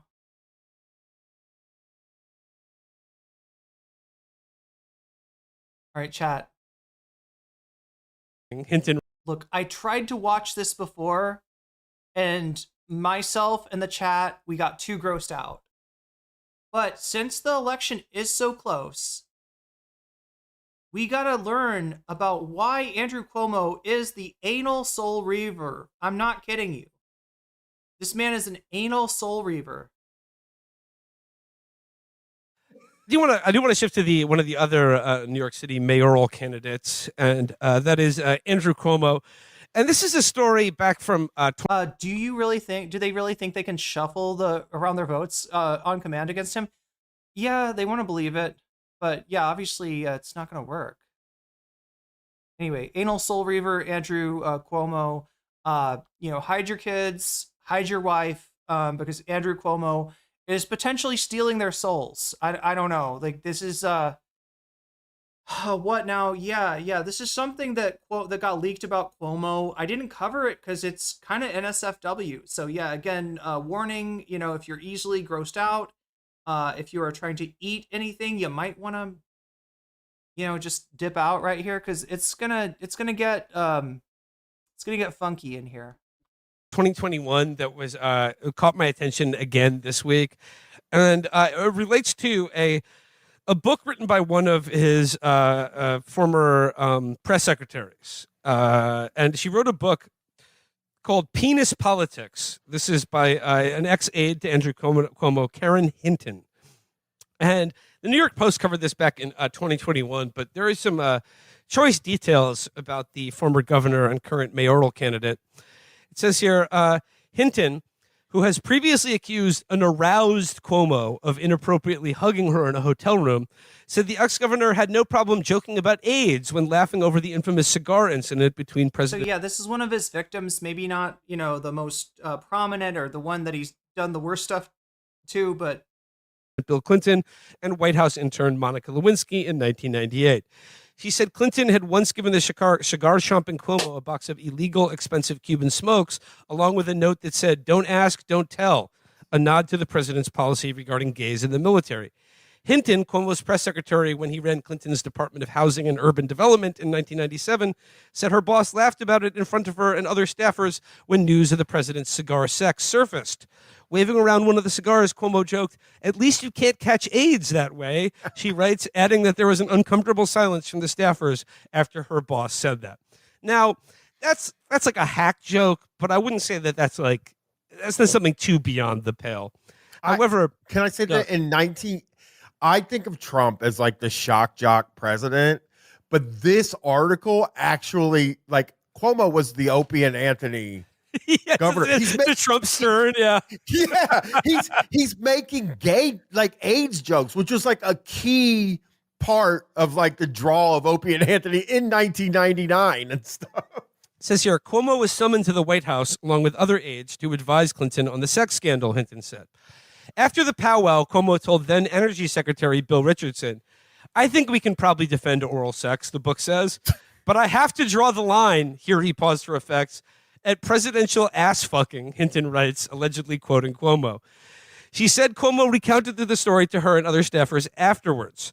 Cuomo also opined like a poet about crude sex to what Hinton calls the boy brigade of male staffers when he was at HUD, while marveling at two Kennedy brothers allegedly having sex with the same woman, she writes. A male Cuomo underling told her that their boss was smoking cigars on the roof of HUD when he told the Kennedy tale. "The two of them," marveled Andrew, "are fucking the same woman. She likes to get fucked in the ass, and some days she goes from one Kennedy to the other to get it twice in one day," the tome quotes him as saying. Andrew leaned back and took a puff of the cigar, contemplative. "You know, when you have anal sex with a woman, you own her soul," he said. What? That is like one of the wildest things I've ever heard. That is something out of like Blue Velvet. Yes. Oh my God. Picturing Chad, I gotta admit, I've never seen Blue Velvet. Andrew Cuomo like telling that joke in the meeting and then coming back to his staff and being like, "So I says to Bill Clinton," like recounting these jokes is insane to me. Yeah. Didn't get enough of a pop the first time. Yeah. It was like... Doesn't come back and tell his staff, and his staff has to laugh. Cuomo married Kerry Kennedy, the daughter of Robert F. Kennedy, in 1990. The couple divorced in 2005. Robert F. Kennedy Jr. adamantly denied the story to the Post on Tuesday. "That is not true," he said. "I've never heard of such a thing. I don't know Karen Hinton, and I don't think Andrew would ever tell a story like that." I mean, this is all alleged here, but like, I believe that Robert F. Kennedy Jr. and his brother were dusing the same woman. Absolutely. And you know what, Felix? When I was reading this story, I thought about our screenplay. Wait, about I'm the sorry. Cuomos, I'm sorry. Like you, Robert F. Kennedy's brother. Do we know who that is? Did they mention who that is? We're talking about RFK. Wait, sorry. Are we talking about Robert F. Kennedy, as in the guy that was gunned down in the 70s in a hotel kitchen by a man named Saran? No relation to Duran Duran, I'm assuming. Are we talking about like the original? I don't want to roll it back because I don't want to hear the fucking I don't want to think about what the Kennedys get up to. I don't want to think about how the Kennedys have sex, but can I just confirm from somebody who was listening better than I was that we're not talking about RFK Jr., right? We're talking about the previous generation, and the Kennedy's brothers in that case, I'm assuming we're talking about JFK and RFK, right? So this is it's a Mad Men era, hanky-panky going on. in the guise of fiction, we made a big plot point of that story that Andrew and Chris Cuomo were deucing the same woman in a deucing chamber in the Albany governor's mansion. Deucing? Does deucing mean like anal? Is that I've never heard this term before. And come on, like it's on his mind, right? Like it's in there. He's thinking about it. He's thinking about having sex with with one woman and his brother. Do you think after this story that RFK like went to like a team of researchers at like the World Health Organization and was like, quick, find out if having anal sex with a woman owns her soul. I might have a lot of slaves, but I'm not sure. Can you find that out for me? Standing on stage standing up there defunding some kind of a vaccine and then also saying like, I think you should be careful with anal sex because you don't want to give your soul away. Well, unless you are trying to gift your soul to someone. Yeah. I mean, it's a marriage thing. Yeah. Let your spouse own your soul. But no, I definitely believe that. I think probably every generation of Kennedy's deuces. Yeah. Yes. I think what whose kid is Jack Schlossberg? I think that is JFK Jr.'s kid. Oh yeah, he's probably in charge of all the deucing. Chat, if this is a slang for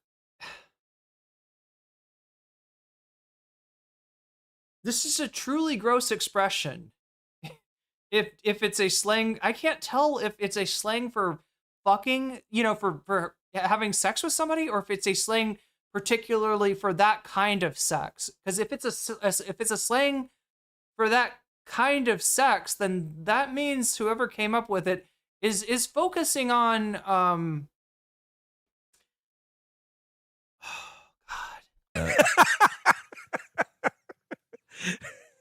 update the spreadsheet on how many women are currently enslaved in the afterlife to the Kennedys for having anal sex with them even once.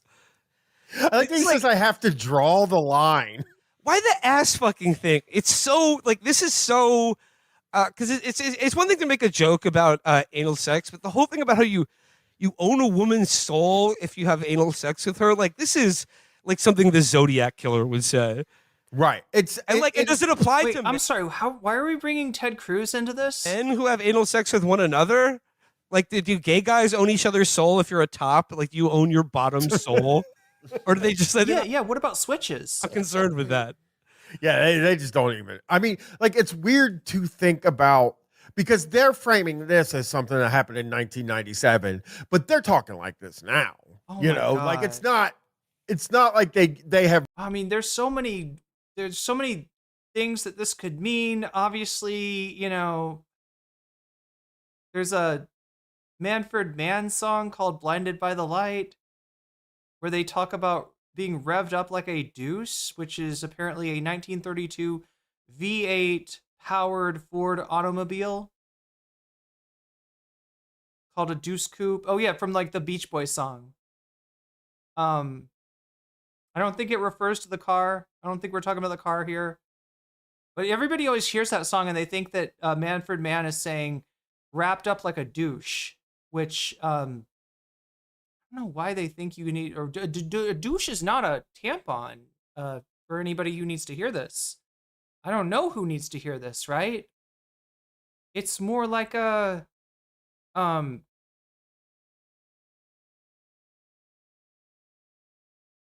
I don't know. It's a bottle with a nozzle, okay? If you must know. It's a bottle with a nozzle, and, if you're lucky, some sort of vinegar-based liquid. If you're, I don't know. It's like it doesn't need to be wrapped up. It's not anyway. Wow. This is just derailing the fuck out of me here. Matured a lot. I am sure that there's been ass fucking talk. Wait, I thought that deuce just meant two. Okay, well, yeah, it can mean a number two, right? And if deuce is actually slang, now I'm not finding this anywhere on the internet, but that doesn't mean that it's not real. Because remember, we're talking about Jack Kennedy and Bobby Kennedy, all right? we're talking about somebody who died in 1962, and somebody who died in 1968. Yeah. Bobby Kennedy did not outlive the 60s, right? He died in 1968 during the election. But what I'm saying is that this is fucking Omega Boomer slang. This is Alpha Boomer slang. I don't know. This is so like this is it, and so But if it is in fact slang for anal, then it's like referring to dropping a deuce, right? It's probably related to that. Which, yeah, no, if you're getting that that you're doing anal wrong. I'm sorry. I gotta say, look, there's just look into an enema or something. I don't know. At every political, I think Cuomo's probably still doing this. You know, he just has a tighter circle. I mean, he's got. Please don't say tighter circle. Guys get to surround themselves like Elon Musk. They get to surround themselves with people who are like, dude, you are so funny. Like that's their whole life. It has to be the best thing in the world. Yeah. Well, I was thinking of because Cuomo is trying to do for the general, he's trying to rebrand as like a personable person who cares about voters or has any respect for them, and he's trying to do these like Mamdani like viral video men on the street thing. So I'm just imagining him approaching people on the street and asking how many times they've been fucked in the ass in the last week, and what can the mayor of New York do? You know. The mayor of New York, we're gonna appoint an ass fucking czar to sort of liberate the people currently enslaved by bottoming for their partner, and we're gonna move them into sort of a system of indentured servitude caused by ass fucking. We're gonna give them a stipend from the government. Zohran he grew up with a silver spoon, and he inherited all the women. Wait, Sundry's got something for me. According to Urban Dictionary, the deucing chamber is a room from which a man watches his wife having so like the closet thing, like that his grandfather fucked in the ass. What? When he turned 20. Our dad, the governor, he said that like he didn't care. Like if he was governor, we had to go out and we had to get our own slaves. Yeah, exactly. Zohran's parent, every hole Zohran's ever plugged, his parents got him for him. Whereas Chris and Andrew, they were grinding every day out there every day. You know how it goes on with that culture. It was all arranged anal slave taking. They're just gonna have a race. I went up the old-fashioned way. I would go out into a disco every night with my brother Chris. We would do any number of young ladies who went to Fordham. And there are slaves now. That's how they're going to win. I mean, that's how they're using it. Yeah, apparently this word means women in the general election. You know, I understand he's running behind in the polls right now. And but he's still he's second to Zohran. I mean, Zohran's leading by double digits, but Cuomo's still in the race. And I think there's a good chance that 95% of the people that are going to vote for him in the primary have been ass fucked by him at one time and are doing it as terms of their enslavement. So I think Cuomo's really got to hit the streets and he's got to start filling some assholes. He's got to close that gap, fill that gap, if you will. This is what any political expert will tell you about a general election campaign in New York. It's all about who can mobilize the most slaves. You have to kind of you know, if people remember the scene where Aragorn from Lord of the Rings, where he gets all those guys that his dad fucked, who are ghosts now, to help them, that's kind of what he's got to do. I am Isildur. Fight for me. Can somebody confirm this? I don't remember this part of the Lord of the Rings. And I will hold your oaths fulfilled. Zohran and the sort of the new millennial Is there a ghost army in Lord of the Rings? I don't remember this. Say contingent. They're wasting their time eating pussy. You're not going to enslave anyone that way. Even no woman has ever been enslaved by getting her pussy. Well, I mean, I don't know. No. It's like only ass eating, though. I mean, it's probably a skill issue, actually. Will, maybe you just wouldn't know. Oh, like nope, that doesn't count. That doesn't count. Huh. I guess the ass eater. I guess if you the ass eater is being enslaved. Yeah. You're their slave. Don't get around the ass. It's definitely a portal to slavery. Yeah, that is the road to serfdom.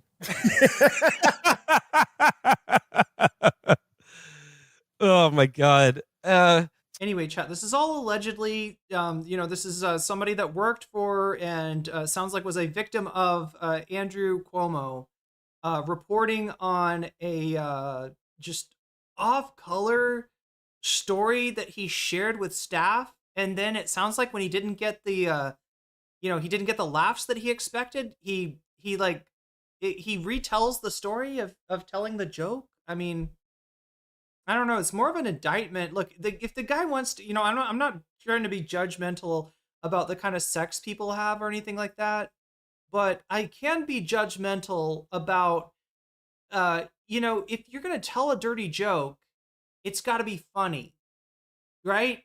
Have you seen this? It's like a phenomenon, right? A joke being dirty doesn't make it funny. All right, what makes jokes funny is like things like the timing and delivery. So if you tell a dirty joke and it's just not, it's just that's a worse way to bomb, right? And in fact, I would say the bar is higher, right? The dirtier the joke, the higher the bar, right? And the better your delivery and your timing have to be. And that's the difference, between a room full of people just busting out laughing and feeling ashamed about the joke that they're laughing about, which is, what happens when you tell a dirty joke the right way, and just fucking crickets and awkward silence, which is, I'm assuming what happened when Cuomo told this joke. So the lore is that 3,000 years before, the alliance that took Sauron's ring had a platoon of human defectors. All right, so they're the anti-Sauron alliance. There's a platoon of human defectors who broke their oath. All right, they break their oath. They left. Okay, so they ran, right? And they were condemned to haunt a bog. And that during the last film, okay, I see. So Aragorn is like, listen, ghosts, you can stop being ghosts if you come and fight in the last battle, right? You ran away from Sauron, or is it Sauron or Saruman? Saruman's like the big dude, right? And then Sauron's like the little dude, the little bad and the big bad, right? So they get to like stop haunting the bog by fight. How does a ghost fight? I mean, I guess it's like Dungeons and Dragons, right? It's got hit points and armor class and all that shit. Fight for me and your oath can be fulfilled. And you don't gots to be ghosts no more. You don't gots to be ghostes no more. The ghosts specifically fill the gap that the heroes don't have. Oh, a navy? They can charge across the water because they're because they're ghosts? I never thought about a ghost navy, but I guess. Slippery slope from the bussy to enslavement. Yeah, that's right. Well, they're not even talking about bussy here. They're talking about, I don't know, wussy? What a fucking creep. And it's like, I don't know. I mean, it's just like, it speaks to the way Zohran Mamdani that these guys think about sex, which is like, I guess it's a cliche, but I don't think they're actually getting off on the sex part of it. I think they just get off on like degrading and having power over a woman, and they think like fucking someone in the ass is like the most degrading or dominant way that you can like penetrate someone else's body. So they're like, "Yep, that's the top. That's my favorite hole because I own the person after I nut." Yeah. No, I mean, it's kind of a similar thing to Trump, where it's like they're not excited over just having sex in and of itself. It's just, oh, I can't wait to tell everyone who works for me about this. Yes. Yes, absolutely. Yeah, exactly. Well, let me ask you this. Do you think Trump has ever had anal sex with anyone? No. That's a good question. Yeah, no, it's not a good question. It's a horrible question. Why? Yes, at least once Why? I don't care. I don't want to know. I think By because accident. By accident. Okay, that is. Yeah, I'm sorry. That's unironically a very Trump thing to do. Yeah, exactly. Just vibing. That's what I feel like right now. I'm just gonna end. I'm just gonna leave the stream now. he missed. Yeah. No bonus content. No, I mean, no I Barry think Weiss. He would try it like once probably during the early '80s, just because he heard that it was incredibly painful. And He heard Roy War. Cohn talking about it. Yeah. Yeah, I wonder if we could find. I think there is a good chance, for Trump, above any other president, to find out if he's ever claimed to have anal sex, because he went on all those fucking radio shows. Yeah. No Howard Stern asked him if he had anal sex. That's all. That was like his main question. And in the late 90s, like, do you do anal? So I'm guessing that answer is out there. Well, if there are any intrepid journalists or Chinese people that want to get on that case, now is your opportunity. What? I didn't get the Chinese reference at all. I don't understand. All right, well, there we go. That was a difficult clip to listen to, but we finally listened to it, and I don't know, I feel dirty now. Not because there's anything wrong with, any particular type of sex, just like, I just don't want to think about Donald Trump's sex life. I don't particularly want to think about, like, Bobby Kennedy or JFK's sex life. It's just one of these things I'd rather not know. All right, so this is what happened. This is the thing that actually, so yeah, we saw Fox News attempt to hurt Zohran's chances, and I'm going to show you. Bari Weiss said, "Hold my beer," or not Bari Weiss, but her publication, the Free Press, a publication not even fit to wipe your ass with, right? So it's so terrible. It would probably be too abrasive, honestly, to use as toilet paper. Right, but here's an article. Zohran Mamdani meets the Jews of Park Slope. Right,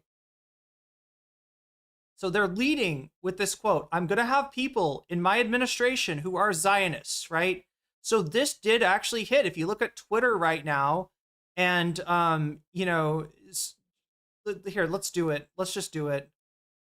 Let's see what Twitter is saying.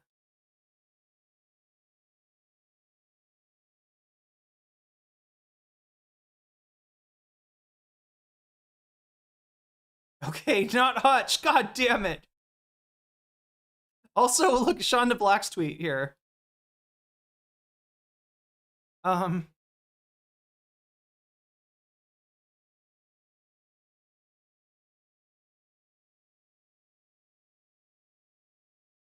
I just search Zohran, let's see how long. Okay, so look, there's the man himself.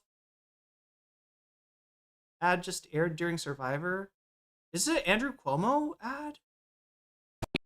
Andrew, New Yorkers want a mayor who will make groceries and childcare affordable, not sell us out to their billionaire donors. Oh, it's his ad. It's a mayor that'll make buses fast and free, not defund the MTA. Andrew, you're scheming with Donald Trump. We're voting you off the island and back to the suburbs. We're with Assemblyman Zohran Mamdani. He'll stand up to Trump, freeze the rent, and deliver universal childcare. We're gonna build a city where no one has to struggle to survive.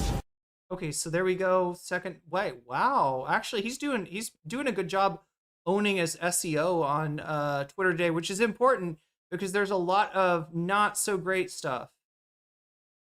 Let's see how long it takes us to come to somebody complaining about what he said in the article.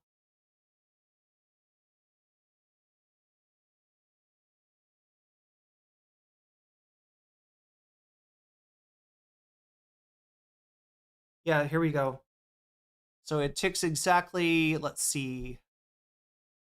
1, 2, 3, 4. Wait, what is this? Oh, somebody redid Janet Mills's ad. 3, 4, 5, 6, 7, and it's 8. on the 8th post, and this is my timeline, right? Yours might not look the same, right? But for me, the 8th post is about exactly this. This is Zay Squirrel. You know, it can be challenging to stay in the good graces of. Zohran Mamdani just said, I'm going to have people in my administration who are Zionists, whether liberal Zionists or whether they may be on that spectrum. See, anyway, this is legitimately a bad quote that he gave, right? This means that he's going to have Likudniks alongside a horde of J Streeters.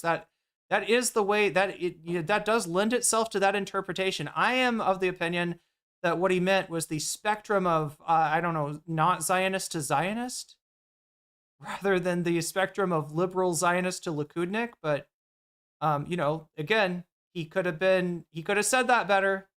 He does leave it open to interpretation, and that is how Zay Squirrel and a lot of other people are interpreting it, right?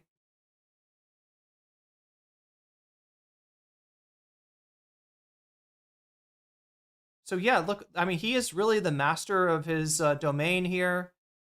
You know, in terms of his, you know, tweets, almost drowning out some of the hate against him, you know, sparked by that horrible quote. That we're gonna read that story from the Free Press.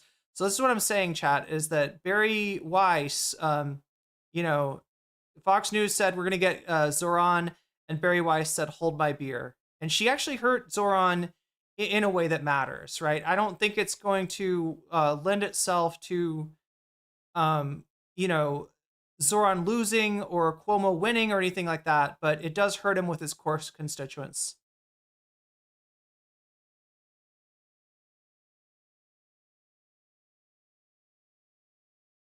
Zohran Mamdani's victory in New York City's Democratic mayoral primary sparked a chorus of naysayers predicting that his tax proposals would devastate the city. Critics warned that if Zohran taxed rich people a single cent more, they would all flee to... He's just a Democrat? Yeah, well, look, that's what he's, that's what people are saying. Yeah, that's the image that it projects. And yeah, you know, like Zohran, in some ways, a lot of what he was saying was so base, people couldn't believe it. And people also couldn't believe that a dude like Zohran would rise to the top and win the Democratic primary, but he did. And, you know, now that we're getting close to the election, I guess he's getting nervous and he feels like he's got to make concessions. And yeah, this does, you know, this is a story we've heard before with AOC, with Bernie, like so many people that have inspired have then gone on to disappoint. And really, yeah, puts you in that, you know, in that bracket along with just the rest of the Democrats, which is not, I don't think, where Zohran wants to be. Anyway. To Florida, taking their tax revenue and investment capital with them. Upon closer inspection, it's clear that elites are throwing a tantrum disproportionate to the plans themselves. Let's unpack these supposedly apocalyptic proposals. 1, a millionaire income tax bracket.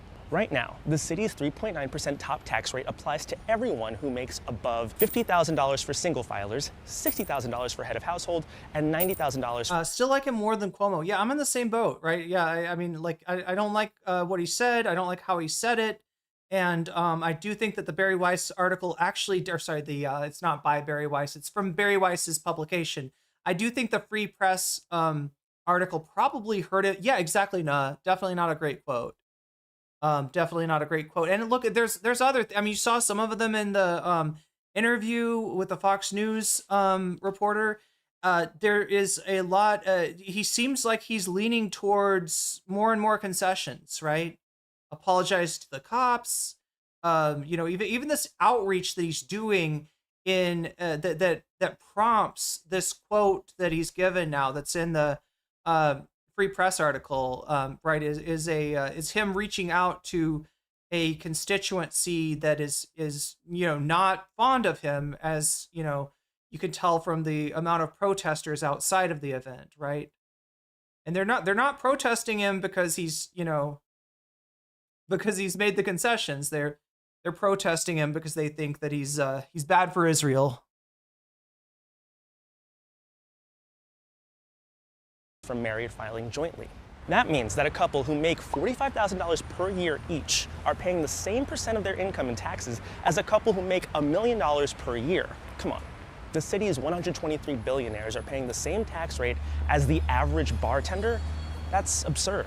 Zohran is proposing to create a new tax bracket for people who make over $1 million per year that would have them pay 5.9% of their income. People raking in 7 figures per year will manage just fine with a 2% increase, especially given how much the rich wriggle out of income taxes to begin with. That doesn't stop them from feeling aggrieved, though, and in the case of billionaire Trump backer Bill Ackman, pouting that the city's financial elite aren't sufficiently appreciated for their graciousness and largesse.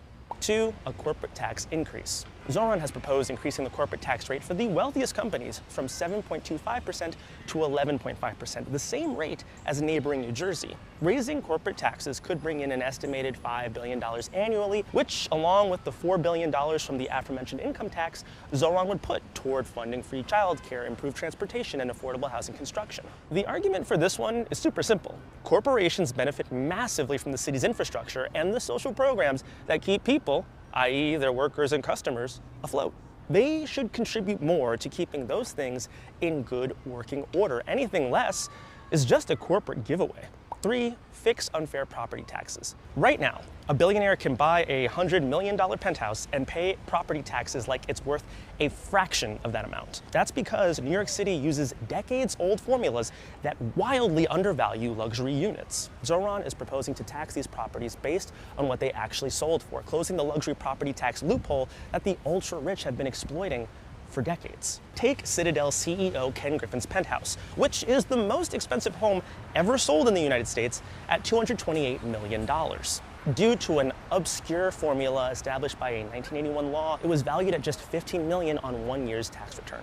Zohran's office released a memo estimating that taxing just this one property at its actual value would raise $3 million for the city. New York City's property tax system is broken and it's unfair, and working class homeowners in places like Jamaica and Brownsville get hammered with high effective tax rates, while owners of multi-million-dollar brownstones in Park Slope pay less than they should. A family in working class Cambria Heights can even pay double the effective rate of someone who lives in the upscale East Village. In addition to closing the luxury property loophole, Zohran's proposing to restructure how the city calculates property taxes by adjusting rates down for some overtaxed properties. The point is to shift the tax burden off working class homeowners and onto the wealthy owners of high-end properties who've been underpaying for nearly half a century. This is all really common sense stuff. Basic adjustments needed to keep progressive taxation up to date with the growing scale of inequality and make New York City affordable for the majority of residents. For the rich, a few percentage points and a closed loophole here and there is not exactly a historic sacrifice. And sadly, there's going to be a limit on how much that tax money that you can capture, because if you're rich, you've got accountants, right? You've got people whose job it is to try to minimize your effective tax rate, and they're going to still access those. So it's if anything, it's a little Band-Aid over a gaping wound. And this is what people are trying to describe as communism, as like a, expropriation of property, as like some kind of I don't know. It's just, the rich are crybabies. The rich are absolute crybabies about this. This isn't really going to affect them that much. And it should, but unfortunately, in order to make the rich pay their fair share, you're gonna have to do something a little bit more fundamental, probably than a mayor even has the power to do. Again, if you remember from the interview, it's Hochul who is gonna decide, the questions of the tax rate, right? If he even gets to raise those taxes. So, but yeah, I mean, like, this is a little something. It is symbolic, if nothing else, and it's I don't know, it's better than what we're getting from the rest of the Democrats, and that's the whole thing with Zohran.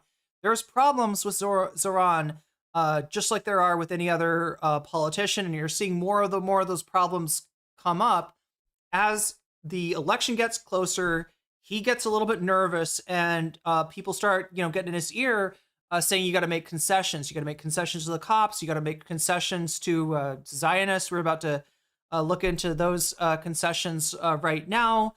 And, you know, and it's not true. It's not true. He's won this race. He has dominated this race by not making concessions.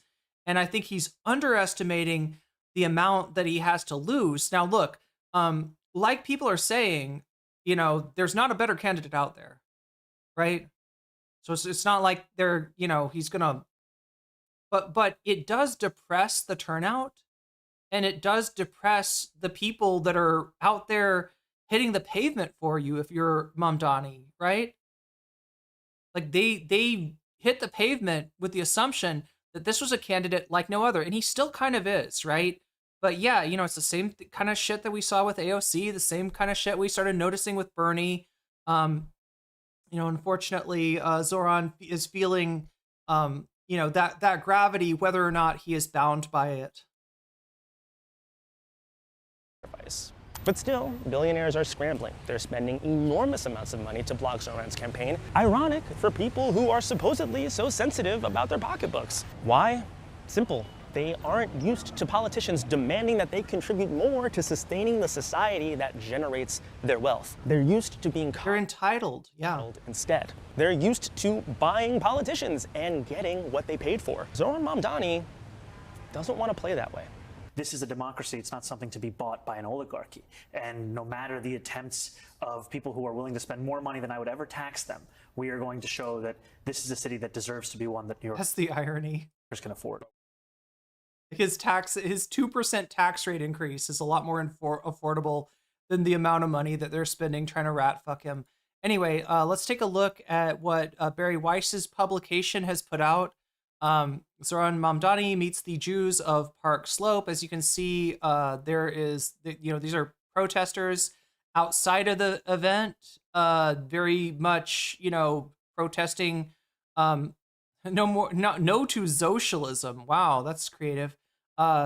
Make love, not intifada. You know, they're like, so yeah, this quote that he's given, and you know, this you know, that this speech, this event, it is all about trying to, I guess, you know, undo the damage of you know, endorsing slogans, statements like globalize the intifada, right? And he somehow feels like, even though he has basically, you know, all but won this campaign without making these kind of concessions, now I guess he's getting nervous, right? On Sunday, just as a nor'easter began to unleash on Brooklyn, a brunette leaped over a puddle to catch Zohran Mamdani walking into the congregation Bet Elohim. Boo, she yelled before throwing up 2 middle fingers with nails adorned with chipped purple polished chat. I've got those kind of nails, right? This could be me, but it's not, I swear. Behind the police barricade, about 36 protesters sang Oseh Shalom, a Jewish prayer for peace, as the frontrunner in New York City's mayoral race hurried from a black Chevrolet Suburban into the synagogue's social hall. The protesters were not anti-Israel demonstrators, a near nightly scene over the past 2 years. Remember, this is the Free Press that we're reading from. This is a very pro, I would say, you know, pro Netanyahu, but definitely pro Zionist publication here, right? It's one of Bari Weiss's hobby horses. Nearly nightly seen over the past 2 years, as many Jewish spaces become targets for anti-Israel ire. Quite the, you can see the framing too, quite the opposite. At least half of these protesters were members of Bet Elohim, which had decided to host Mamdani for a town hall style event before next month's mayoral election. This scene is where these past 2 years have left the American Jewry, divided between those who feel like progressivism is the answer to rising anti-Semitism and those who feel like the only path forward is to abandon the left. And throw in your lot with fucking a bunch of anti-Semites on the right. Throw in your lot with Slippery Nick. Good luck. God damn. But I mean, this is Bari Weiss. This is literally, this folly perfectly describes Bari Weiss's perspective. Just as it abandoned Israel. No person, the other thing is the right is not exactly pro-Israel these days either. Support for Israel is an 80-20 issue now that cuts against supporting Israel, right? No person embodies that split more than Zohran Mamdani, who has divided the Jewish community in New York and beyond. Well, at least they're not trying to claim that, that Jewish people in New York are voting for Cuomo or Curtis Sliwa, right? At least she's saying divided, right? Joel Rubin, a Democrat strategist who helped found J Street. J Street is a lobbying organization, but they're much more progressive than something like AIPAC, right? A pro-Israel group that many believed has turned anti-Israel over the past year. Wow, you think J Street is anti-Israel? Okay. Told me this is, maybe they're just anti-genocide. I don't know. I haven't really heard a lot of discussion of J Street for a while now, actually. In fact, I think it was like during Obama or maybe even Bush was the last time I heard about J Street. Told me this isn't just Bet Elohim. This just isn't just a Bet Elohim problem.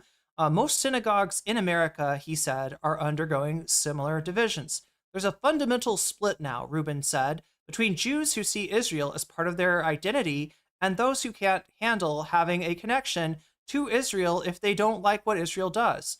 That split is reshaping democratic politics from New York to the Midwest, where the language of Palestine solidarity has become a progressive litmus test. I don't think it's just progressives, right? Like I said, this is an 80-20 issue. Even that Turning Point USA event, right? When they, had like a negative reaction to Charlie Kirk's attempt to start like a pro-Israel cheer, right? It kind of turned into an anti-Israel cheer, and obviously some of that is motivated from anti-Semitism, and some of it is motivated from they're seeing the same pictures of events in Gaza that everybody else is, and yeah, even for a right winger with very little sympathy, it's hard to ignore. Has become a progressive litmus test, he added. If Mamdani wins, Rubin said, it won't just change New York. If Mamdani wins, I'm sorry, chat. Like I don't see any way that Mamdani will not win, right? It's he's up by 12 points, and like I said, even Sliwa dropping out, I don't think would do it for Cuomo. I don't think that Cuomo could ever, muster 47% of New York City, chat. I don't think 47% of New York City is ever going to vote for Cuomo. It'll influence who runs and what's acceptable to say in Democratic primaries across the country. For the past 2 decades, American Jews have reliably voted for the Democratic Party. Roughly 7 in 10 Jewish voters backed Vice President Kamala Harris in 2024. That is changing now, is it? As evidenced by the Bet Elohim members who use words like shocking, fraught, and upsetting. Like pretending that, that this congregation is like emblematic of all Jewish people in the U.S., right? Shocking, fraught, and upsetting to describe how they felt about their house of worship becoming the first mainstream synagogue in New York City to host Mamdani, a frequent critic of Israel who has struggled to condemn the phrase globalize the intifada, widely understood as a call to violence against Jews. Again, remember, this is Bari Weiss's magazine. This is where the framing's coming from, right? And Bari Weiss is now going to be in charge of CBS's news department. In fact, I think they bought this publication too. Mamdani has also said he would enforce an arrest warrant against Benjamin Netanyahu from the International Criminal Court if the Israeli Prime Minister comes to New York while Mamdani is mayor. Before arriving at Bet Elohim on Sunday, Mamdani ran in a nearby Gaza 5K, placing 685th. I mean, I don't know how many people are running, but you know, it's New York City, so potentially very impressive showing, right? And also, well, a 5K. I thought it was good. I was thinking like marathon. That's impressive in and of it. Just finishing a marathon is impressive. 5K, you know, he's reasonably, you know, conditioned cardio-wise, I guess. Rabbi Rachel Timoner, who has led Bet Elohim since 2015, told me on Sunday that her decision to host Mamdani did not imply an endorsement in any regard. But that is how some members of the congregation saw it. Who's going to protect the synagogue when he defunds the police? Oh my God. A man with an Israeli accent shouted about Mamdani's past support of defunding the New York Police Department. Again, repeal and replace the police. That's what I say. As Timoner introduced Mamdani, who wore a suit, there was an eruption of clapping, according to a recording of the hour-long conversation that was shared with the Free Press. As he sat before more than 100 attendees, including some elderly with canes, mothers with newborn babies strapped to their chests, and veterans of the IDF. Mamdani assured them that he has no tolerance for violence against Jewish New Yorkers. I know what I want, which is to be there for you when the mezuzah falls, to be there for you when you share these moments of anguish where it feels as if to be Jewish in this city is to be pushed out of it, Mamdani told the crowd. And I also know that is one thing. Is one thing to speak in platitudes. It is another thing to deliver, and that will be that is where what my focus will be on delivering those commitments as the next mayor of the city.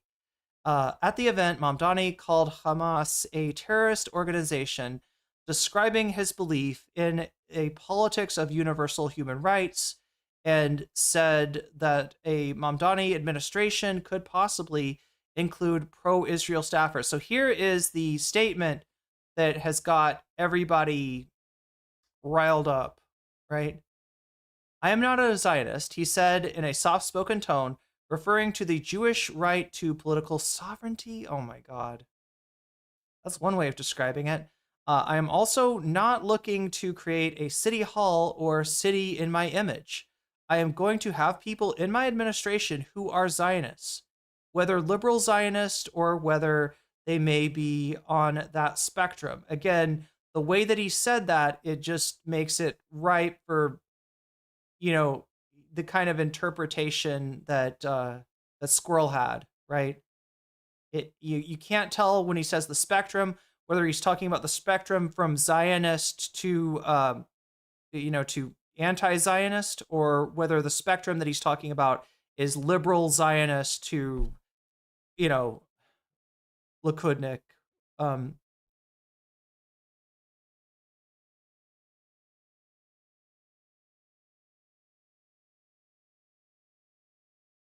And some of them I'll know about their thoughts about Zionism. Many of them I won't, because the questions I'll ask them when I'm looking to hire them will not be questions about Israel or Palestine. See, that's the heart of what he's saying, right?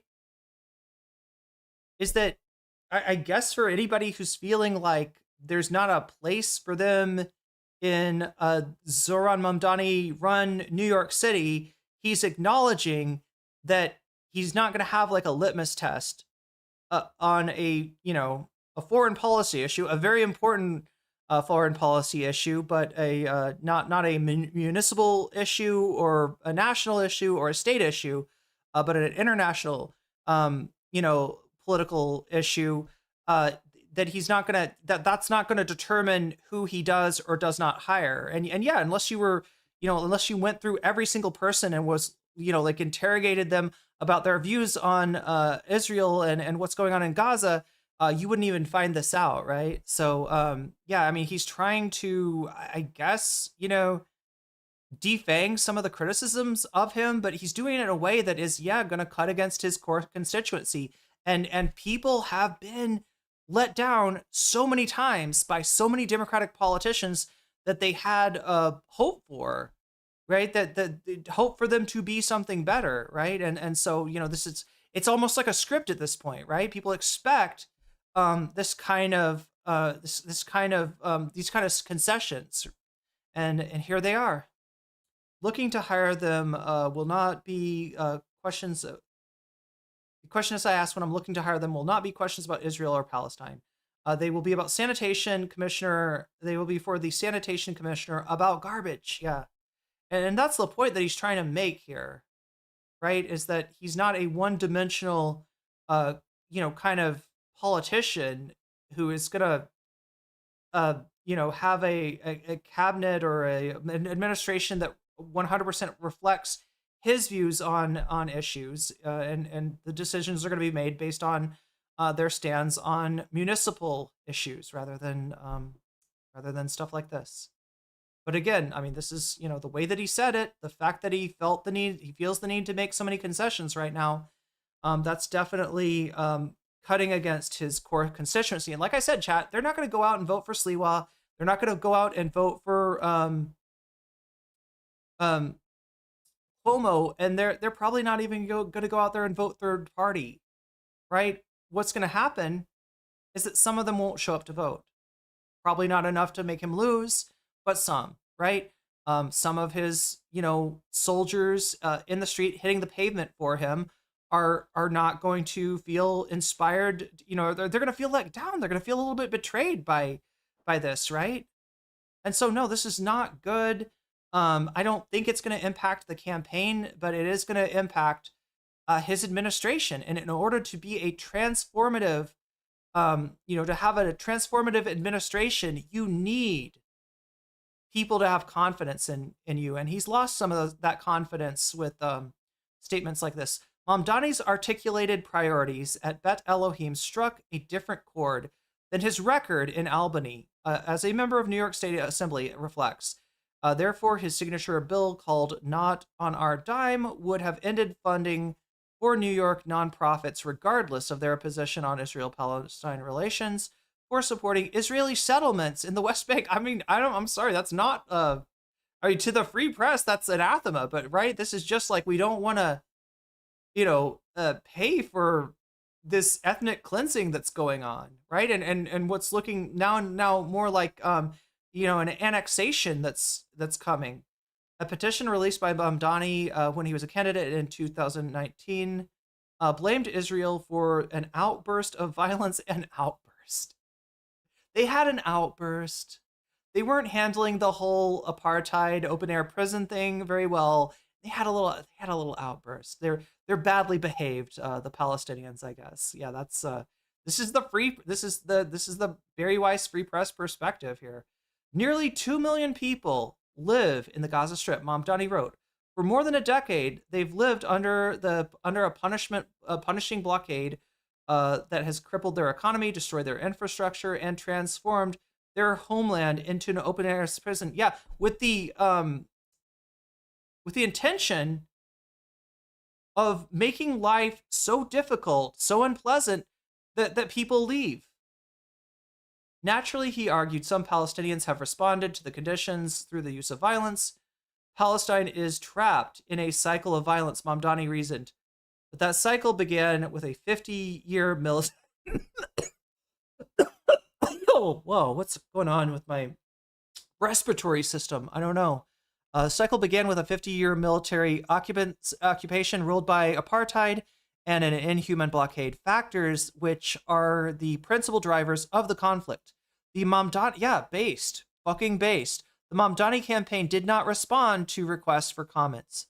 Among Jewish voters, that at least is smart, right? This is Bari Weiss's paper. Fuck no, you shouldn't respond. Among Jewish voters, and I'm a little surprised, right? Because Mamdani does seem to be in the, concession, in the mode of making concessions and reaching out to, people that are not in favor of him, but yeah, they at least knew what they were dealing with the free press.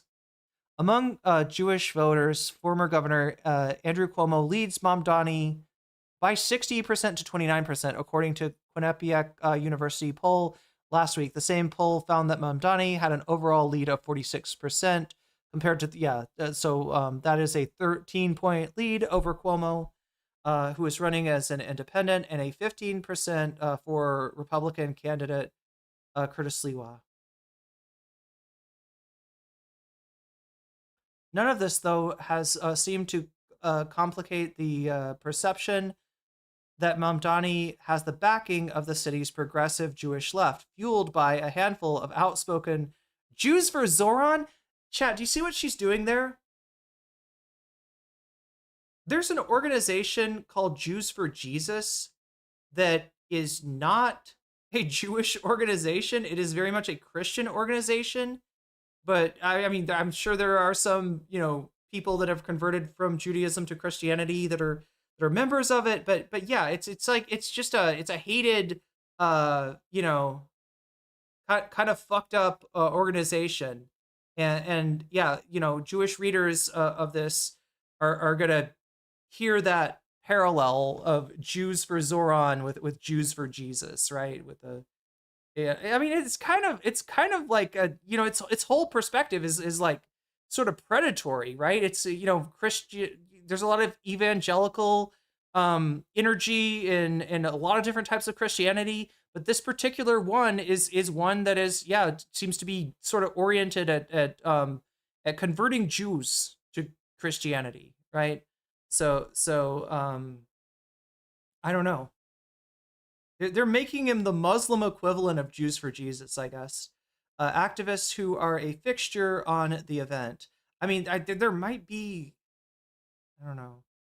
His allies within the local Jewish community include Jews for Racial and Economic Justice, a group that has said attacks on civilians by Hamas are neither attacks on civilians by Hamas are neither justifiable nor unprovoked. Some members of the group showed up outside Bet Elohim on Sunday to support Mamdani. Mamdani also is a dues-paying member of the Democratic Socialists of America, a group that was internally divided over whether to condemn the murder of 2 Israeli embassy employees in Washington, D.C. I don't know about that.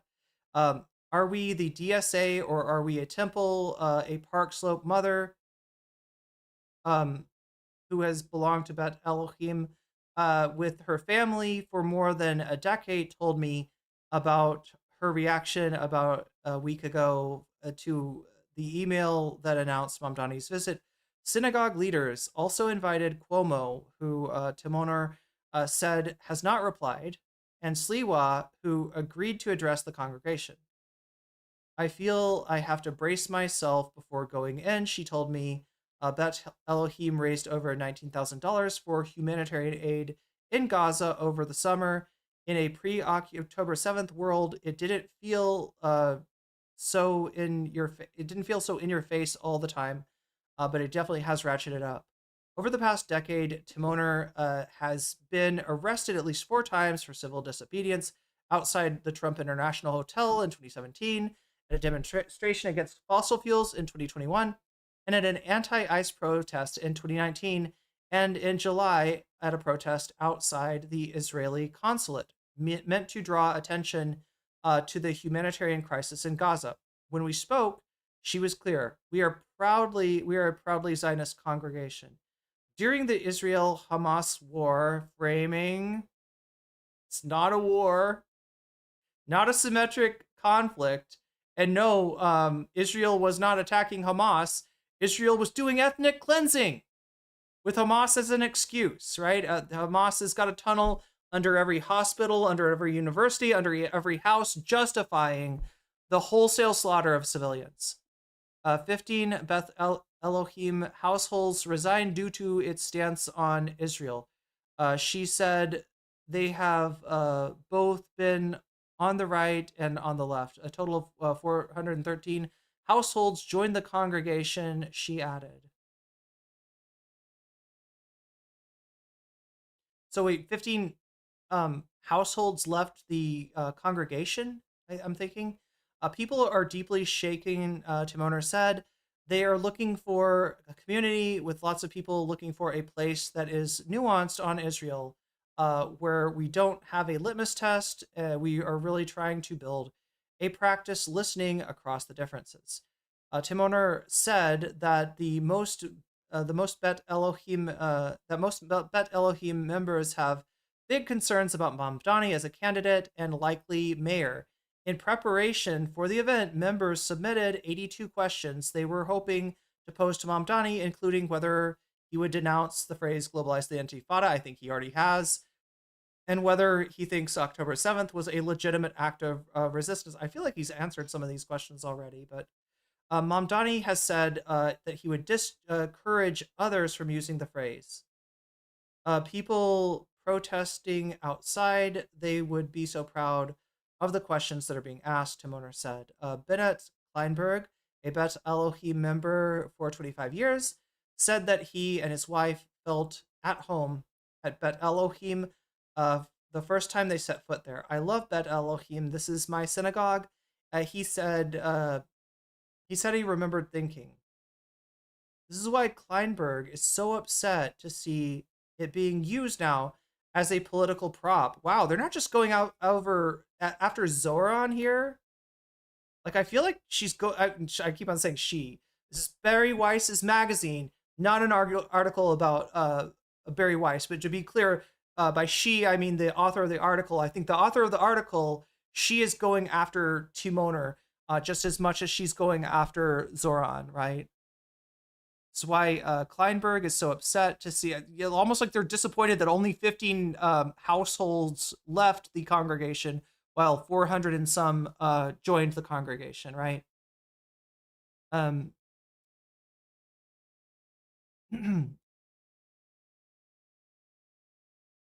optics make it appear that Bet Elohim is giving him this platform, he said, and they are.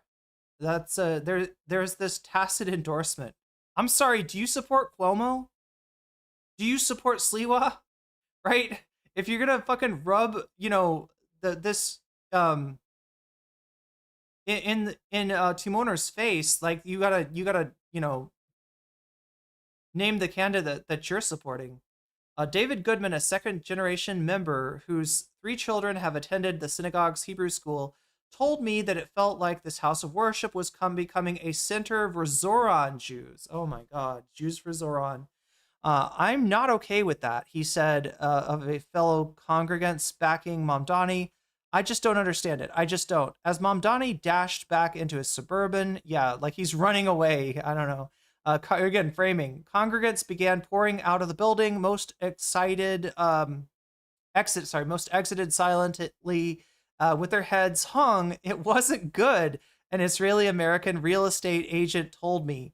I was waiting to hear him denounce October 7th, he said. For me, see, this is the thing. Like, what did he, I don't know. I actually, you know what? I'm not going to trust the Free Press's analysis of the congregation's reaction, right? There's, X to doubt. Overall, the community is very pro-Zohran. He added, speaking not with the resentment, but with a sense of resignation. So they're trying to portray this like that he went to the community's in favor of him, right? That if they held a vote in the congregation, that he would win, maybe by a narrow margin, but he would win. And that, I don't know, people didn't hear what they wanted to. At the event. Overall, the community is very pro-Zohran. He added, speaking not with resentment, but a sense of resignation about the growing gaps he feels between Israelis like himself and American Jews who take Israel for granted. Wow. Olivia Reingold is a staff writer at the Free Press. She co-created and executive produced Maddie Iglesias's podcast, Bad Takes. Great name for your podcast, Matt. She got her start in public radio, regularly appearing on NPR for reporting on indigenous communities in Montana.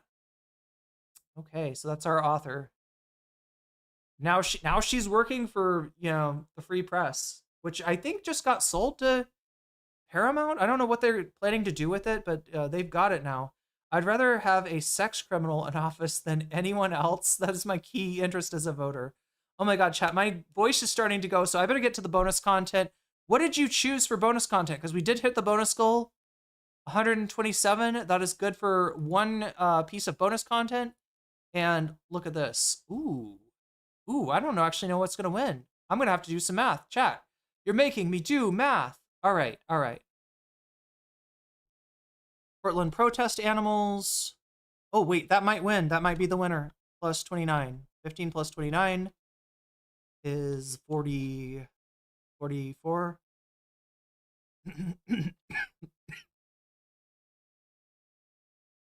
Are in Brown getting the boost.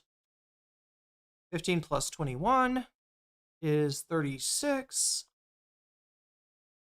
Not quite enough. This one's got 25. Sorry, not 35, but 25.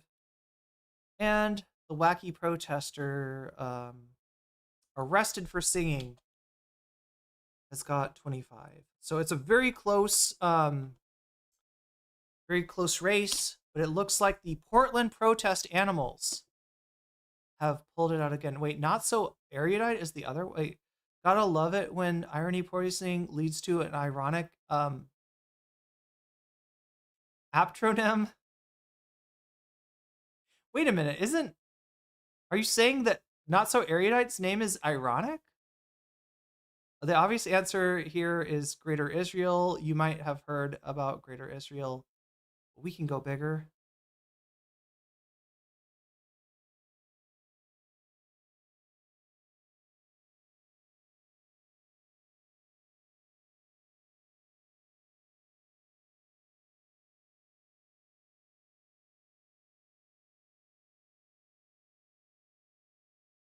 Anyway, chat, I'm not sure who's still around, but we're going to do the protest animals nonetheless.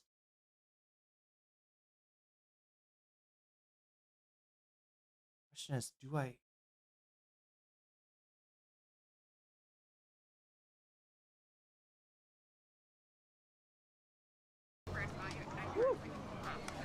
Oh shit, I forgot. They're doing the naked thing. This is on YouTube, so it's okay for YouTube.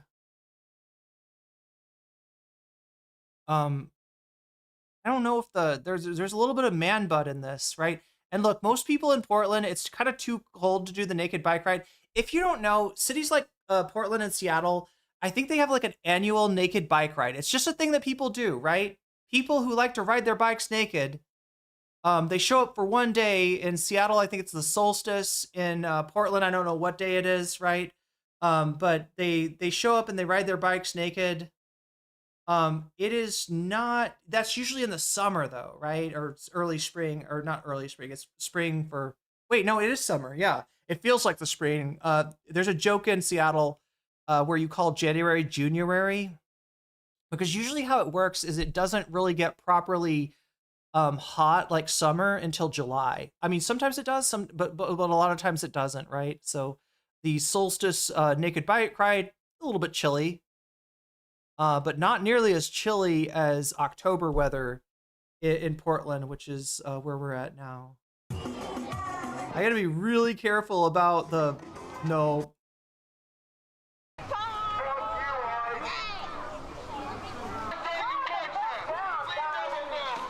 For once, chat, it's not the violence that I'm worried about.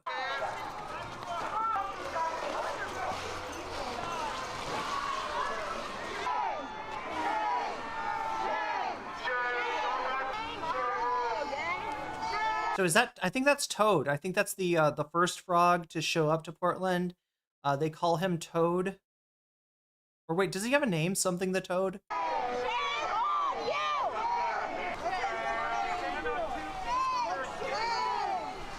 There's like an original frog, and then there's a bunch of people that got inspired by the frog.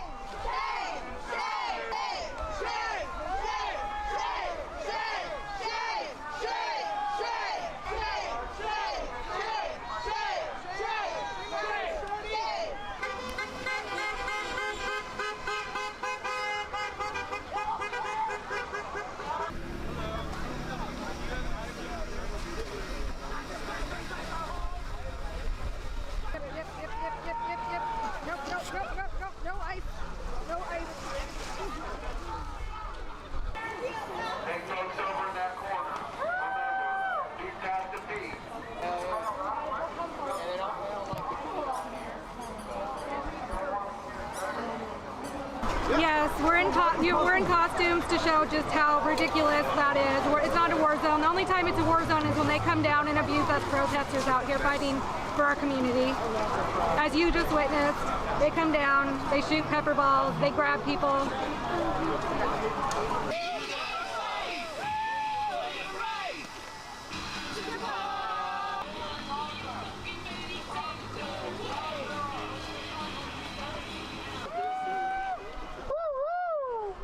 Gritty. Wait, is he gonna hit a Gritty? Wait. That part I don't understand. That part I don't understand. You heard somebody say, let ICE do their job, and then wait.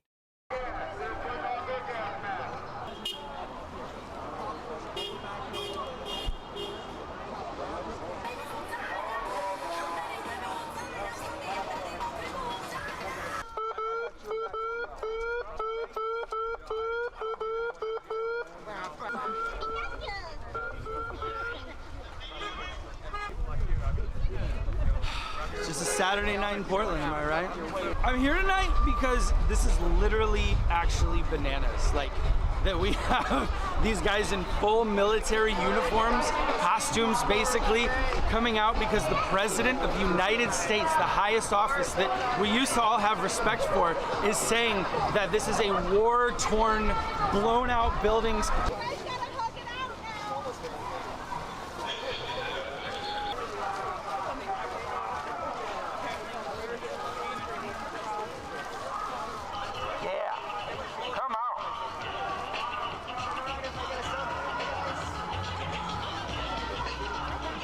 And I think it's absolute nonsense. It's just, we're in the silliest timeline. So I thought, like, why not be silly with it, you know? And we're here for fun. We're here representing peace. We're here representing love. We don't have any hate towards them. We have no ill will towards them.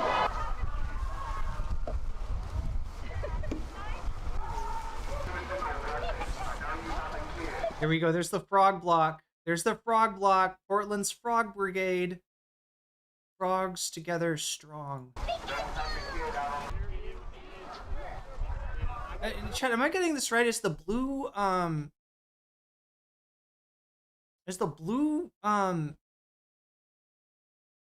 caped frog, is that the toad? Is that the original frog?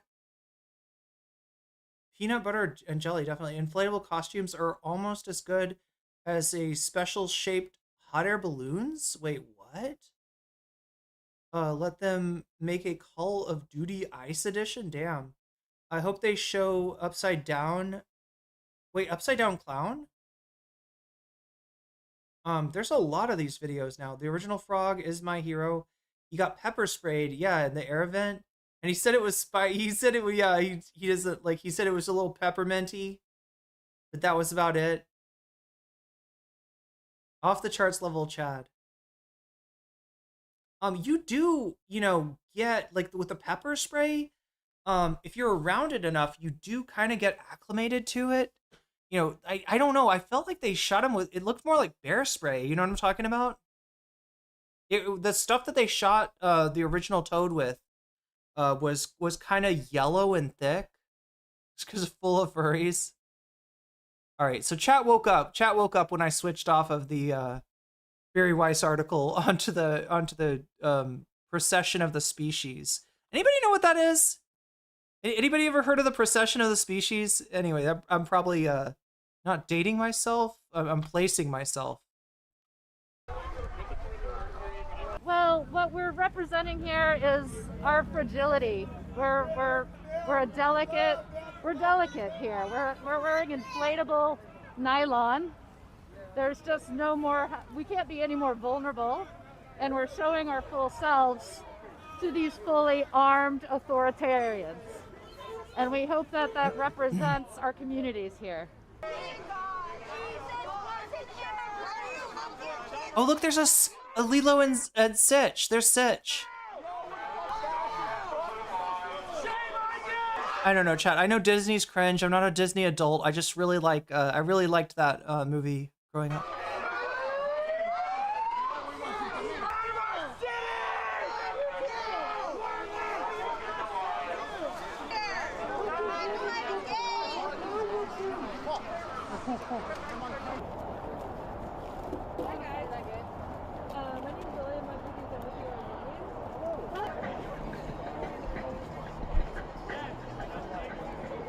There's a giraffe.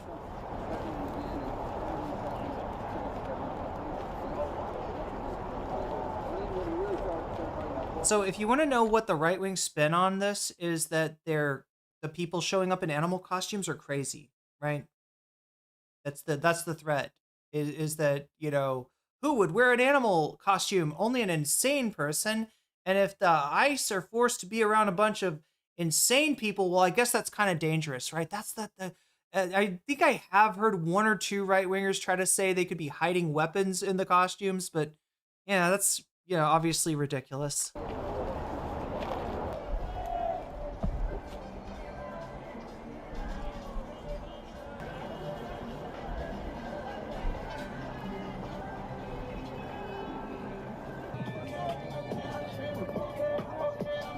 We gotta, okay.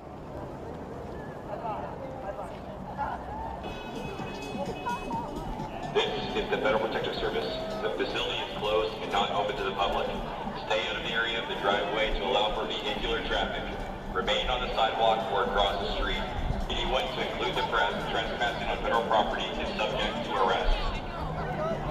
Is that a Totoro? No, it's a raccoon. Let's go. So yeah, it's go time. Running. Someone's running all the way down there. That person is running. The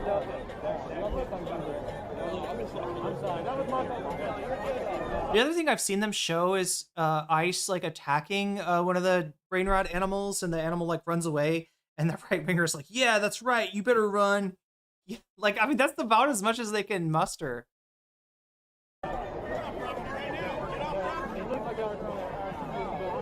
Each other on the shoulder, and that is when they took off. That is the same thing we saw earlier.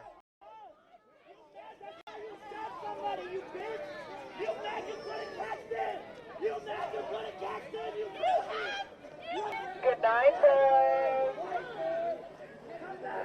Bye.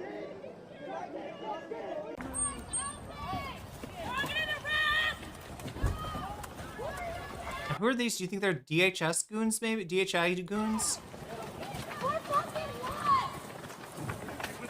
And the other thing, too, is that, like, they're kind of in too much tactical gear to be able to run very fast. That's why some of them are, yeah, I mean, there's a clip that I don't know how many people have seen it, but there's two, I guess, DHI goons chasing not a person in an animal suit, but just a person.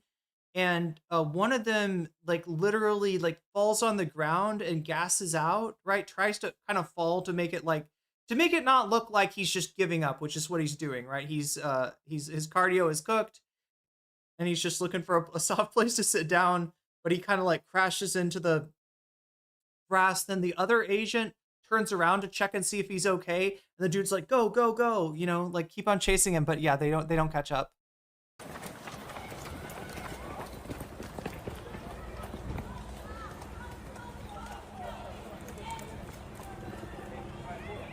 Source Turning Point USA. Wow, Turning Point USA is out there.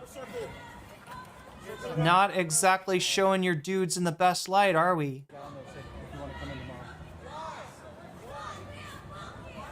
You ripped it out of my hands. You ripped my hands out. You ripped my hands out.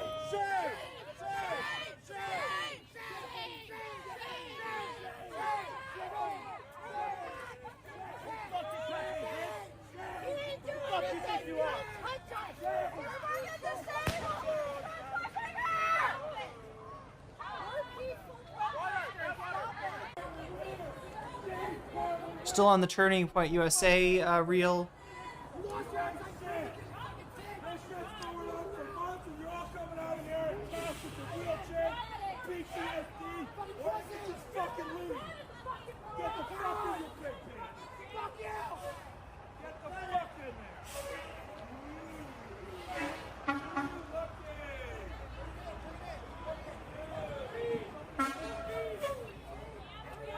We do not want military intervention in Oregon anywhere, whether Portland or any other city in our beautiful state. But you know what? Oregonians know this is bullshit.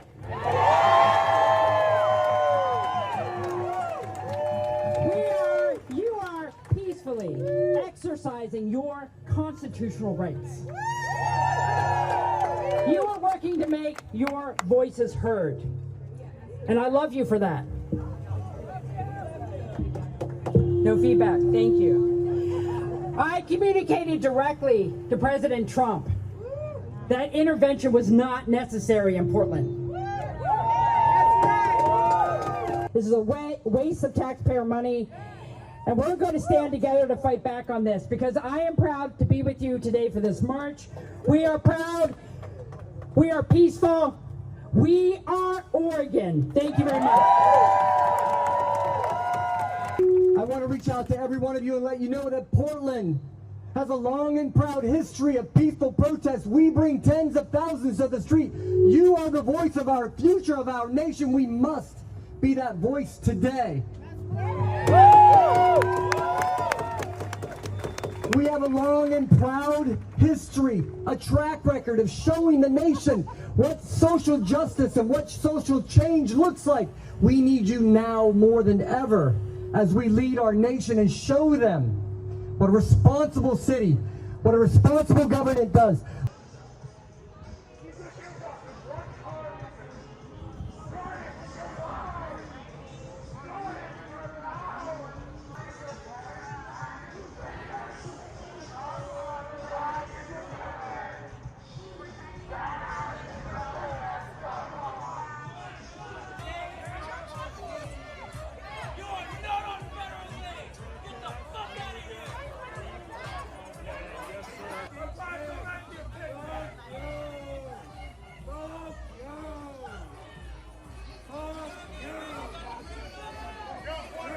So the whole meta here is that there's gonna, if anything violent, confrontational, angry, unpleasant happens, that's gonna attract the cameras. That's gonna attract the local news, right?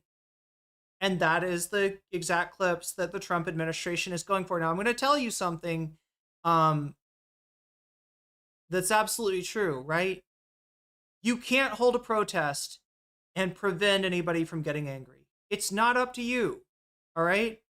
It's the psychology of everyone who shows up, you know, some of whom are angry, you know, righteously so, and it is the group psychology that is spurred by, yeah, like fucking thugs shooting you with pellets and you know, pepper balls and whatever else, right? It causes, you know, people to get agitated. So you're not going to stop, you know, some degree of agitation is going to happen, right? So the meta is to try to do something that is newsworthy, that is not that does not give Trump and MAGA the framing that they're looking for here.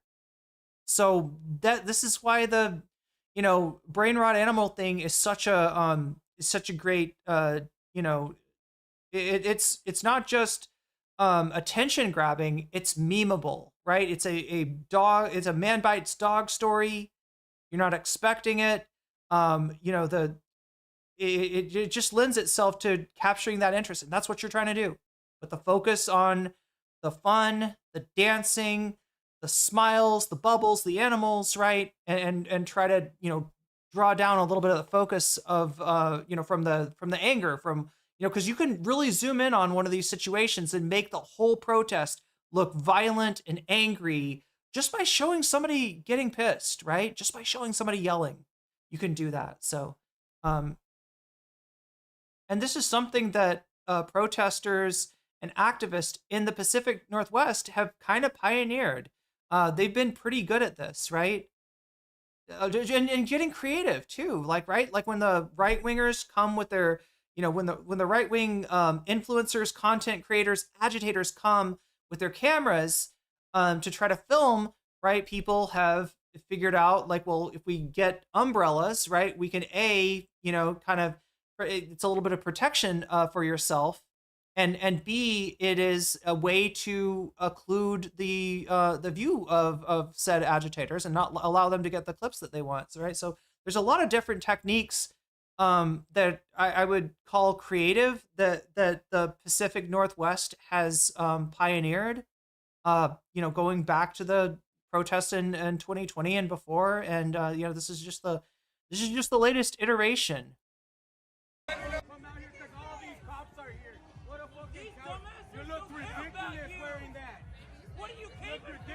know me. You know why I shook your hand, so you know I ain't scared of you. All of a sudden, you guys feel brave. Hey, you got a green card?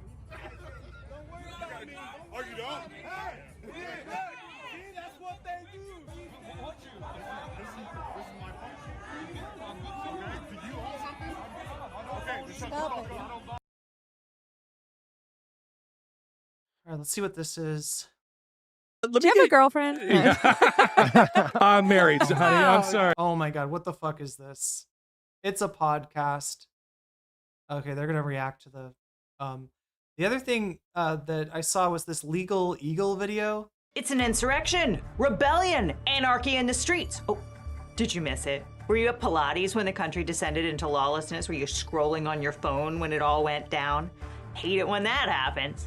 Or doesn't happen, because a lot of the things the president says are not real. Portland is burning to the ground. It's insurrectionists all over the place. Like that. That never happened. But the Trump administration says the president has the absolute right to declare an emergency based on stuff he just made up, and no court can stop him. And he's reportedly considering invoking the Insurrection Act to allow him to put soldiers on American streets to act as policemen.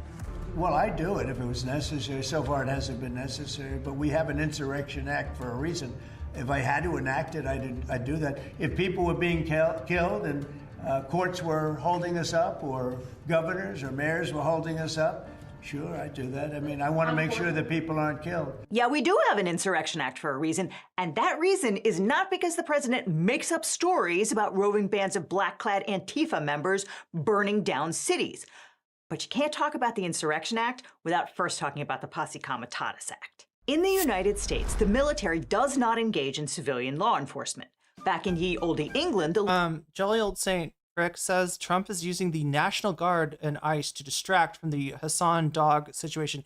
You know, I'll go you one further and say that that Hamas Piker is actually using the shot caller situation. This has been socially engineered by Hamas Piker and his community in order to distract from the real scandal, which is that Hassan actually uses a sleep collar on that poor dog to make Kaya incredibly lazy.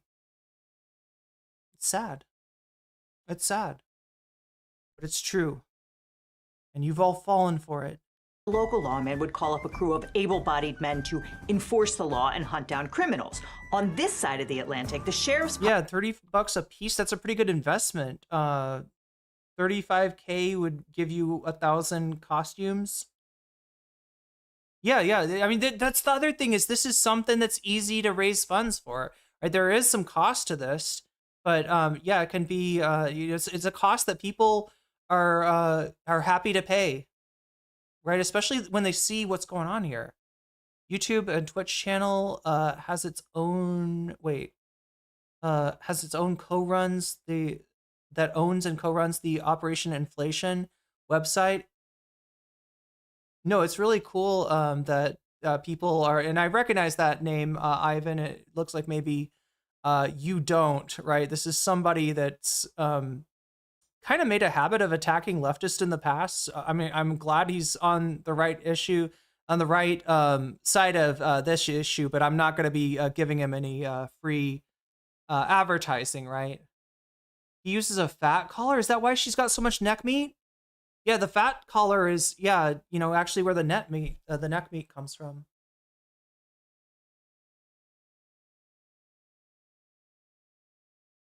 Posse was a regular fixture of the American West. But after the Civil War, Southern states didn't want the federal government using the military to enforce desegregation. And so Congress passed the Posse Comitatus Act in 1878 to make sure that the former Confederacy could implement Jim Crow laws, ensuring that formerly enslaved Black Americans could never vote or exercise political power.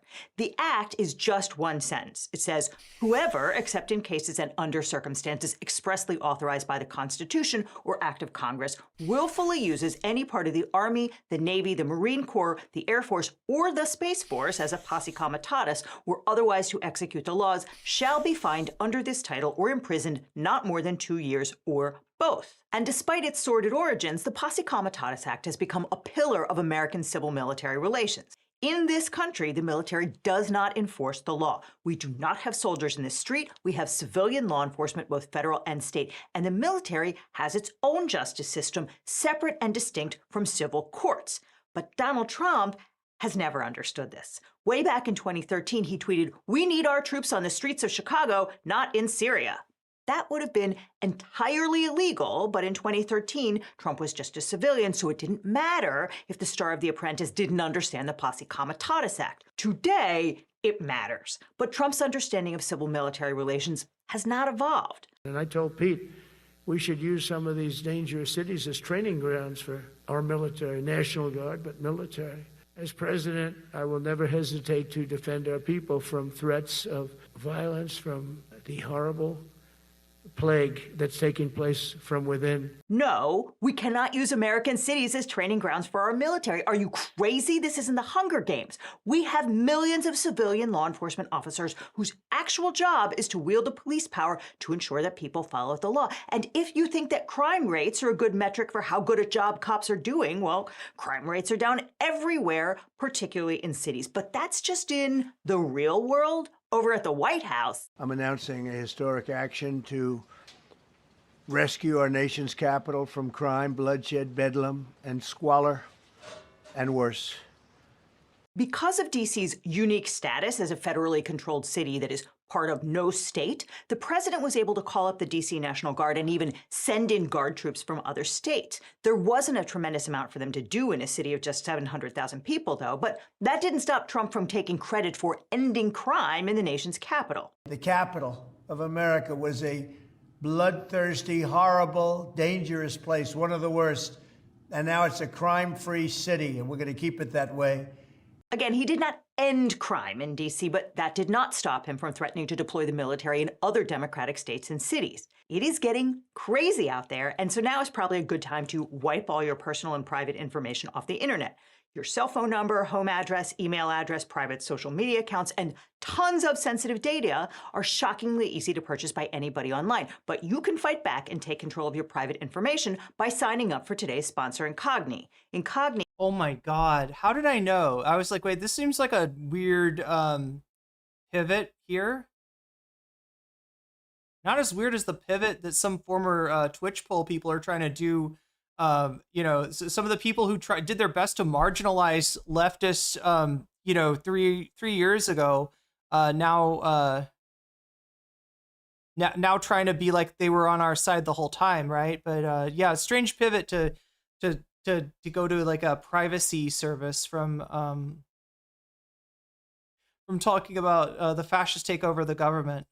Constantly shifting tariffs because of the emergency trade deficit. We shipped a bunch of Venezuelan men. Andrew Torres, yeah, I don't know who that is, right? I look, I only keep track of the sussy bakas from Twitch Bowl, but I'm glad George Jackson is. I'll have to look this up, George. I actually had not heard of this woman outside of Legal Eagle, whom had never been arrested, to seek out prison in El Salvador because Trump said we were being invaded by the Venezuelan government and invoked the Alien Enemies Act. Trump declares an energy emergency. Watching enough YouTube gives you 6 cents for an ad read. It does, but sometimes I get a false positive, and that's what I thought this was going to be. Not like our sponsor, who is never a false positive. To override all environmental regulations. It's clear that Congress believed two things when it drafted those emergency power statutes. First, legislators assumed that the president would act in good faith and not just pull the alarm bell and shout emergency every time he wanted to do stuff that would otherwise be illegal. Second, they took as a given that future Congresses would jealously guard their own power and revoke that emergency authority if the president misused it. Obviously, they bet wrong there too. And maybe those legislators believed a third thing, which is that courts would put a stop to any blatant abuse of emergency authority. Sadly, none of that turned out to be true. Instead, the president is treating endemic issues like acute ones, and he says that his own subjective or even blatantly false characterization of an emergency is the final word and cannot be reviewed by any court. So if he says Portland's on fire and needs the military to keep order, then it's on fire and no court can say, what? No, it's not, and block him from sending in troops. One of these emergency delegations of authority by Congress is 10 U.S.C. Section 12406, which empowers the president to take control of state militias in case of invasion, rebellion, or when he is unable with regular forces to execute the laws of the United States. That was the authority Trump relied on to federalize California's National Guard. DHS surged ICE agents into the greater LA area, and they encountered random pockets of sporadic violence, which were immediately quelled by the LAPD and the LA Sheriff's Department. Trump seized on that moment of violence as justification to send in the National Guard and Marines. The Justice Department argued that the president's declaration that he's unable to execute the laws is unreviewable by any court. Here, have a video. Have two. The Ninth Circuit said that courts do have the right to review the president's determination under 12406. NCC shilling pregnancy test? Are you saying I'm glowing? But that it wasn't totally crazy to say that the rioting in LA hindered the president's ability to execute the laws, and Look, so the I'm only glowing because it's the humid season here. It only like I swear to God, I'm not actually pregnant. Of the National Guard was legal. Notably, even guardsmen legally deployed under Section 12406 are subject to the Posse Comitatus Act. The state of California sued, alleging that virtually everything the Guard was doing on the ground in Los Angeles violated that law. And Judge Charles Breyer agreed. He said defendants systematically used armed soldiers whose identity was often obscured by protective armor and military vehicles to set up protective perimeters and traffic blockades, engage in crowd control, and otherwise demonstrate a military presence in and around Los Angeles. In short, defendants violated the Posse Comitatus Act. He based that in part on this training slide. See how it's got a list of prohibited law enforcement activities, but 4 of them are highlighted in red? The judge found that the troops were— I don't know. The only times I wonder if I'm pregnant is after I've eaten too many fresh rolls, right? Then I'm like, oh my gosh. Instructed that the 4 functions listed in red, security patrols, traffic control, crowd control, and riot control, were subject to a so-called constitutional exception to the Posse Comitatus Act. Essentially, the Defense Department took the position that when federal agents or facilities were under attack, troops are allowed to engage in these law enforcement functions, which may make sense, except that the government took the position that wherever federal personnel go, National Guard troops can accompany them and establish perimeter control, engage in crowd control, and otherwise perform any functions necessary to ensure the execution of federal functions and the safety of federal personnel. And in fact, I gotta ask though, since people know Brooks here, how is Brooks doing? I haven't really checked in on that whole sphere of things. We were covering the whole blow up between Sunday and another streamer. It feels like not so long ago, but probably realistically, we're talking about a year or more ago. But yeah, Brooks always impressed me as like somebody that maybe too good for that for those circles. I don't know.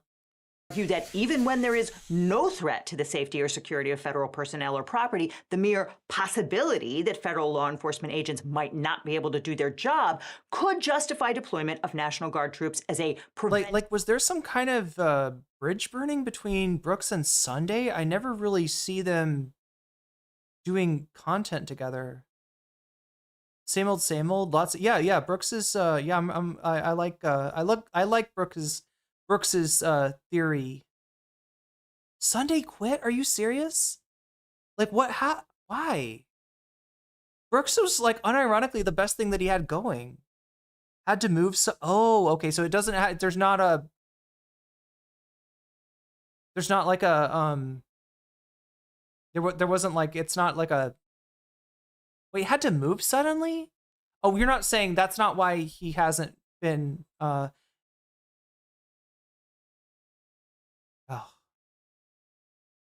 Wait, Sunday quit the podcast that they had? Is that what you're saying, Michael?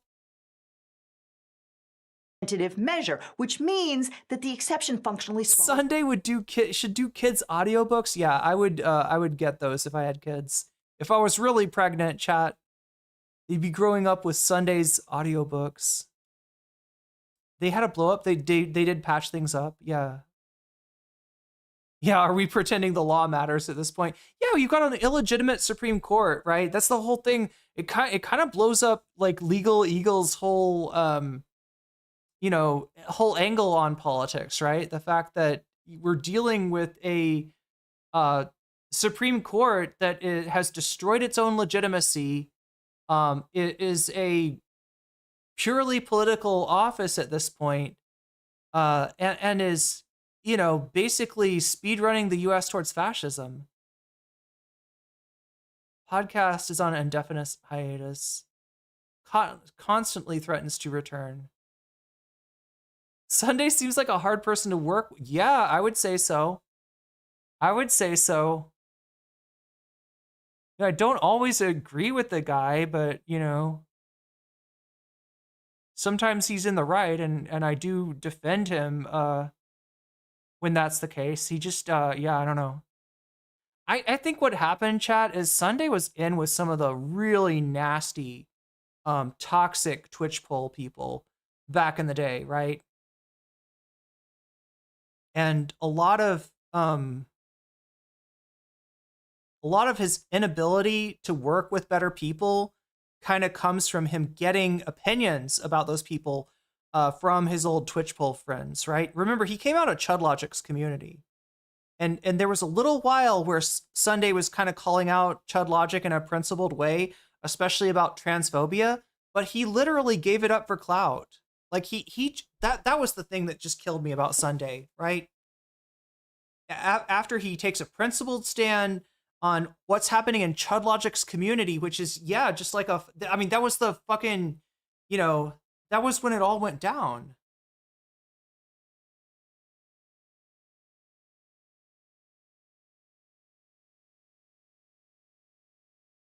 Dream Theater does rule. I've heard so. I've heard their people. What is that? What is that called? Like epic metal or melodic metal?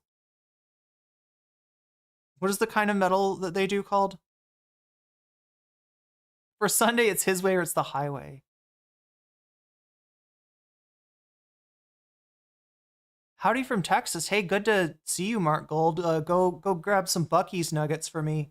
Or not. I keep on forgetting.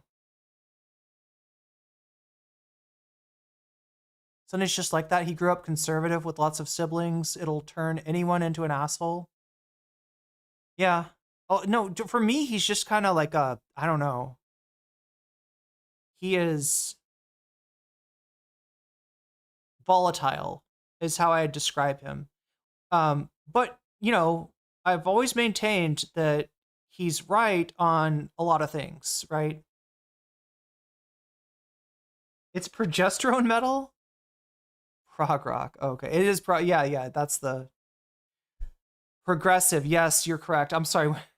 It's the rule, and they can violate the Posse Comitatus Act at will. The Ninth Circuit M85, you're watching the stream on replay. Stayed that ruling by Judge Breyer and has not yet addressed it as of this recording. So as of today, Guard troops can and are doing things which a court has found violate the Posse Comitatus Act. But remember up top when Trump said he might invoke the Insurrection Act if courts didn't let him do what he wants?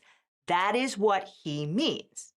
Okay, but let's come back to that in a sec, because first we need to talk about Portland and Chicago, the next two cities where Trump wants to send in troops. On the campaign trail, Trump promised to solve crime in a matter of weeks through the judicious application of police brutality. You know, if you had one day, like one real rough, nasty day. Hey, I'm not a Buc-ee's apologist. I just love a incredibly huge selection of snacks. Now, if you had one really violent day, one rough hour, and I mean real rough, the word will get out and it will end immediately. But he's been in the White House for 9 months and he's still banging that drum. We've been living through a horrific cycle of political violence in this country. Night after night, Antifa wreaks havoc on our streets of our cities. Again, there is no Antifa crime wave. That is totally made up. There is absolutely no evidence that the man who killed Democratic lawmaker Melissa Hortman and her husband Mark was affiliated with anti-fascist movements. And there's no evidence that Portland, Oregon is under siege by Antifa. It looks like what happened is that Fox News aired this video on the evening of September 4th. I watched today. I didn't know that was continuing to go on, but Portland is unbelievable. This is what blows my mind. I always think this guy is just an irascible liar, but that does legitimately make it look like he got it does make it look like he got fooled by a Fox News segment that included, you know, clips from 2020. What's going on in destruction of the city. You know, that was not on my list, Portland, but when I watched television last night, what they've done to that place is it's like living in hell. That footage is from protests outside the local ICE detention center in 2020. Nothing like that has taken place in years, but President... Wait, are you behind M85? I thought you were responding. You were talking about Chapo, which is like, I don't know, 2 hours ago. Melodic metal is like Scandinavian? Oh, okay. Wait, I thought Scandinavian was like black metal. Couch Potato saw it and decided that the city was on fire now. On September 27th, Trump ordered Secretary of Defense Pete Hegseth to flood Portland with troops, and the next day, Hegseth issued a memo to Oregon's Governor Tina Kotek purporting to federalize 200 troops pursuant to Section 12406. The state filed suit to block the president seizing control of its militia, noting that the Portland police had consistently made themselves available to the federal agents stationed at the ICE facility in their town, and they'd received 0 requests for assistance since June, when there were a few minor acts of vandalism by protesters. The lawless mayhem and attacks on ICE agents Trump talks about. Oh my God, Chad! I just told myself I was gonna cap it at 6 hours. You know, back in the day, you couldn't edit, like, I don't know, like if you ended up with copyrighted music or something in your VOD, you couldn't edit it out. I literally had to stop at 6 hours to prevent, you know, monetization for being taken in like an irrevocable way. Go 12 hours. I am not doing that anymore. You can tell my voice is thrashed. I got sick last time I did 9 hours. I'm trying to be better to myself and make sure that I can that I don't like miss like 4 days in a row. Was it 4 days? Was it 5 days? Whatever it was way too much. Black metal is Norwegian. Melodic is Swedish. I'm sure there's both in each. Yeah. Wouldn't be able to do so. Yeah, I know. It's like Although Kristi Noem has been creating content with conservatives. Wait, what's continuous? That I've been doing too many hours? Yeah, the whole thing is like, look, I've noticed like what I want to do is like something like I want to give you, I don't know, 4 to 6 hours, 6 days a week. That's my goal, right? I can't possibly do 6 days a week if I do like 7, 8, 9, 10 hours, right? And so I'm trying to, but I always want that sense of completion. You know what I'm saying? I always want that, like if there's something that's germane to the subject that I know I'm not going to revisit anytime soon, I want to cover it, right? If there's an Ethan VOD with 3 hours of him ranting, I'm always like, but what, you know, like I'm tempted, you know, like the temptation is to like leave it early, but I'm like, but what if he says something wild? Stop doing yeah, exactly, Christy Z. A break is fair after 2 hours, yet alone. Yeah, I don't know. I got because I want to do more cool things and you know, kind of diversify what I'm doing. Oh, I mean the riots in Portland have been continuous. I got it. I thought you were saying my streaming has been continuous. I was like, I can see how it feels like that. Conservative podcaster Benny Johnson trying to whip up terror about guys in inflatable frog and chicken costumes. Man in the chicken outfit, Oh, this is so good. This is so good. We could do better. It's too bad they're uneducated and ill-informed. Judge Karen Immergut, a Trump appointed... Uneducated. They haven't spent enough hours watching PragerU videos. And they've spent too much in that brain rot college of theirs, learning about gender theory. To the federal court in Oregon, held a hearing and issued a temporary restraining order barring the federalization of the state's guard. As she pointed out, Section 12406 requires a presidential determination that there's rebellion, or at a minimum that he can't carry out the laws. And that's just not the reality on the ground, where the protests in Portland have generally involved fewer than 50 people and have been wholly peaceful. In the entire month before Trump called up the guard, there were 4 incidents of protesters clashing with federal agents. The first involved protesters setting up a makeshift guillotine to intimidate federal officials. The second involved 4 people shining overpowered flashlights in the eyes of drivers. The third involved someone posting a photograph of an unmarked ICE vehicle online. And the last involved additional drivers. South Park did Gnome Filthy. Look, this is what we were... let me see if I can pull this in. I have to make a new image here.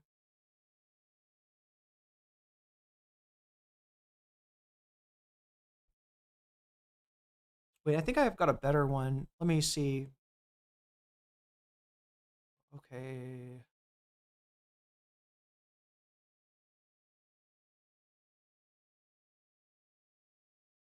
Yeah, download that one.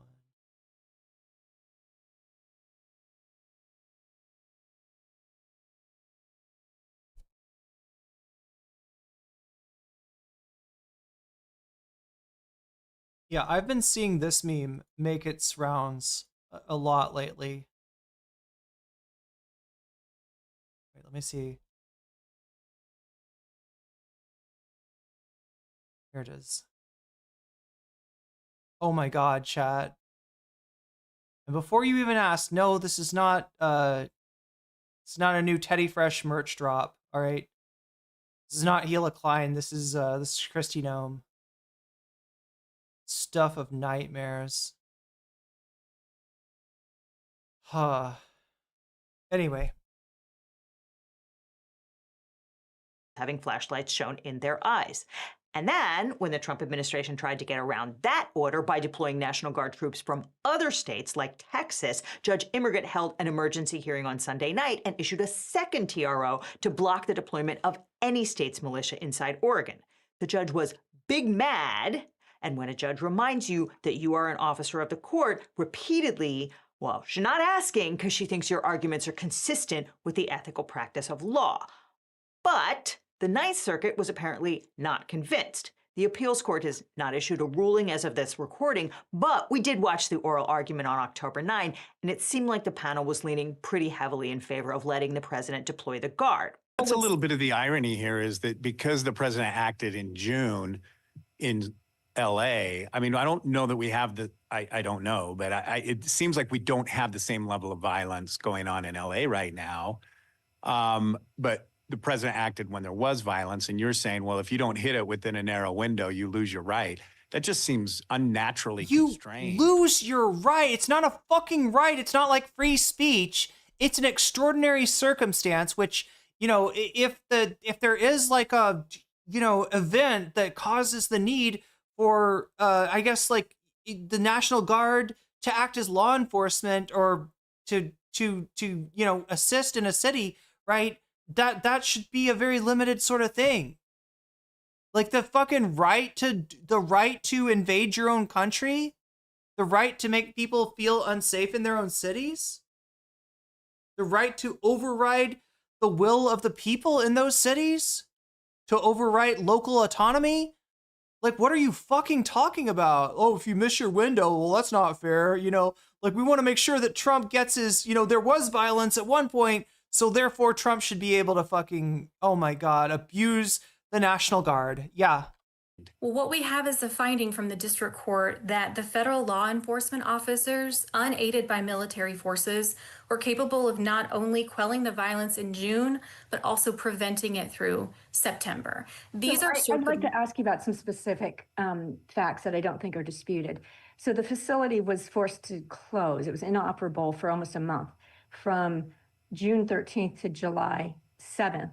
And the declarations from the director of the Federal Protective Services and the field operations director from DHS state that the facility only reopened because of a surge of 115 Federal Protective Services officers to Portland, right? So those are. I gotta say, this shit shows me it's not just the Supreme Court that's illegitimate, all right? It's been a sustained campaign to politicize and take over the courts by the Federalist Society.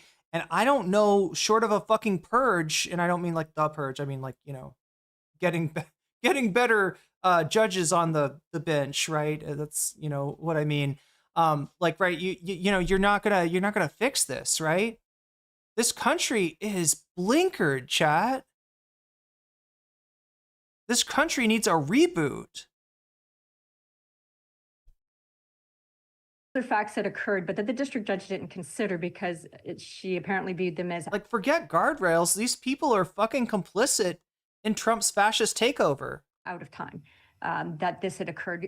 Are those not facts that are relevant to just for the president to determine the threat? If we said forces are allowed, And then what? We come back the next day and say, oh, well, you got it under control. Now they're not allowed. Then it goes back up. Oh, they're allowed. I mean, it just seems like such a tortured reading of the statute. I mean, I'm not even tortured reading of the statute? You're the one trying to let a fucking fascist invade America, you piece of shit. You're supposed to be the guardrails. You're supposed to protect the American people, not fucking be complicit with their oppression. The fuck is wrong with you? God damn it. President Lincoln would have been able to bring in forces. This isn't the Civil War, you fucking dipshit. There's not an invasion. There's not an emergency. There's not a danger. The only danger is the danger that fucking Donald Trump is bringing. What the fuck is wrong with you? You'd have to wait. You know, if he didn't do it immediately after Fort Sumter, your argument would be, oh, things are okay right now. We're not at Fort Sumter. If anything, it's the shoes on the other foot here. If anything, like the force that the fucking revanchist forces of the Confederacy are lined up on Donald Trump's side. You are team Confederacy, you piece of shit.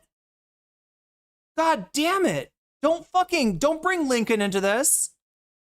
So it seems pretty likely that soldiers will soon be patrolling the streets of Portland, keeping America safe from the dangerous scourge of people dressed as unicorns and dinosaurs. Meanwhile, the president has set his sights on Chicago as the next city to get troops in the streets. Trump has long fantasized about militarizing law enforcement in the Windy City. In 2022, he said that the president would have no choice but to send the National Guard to Chicago to fight crime. Again, crime is down in Chicago by a lot. And even if it weren't, it would still violate the Posse Comitatus Act to send in the National Guard to stop. All right, Christy Z, you're actually right. You're right. Let's watch something else. This is New York Post. Now look, this is the closest thing that the right wing has been able to do, like to spinning the inflatable animals, Operation Inflation, in their direction, right? This is the best they can do. Oh yeah, raise the target. Raise the target, you nasty motherfucker. They're going after him. They're going after him. You see that? That is the laser for a gun sight that they are training on a inflatable animal. He's got the laser on him. He's running. He's running. Look at him go. Look, the animal's running away from the fucking armed thug with non-lethal weapons, right? Yeah, look at that. Somebody gets a fucking gun laser trained on them and they run away. What a coward. Wow. We really beat those inflatable animals, didn't we? Oh yeah, raise the target. Raise the target, you nasty motherfucker. Let's watch it again, guys. Let's watch it again. Watch this ownage. Look at that. Rabbit owned. Rabbit owned. He's got the laser on him. He's running. He's running. Look at him go. We say fight back. And look, I mean, there we go. They're trying to, like, I guess it's like a counterpoint to the frog making the ICE go back into their facility. They're gonna look. The ICE is pushing the protest. Oh, the brave soldiers of ICE are here in their masks.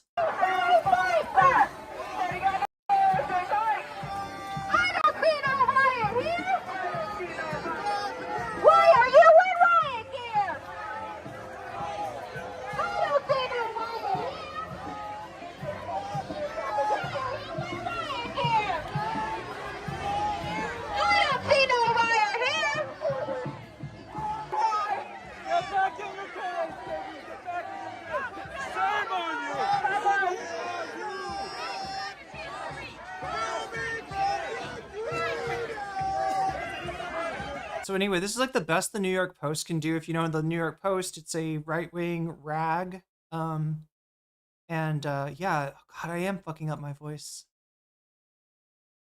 All right, let's go to some Humanist Report. So I was talking about this clip earlier. We got two, I guess I don't know, I think they're DHI goons. It's hard to tell with these people. And look, when you're up dressed in tactical gear, it's a funny thing. It's a funny thing. Somebody not in tactical gear can outrun you.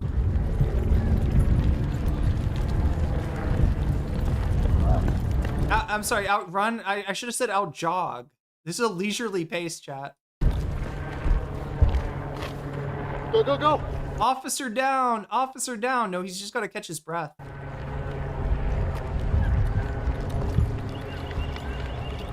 But yeah, no, if I was the New York Post, I'd be like, oh, look at that. He's running. He's running. Us from Status Coup. God, what was the deal with Status Coup? George, do you know? The reason I don't watch Status Coup, I can't remember what it is.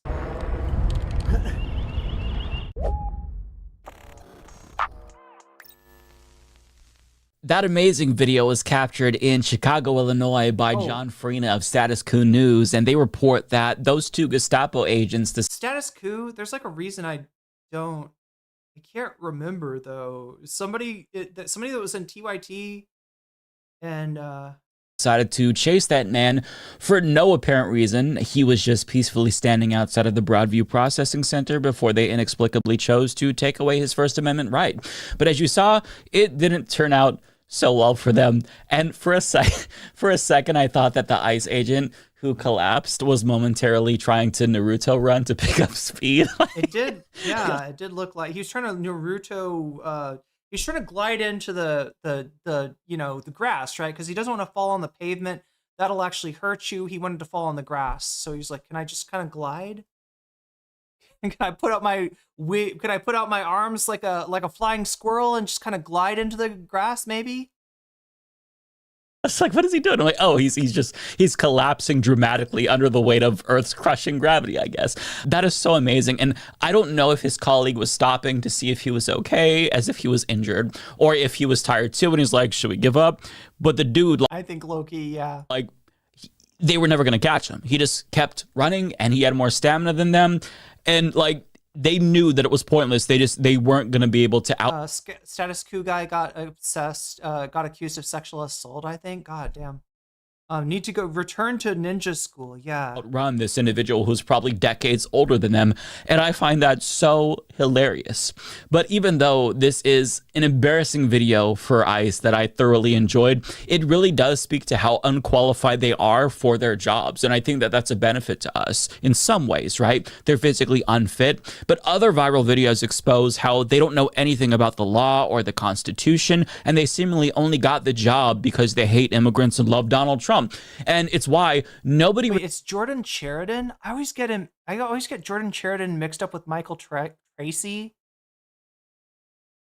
It's gonna be when Mike shaves his beard. Yeah, and nobody will recognize him. They'll be like, who's this guest for the leftist mafia? And he'll be like, I'm not a guest, it's me, Mike. Respects these fascist pigs. It's why nobody in America takes them seriously. In fact, some people are straight up roasting ICE agents to their faces. What's your real name? What's your barber name? What's your barber name? What's your barber name? What's your name? What's your street name? I did.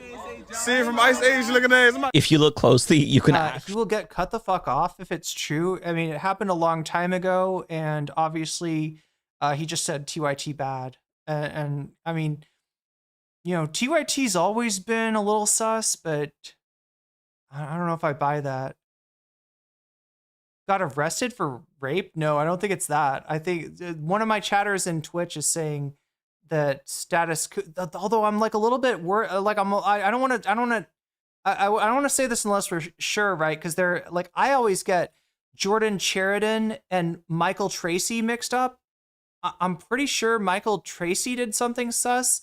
I don't remember what Jordan Sheridan did, but yeah, it's what's your barber's name? Nice.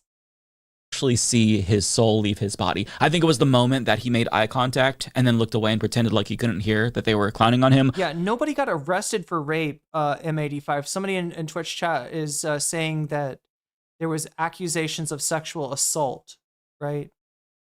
That was honestly so brutal. But before you start to feel bad for him or any of these other cowards, understand that you shouldn't, because they're not just bad people. So Wikipedia thing. Oh my gosh, do I have to go to Wikipedia on this?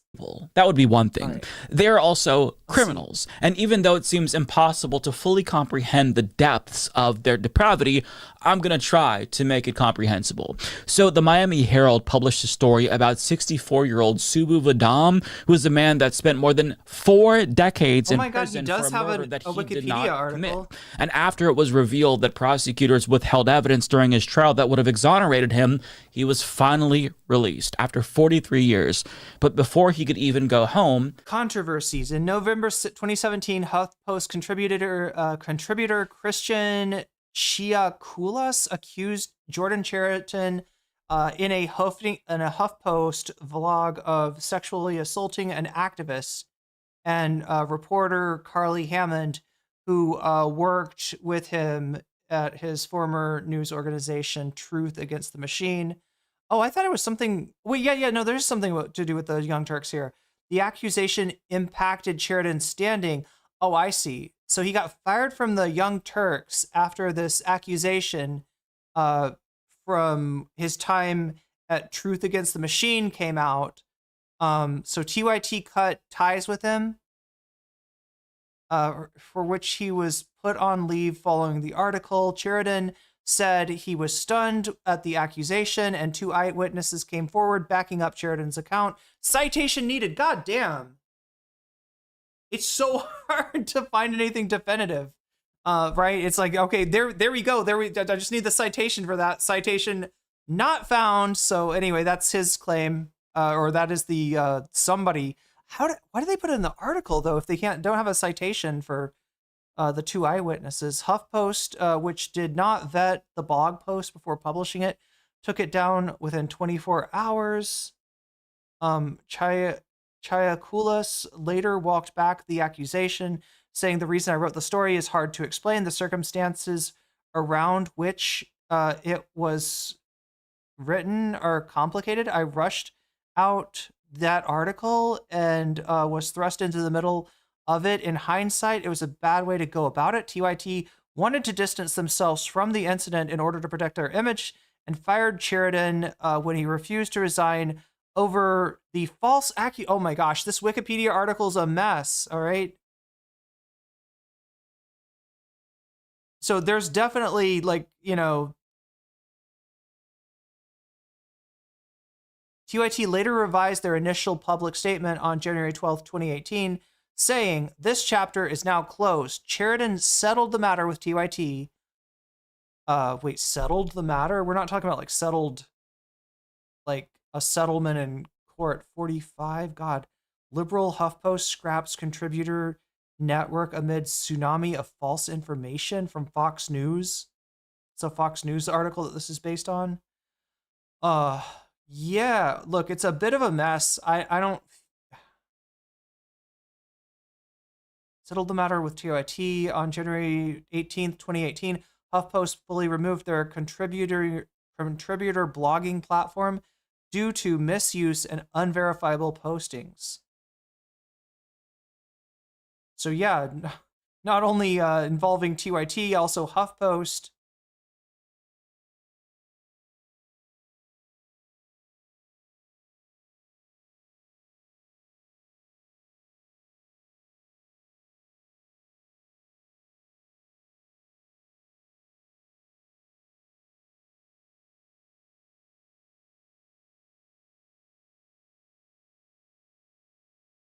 Yeah, this is definitely something that I'm going to need to do a deeper dive into before I can... Seems like compensated by TYT. Yeah, it does sound... Well, it sounds like something. Yeah, it's compensated by a TYT, or... So it wasn't... So I thought it was somebody from TYT that the accusation came from, but it sounds like it was somebody from another media organization Sheridan had been involved in. Zara, do you know... I'm sorry you just came in here and resubscribed, but I gotta ask you, what do you remember about the Jordan Sheridan case?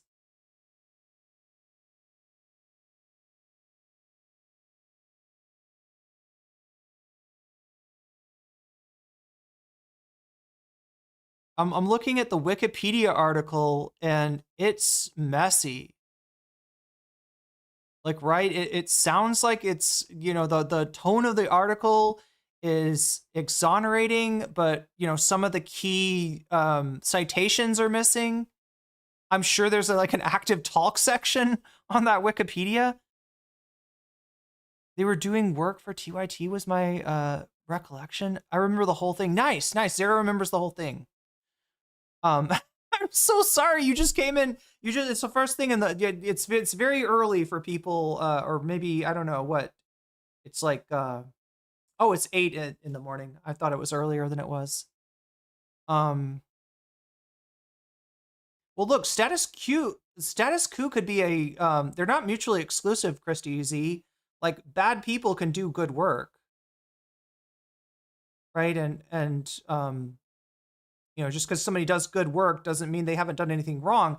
However, yeah, I mean, what I'm finding, at least in Wikipedia, as far as evidence of the wrong that Jordan may have done, it's not, you know, it's shaky, right? What did Huffington Post do?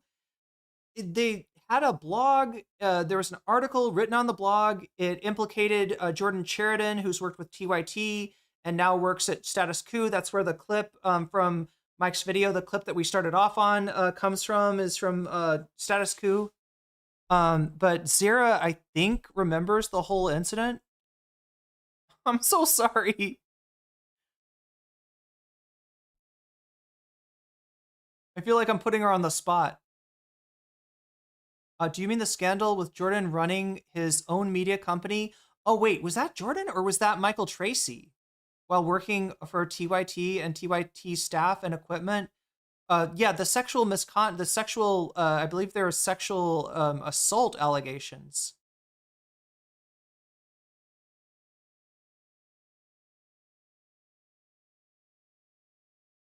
Oh, they don't blur the faces of the protesters? Yeah, that's important.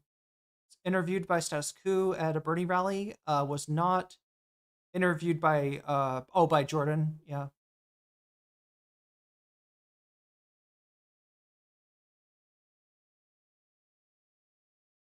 Well, yeah, I'm not saying you should watch a channel of somebody who's, you know, a predator just because he does good work. I'm just saying that, like, it's not, you know, you can have, you know, those two things are not mutually exclusive is all I'm saying.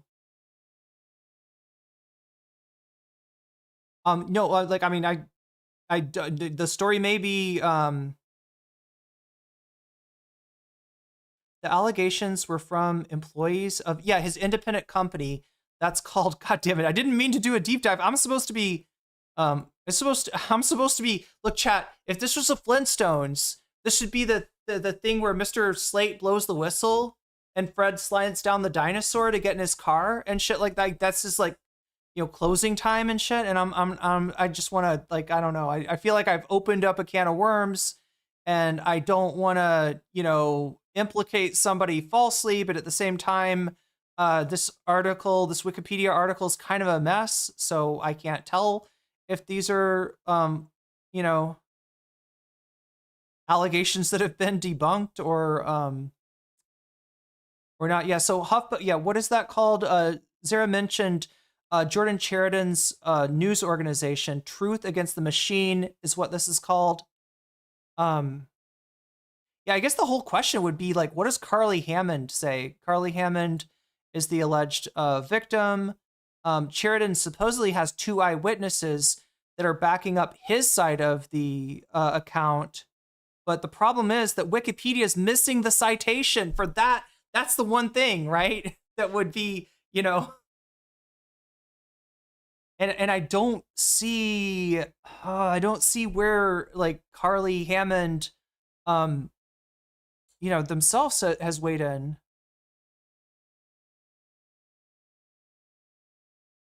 But yeah, this is why he was, I guess, put on leave from the Young Turks.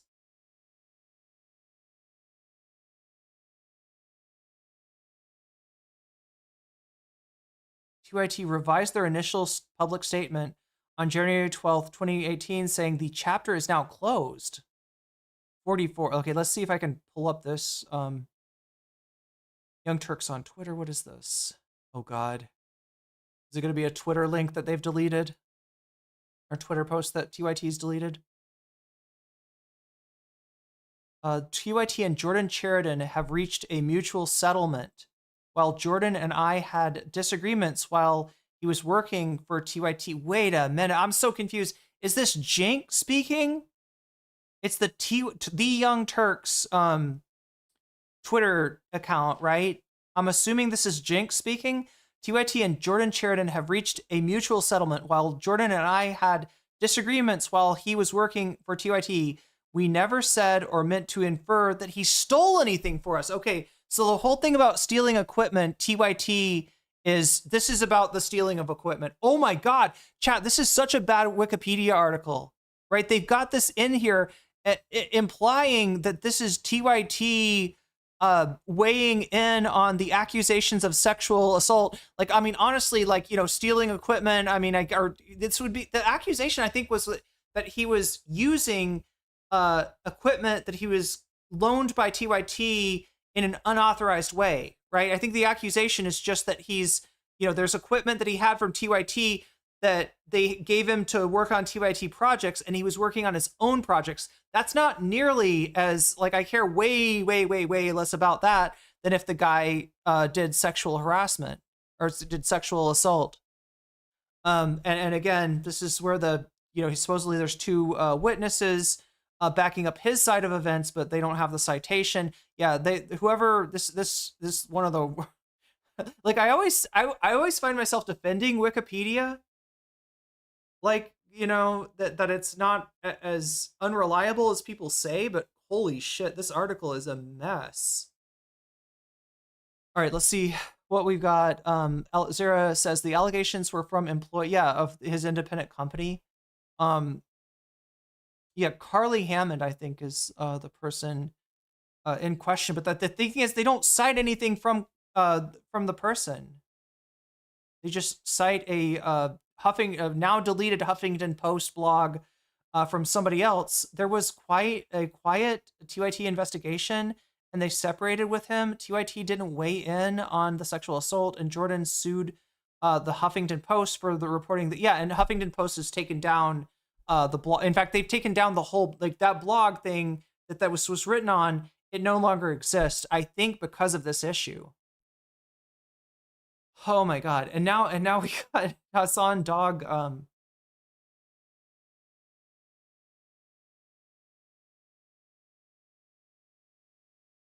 Questions. Not been watching the clips on account of the whole, no, the dog in question is Fish. Right? I don't, Fiona? You're talking about the dog's name? I'm not saying they're abused, but that did raise an eyebrow. Yeah, I saw that clip, Legala, and no, you shouldn't pull a dog's tail. I don't know if Hassan knows this, right? But a dog's tail is an extension of their spine, right? There's a little part of your spinal process that goes, you know, that's almost like the vestigial tail of a human being, right? But with a dog, it continues into the tail. So, you know, a dog's tail is its spine. A lot of people don't know this. A lot of people will grab a dog's tail and, you know, move the dog around like that. You really shouldn't do that. So yeah, Hassan was absolutely, this is a clip. So to be clear about this, I think this is a clip from 2019 or something. And Hassan was dealing with Fish. Fish is his old dog that's now deceased, and he couldn't get Fish to go where he wanted, so he grabbed Fish's tail and pulled on it. And yeah, that's not how you should treat a dog. But obviously the Ethan people are using that to imply that Hassan has, like, a practice of animal abuse, which I don't think is supported either. Oh my God.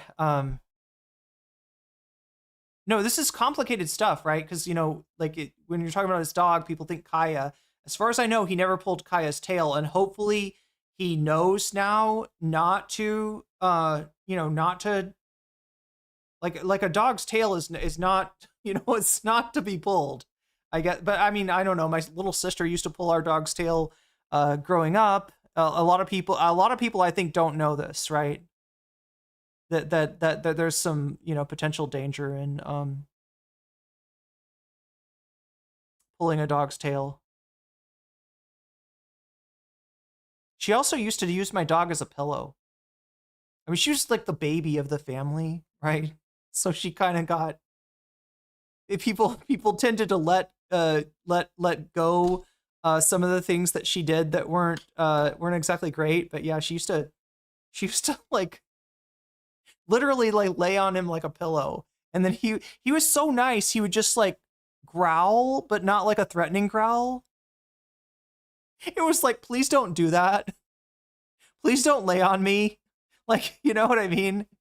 It's one thing when you're a little baby, but she's like, I don't know. She was like 10 at the time, and 10-year-old laying their head on a dog is probably too much weight for the dog's ribs.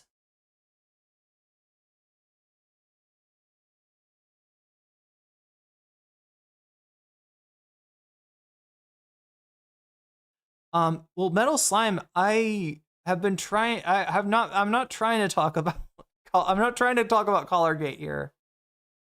Dogs, well, some dogs are polite. Yeah, my dog was, just super mild-mannered, super gentle, and, super sweet, right? Which, yeah, he didn't deserve to get used as a pillow or have his tail pulled. But yeah, it's just something, if you don't know, don't pull a dog's tail. Hassan definitely shouldn't have done that. That being said, him pulling Fish's tail in 2019 does not prove anything about a potential like him using a shock collar out of anger in 2025. Yeah, no, I understand. Like everybody's kind of tired of the conversation, right? That's why I haven't covered it, because like usually when there's drama, there's like some nugget of discourse. There's some nugget of politics. There's some there's something to be learned from it, and in this case, like there's not. It's a clip. It looks bad. Kaya yelps, and instead of going over to her to see what's wrong, Hassan calls her says she's being a baby, and he's apologized for that, but then it's just taken on a life of its own, and now people are going through all of his own old clips trying to find anything that makes it look like he's mean to Kaya, which from people that are close to Hassan and Kaya, that is not what's going on. Yeah, Hassan can do wrong. And I think he's admitted, I don't know if he said anything about the fish clip, right? Maybe he might have even apologized at the time, right? Because I would be, you'd think that somebody, if you're pulling on a dog's tail, like you'd think somebody in the audience would have called him out for that. The reality is, at this point, if you want to confirm wrongdoing or clear Hassan of this stuff, you would need to have, yeah, that's just exactly the whole thing. It's like unknowable. Yeah, we need to be an omniscient, we need to be like an omniscient presence in his house and be able to like rewind time and fast forward time. And it's just like, it's not information that you have, like, right? When you see a clip, that's a little window into somebody's life. That's a little two-dimensional window into what's going on at the time, right? And there's a lot that you can conclude based on that that's just not supported by the clip itself. And that, I think, is the problem that we're running into here. If there are legitimate claims of animal abuse, any of these people can call the authorities. You'd think would call the authorities, like somebody like Maya, you would think would. CPS, Cranium Procurement Society, damn. Anyway.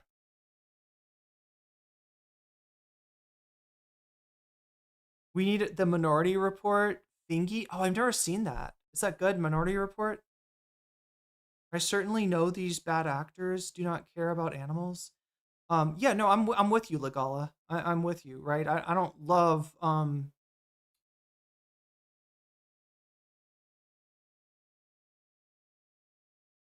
You can't prove a negative, yeah. The Shockgate narrative does not make sense. The leaders of this moral outrage are Asmongold, who famously doesn't care about dogs, and Tectone. Isn't that guy a rapist?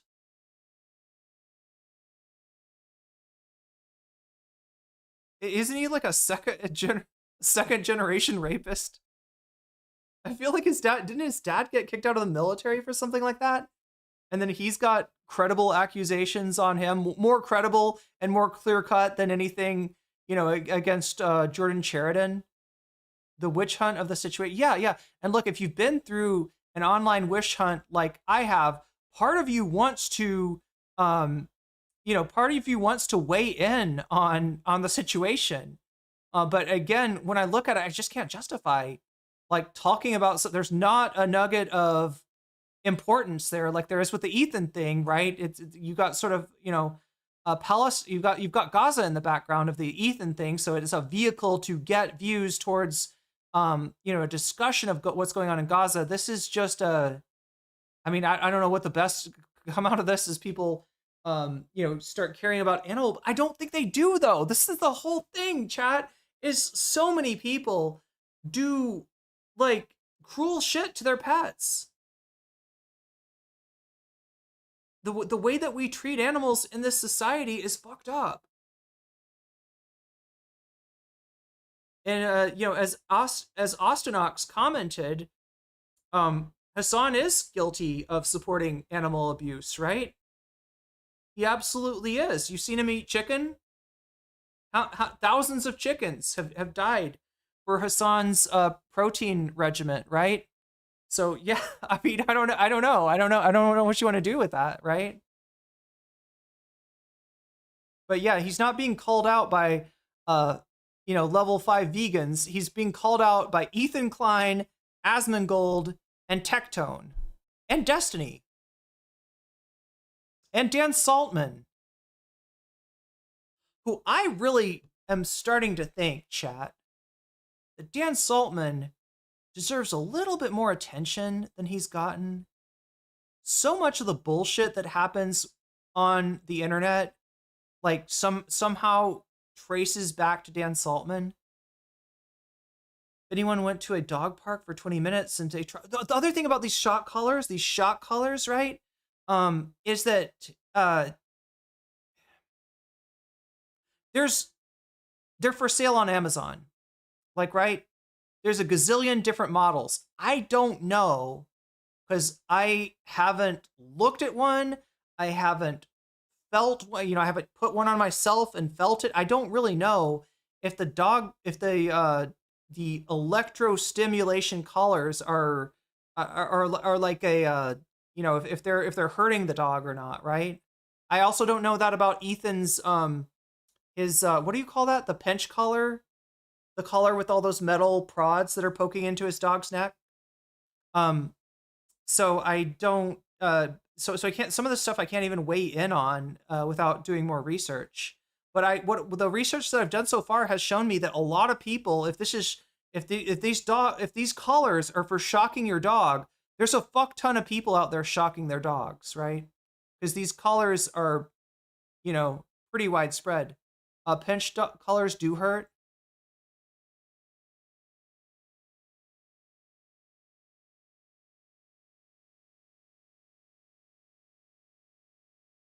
But yeah, I mean, look, if the dog collar is unethical, we got problems. We got major problems. There's a lot of dog abuse going on if that's the case, because there's a lot of people using these collars. And I've also heard people say that there's like 2 different kinds of collars. That one is more like a tens machine, and the other is like like a invisible fence collars. Don't forget XQC. How could I forget XQC, who did a pause and enlargement? Yeah, computer enhance, right, Jordan? You can blame Reddit if you want. It will be fun. Wait, what? I went through the invisible fence before I did it to my dog. It wasn't pleasant. but it was more scary than painful. So it does hurt. The invisible collar, yeah, that's what I've heard from people, is that there's a kind of shock collar that actually does shock a dog. There's another kind of shock collar that supposedly, and again, I don't know, I haven't tried one out, I haven't felt one, but supposedly is like a sensation, like ants crawling on your skin. Like, right, it's a sensation of electricity, but it's not like a painful shock, right? Prong and shock collars are illegal where I live due to abuse, but vibration collars are fine here.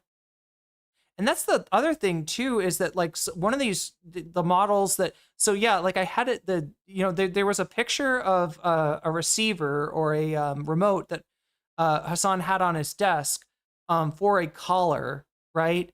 And because all of these receivers look the same, it's impossible to tell if this is the receiver for the shock the version of the collar that can do electric, right? Or if it's the version of the collar that can't do electric. And there's even two versions of the collar that can do electric. There's like the ET300, which is generally for smaller dogs, and the ET800, which is supposedly for bigger dogs. But at the same, it's weird too, because the vibrating collar one, the collar is actually slightly bigger on that one. It's 22.5 inches. The Reddit comment was, oh, I'm sorry.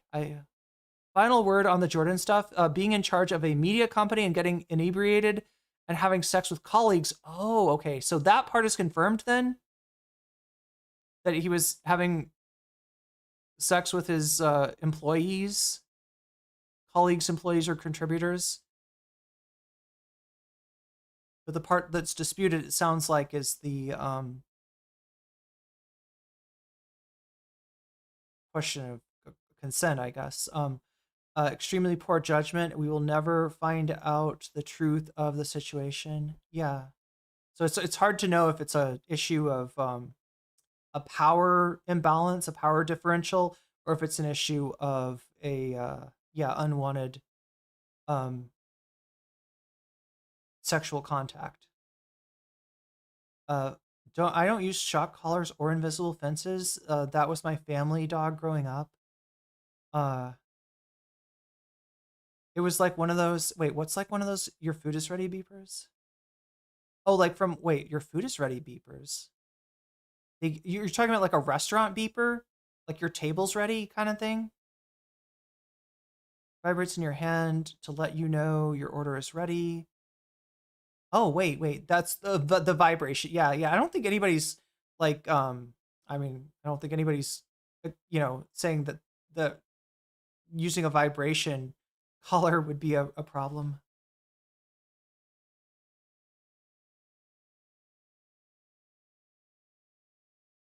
Yeah, these folks will not be pushing for, yeah, that's the whole thing. Look, if you got a problem with these shock collars and you think Hassan's using one of the shock collars, then yeah, you should call your your senator and or congressman and try to get some legislation, or a state senator, do something to actually stop this from happening, right?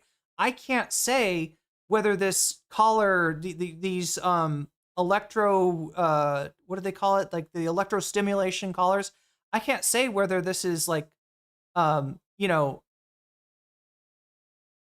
unethical, hurtful to the dog, or whatever. But if you know more than I do, and you do think that this is animal abuse, then god damn it, there's a fuck ton of animal abuse going on, right? And yeah, go ahead and cancel Hassan if you want, but also do something about the fact that this shit is for sale on Amazon right now. Shredder may have died unnecessarily early, but he had a good life of sampling cheese. Oh no, god. Have you seen Ethan playing the victim about that? I don't think Hassan would lie about it either. He would be honest. And like Ethan said, god damn it, chat. There is a Taylor Lorenz video. I mean, I can't watch it. I gotta get off pretty soon, all right? Being 100 with you. It is nice to stream a little bit later and get in touch with some of the people that I haven't seen in a long time, probably just because of my streaming time. is not ideal. I think I used to stream, I used to start stream at 11 a.m. Pacific time. That's 2 p.m. Eastern time, or at the latest 1 Pacific, 4 Eastern, right? That used to be my streaming time, and I have kind of moved all the way across the clock to now. You know, I started stream tonight, I think at 10:30 or 10:40. George Jackson says Taylor's video is good. Valkyrie also said she looked at after Kaya while she was wearing that exact collar, and it wasn't a shock collar. Hassan used the tape to cover his phone number. Okay, yeah, that makes sense. But the whole point, the whole thing that's frustrating, right, is that Hassan's made a video about this. He doesn't want to make another video because every time he talks about it, it's giving more content to Asmongold, giving more content to Ethan's dying channel, you know, giving more attention and clout to Tectone. And so he doesn't want to do another video, but I think there is more to address than what he talked about in the video. And yeah, if you're going to show a collar with tape on it, like, you know, maybe explain that that's what the tape is on here to cover up your phone number, not to try to hide a shock collar, right? Oh my God. Anyway, I don't think it's a big of look. I wish you were right, George. Right? I don't think Hassan did anything wrong, but I do think that this is going to hurt him because the clip looks bad. The narrative, you know, just kind of sets that off. Carolyn does a short, really good video talking about the Hassan, a day Hassan telling his friends, the situation a day Hassan telling his friends not to defend him. The worst is when Tectone says Kaya is a working dog. Bro, that is a mini grazing cow. Yeah. They don't care about the truth. They only care about manipulating a hate mob. That's what I'm seeing too. Yeah, and that's what makes me want to say something, right? Because I've been at the other end of these kind of witch hunts based on nothing, right? Based on something that looks like a receipt, but doesn't actually say or prove what people are interpreting. Zara knows what I'm talking about, right? It's nothing to do with animal cruelty or anything like that.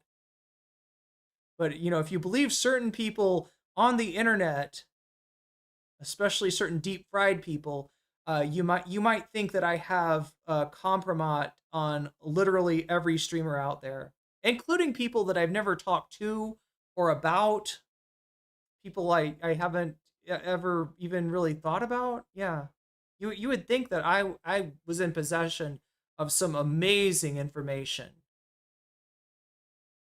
And yeah, it's not true.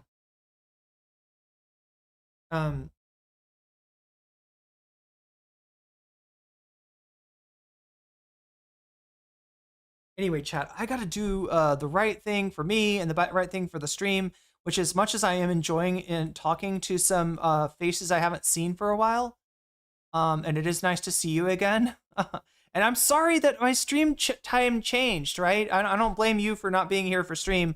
I totally know that it's like the streaming time, like trying to follow my stream has been like very difficult. And in fact, probably impossible for people that used to watch me at 1 o'clock Pacific time to now try to catch me at what, like 10:30 Pacific time is almost impossible.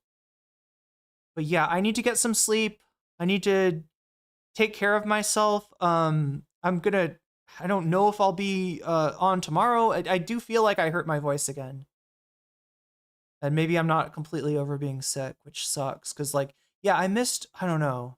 I've missed way too many days this month. I've missed more. It's just, you know, like I appreciate the support. I need the support to survive.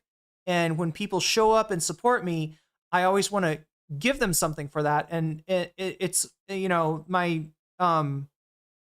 what I give is more time. I stink. Enterer, is this a smell-o-vision?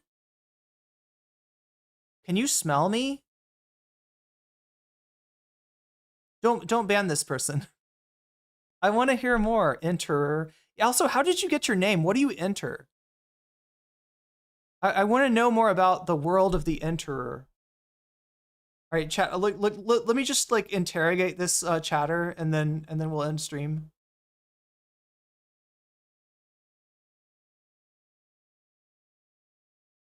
Enterer. You're not giving me much to work with here. Come on.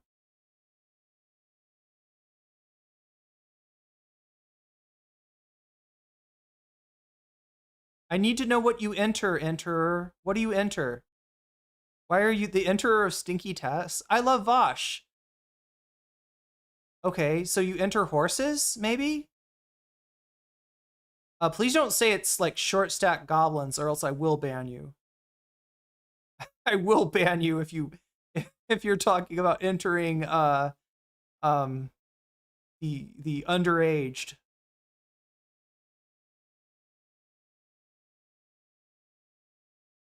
Just tell me more about Vosh, right? Maybe I've misjudged Vosh.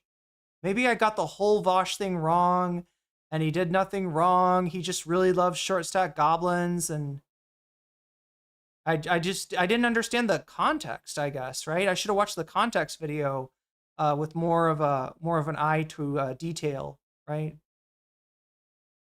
Maybe I'm just not educated enough, and I don't understand the difference between act utilitarianism and rule utilitarianism. And so therefore I don't understand why it's super based for him to say that an adult and a child can have a relationship without it being harmful to the child. Maybe I'm just not smart enough to get this stuff, right? I haven't lurked enough in the debate space to understand all of the arguments, all of the discourse around age of consent. Come on, enter. It's your moment. Make Vosh proud. Make your daddy proud. All right. I want to see. I'm going to report. You know, I have DMs for it was a high level. I think enter is just teasing us, maybe. You know, I have DMs with Vosh, right? So I'll be reporting to him on how you did. If you defended him like a true VGGer, like a VGG for life type person. Yeah, the good faith debate space, right? We're just not giving it its chance. Vosh is a genius. Yeah, well, I mean, clearly. He's a big brain edgy boy messiah is what he is, right? If the left had listened to Vosh, we wouldn't have Trump. We just didn't. We needed to ride with Biden a little harder. We needed to do tricks on that thing, right? That's what Vosh was trying to tell us. Vosh and Destiny will reunite. Yes, yes. I love this conspiracy theory. I love where you're coming from, Enterer. No, I think the Enterer is just here for fun and memes and frivolity. I just wanted to see if there's anything else, right? If they had advice on I don't know, maybe like a deodorant I could pick up so I would stink less. You know what I'm saying? Like what deodorant does Vosh use? If Destiny and Vosh hadn't broken up, yeah, that's what I've been saying. If Destiny and Vosh had not broken up, Trump wouldn't have won. We'd have socialism, right? We would have a moneyless, classless society. We would have fully automated super gay space communism.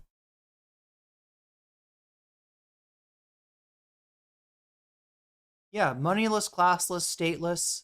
What else could you want? What else could you want from a society but that?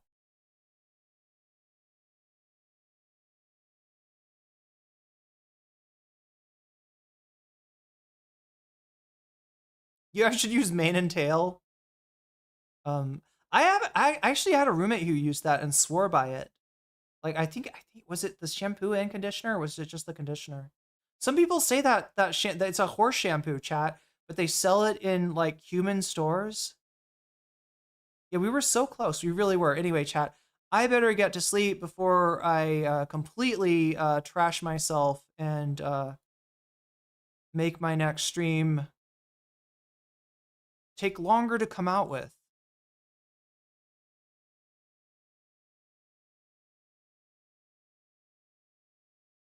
I'm going to try to be on earlier tomorrow or the next day, or whenever I stream next.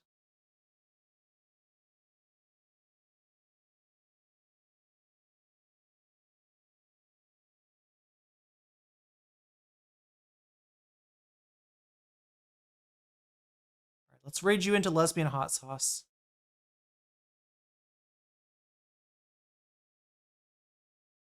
And thank you for entering my chat, Enter. We're so much more enlightened for your presence.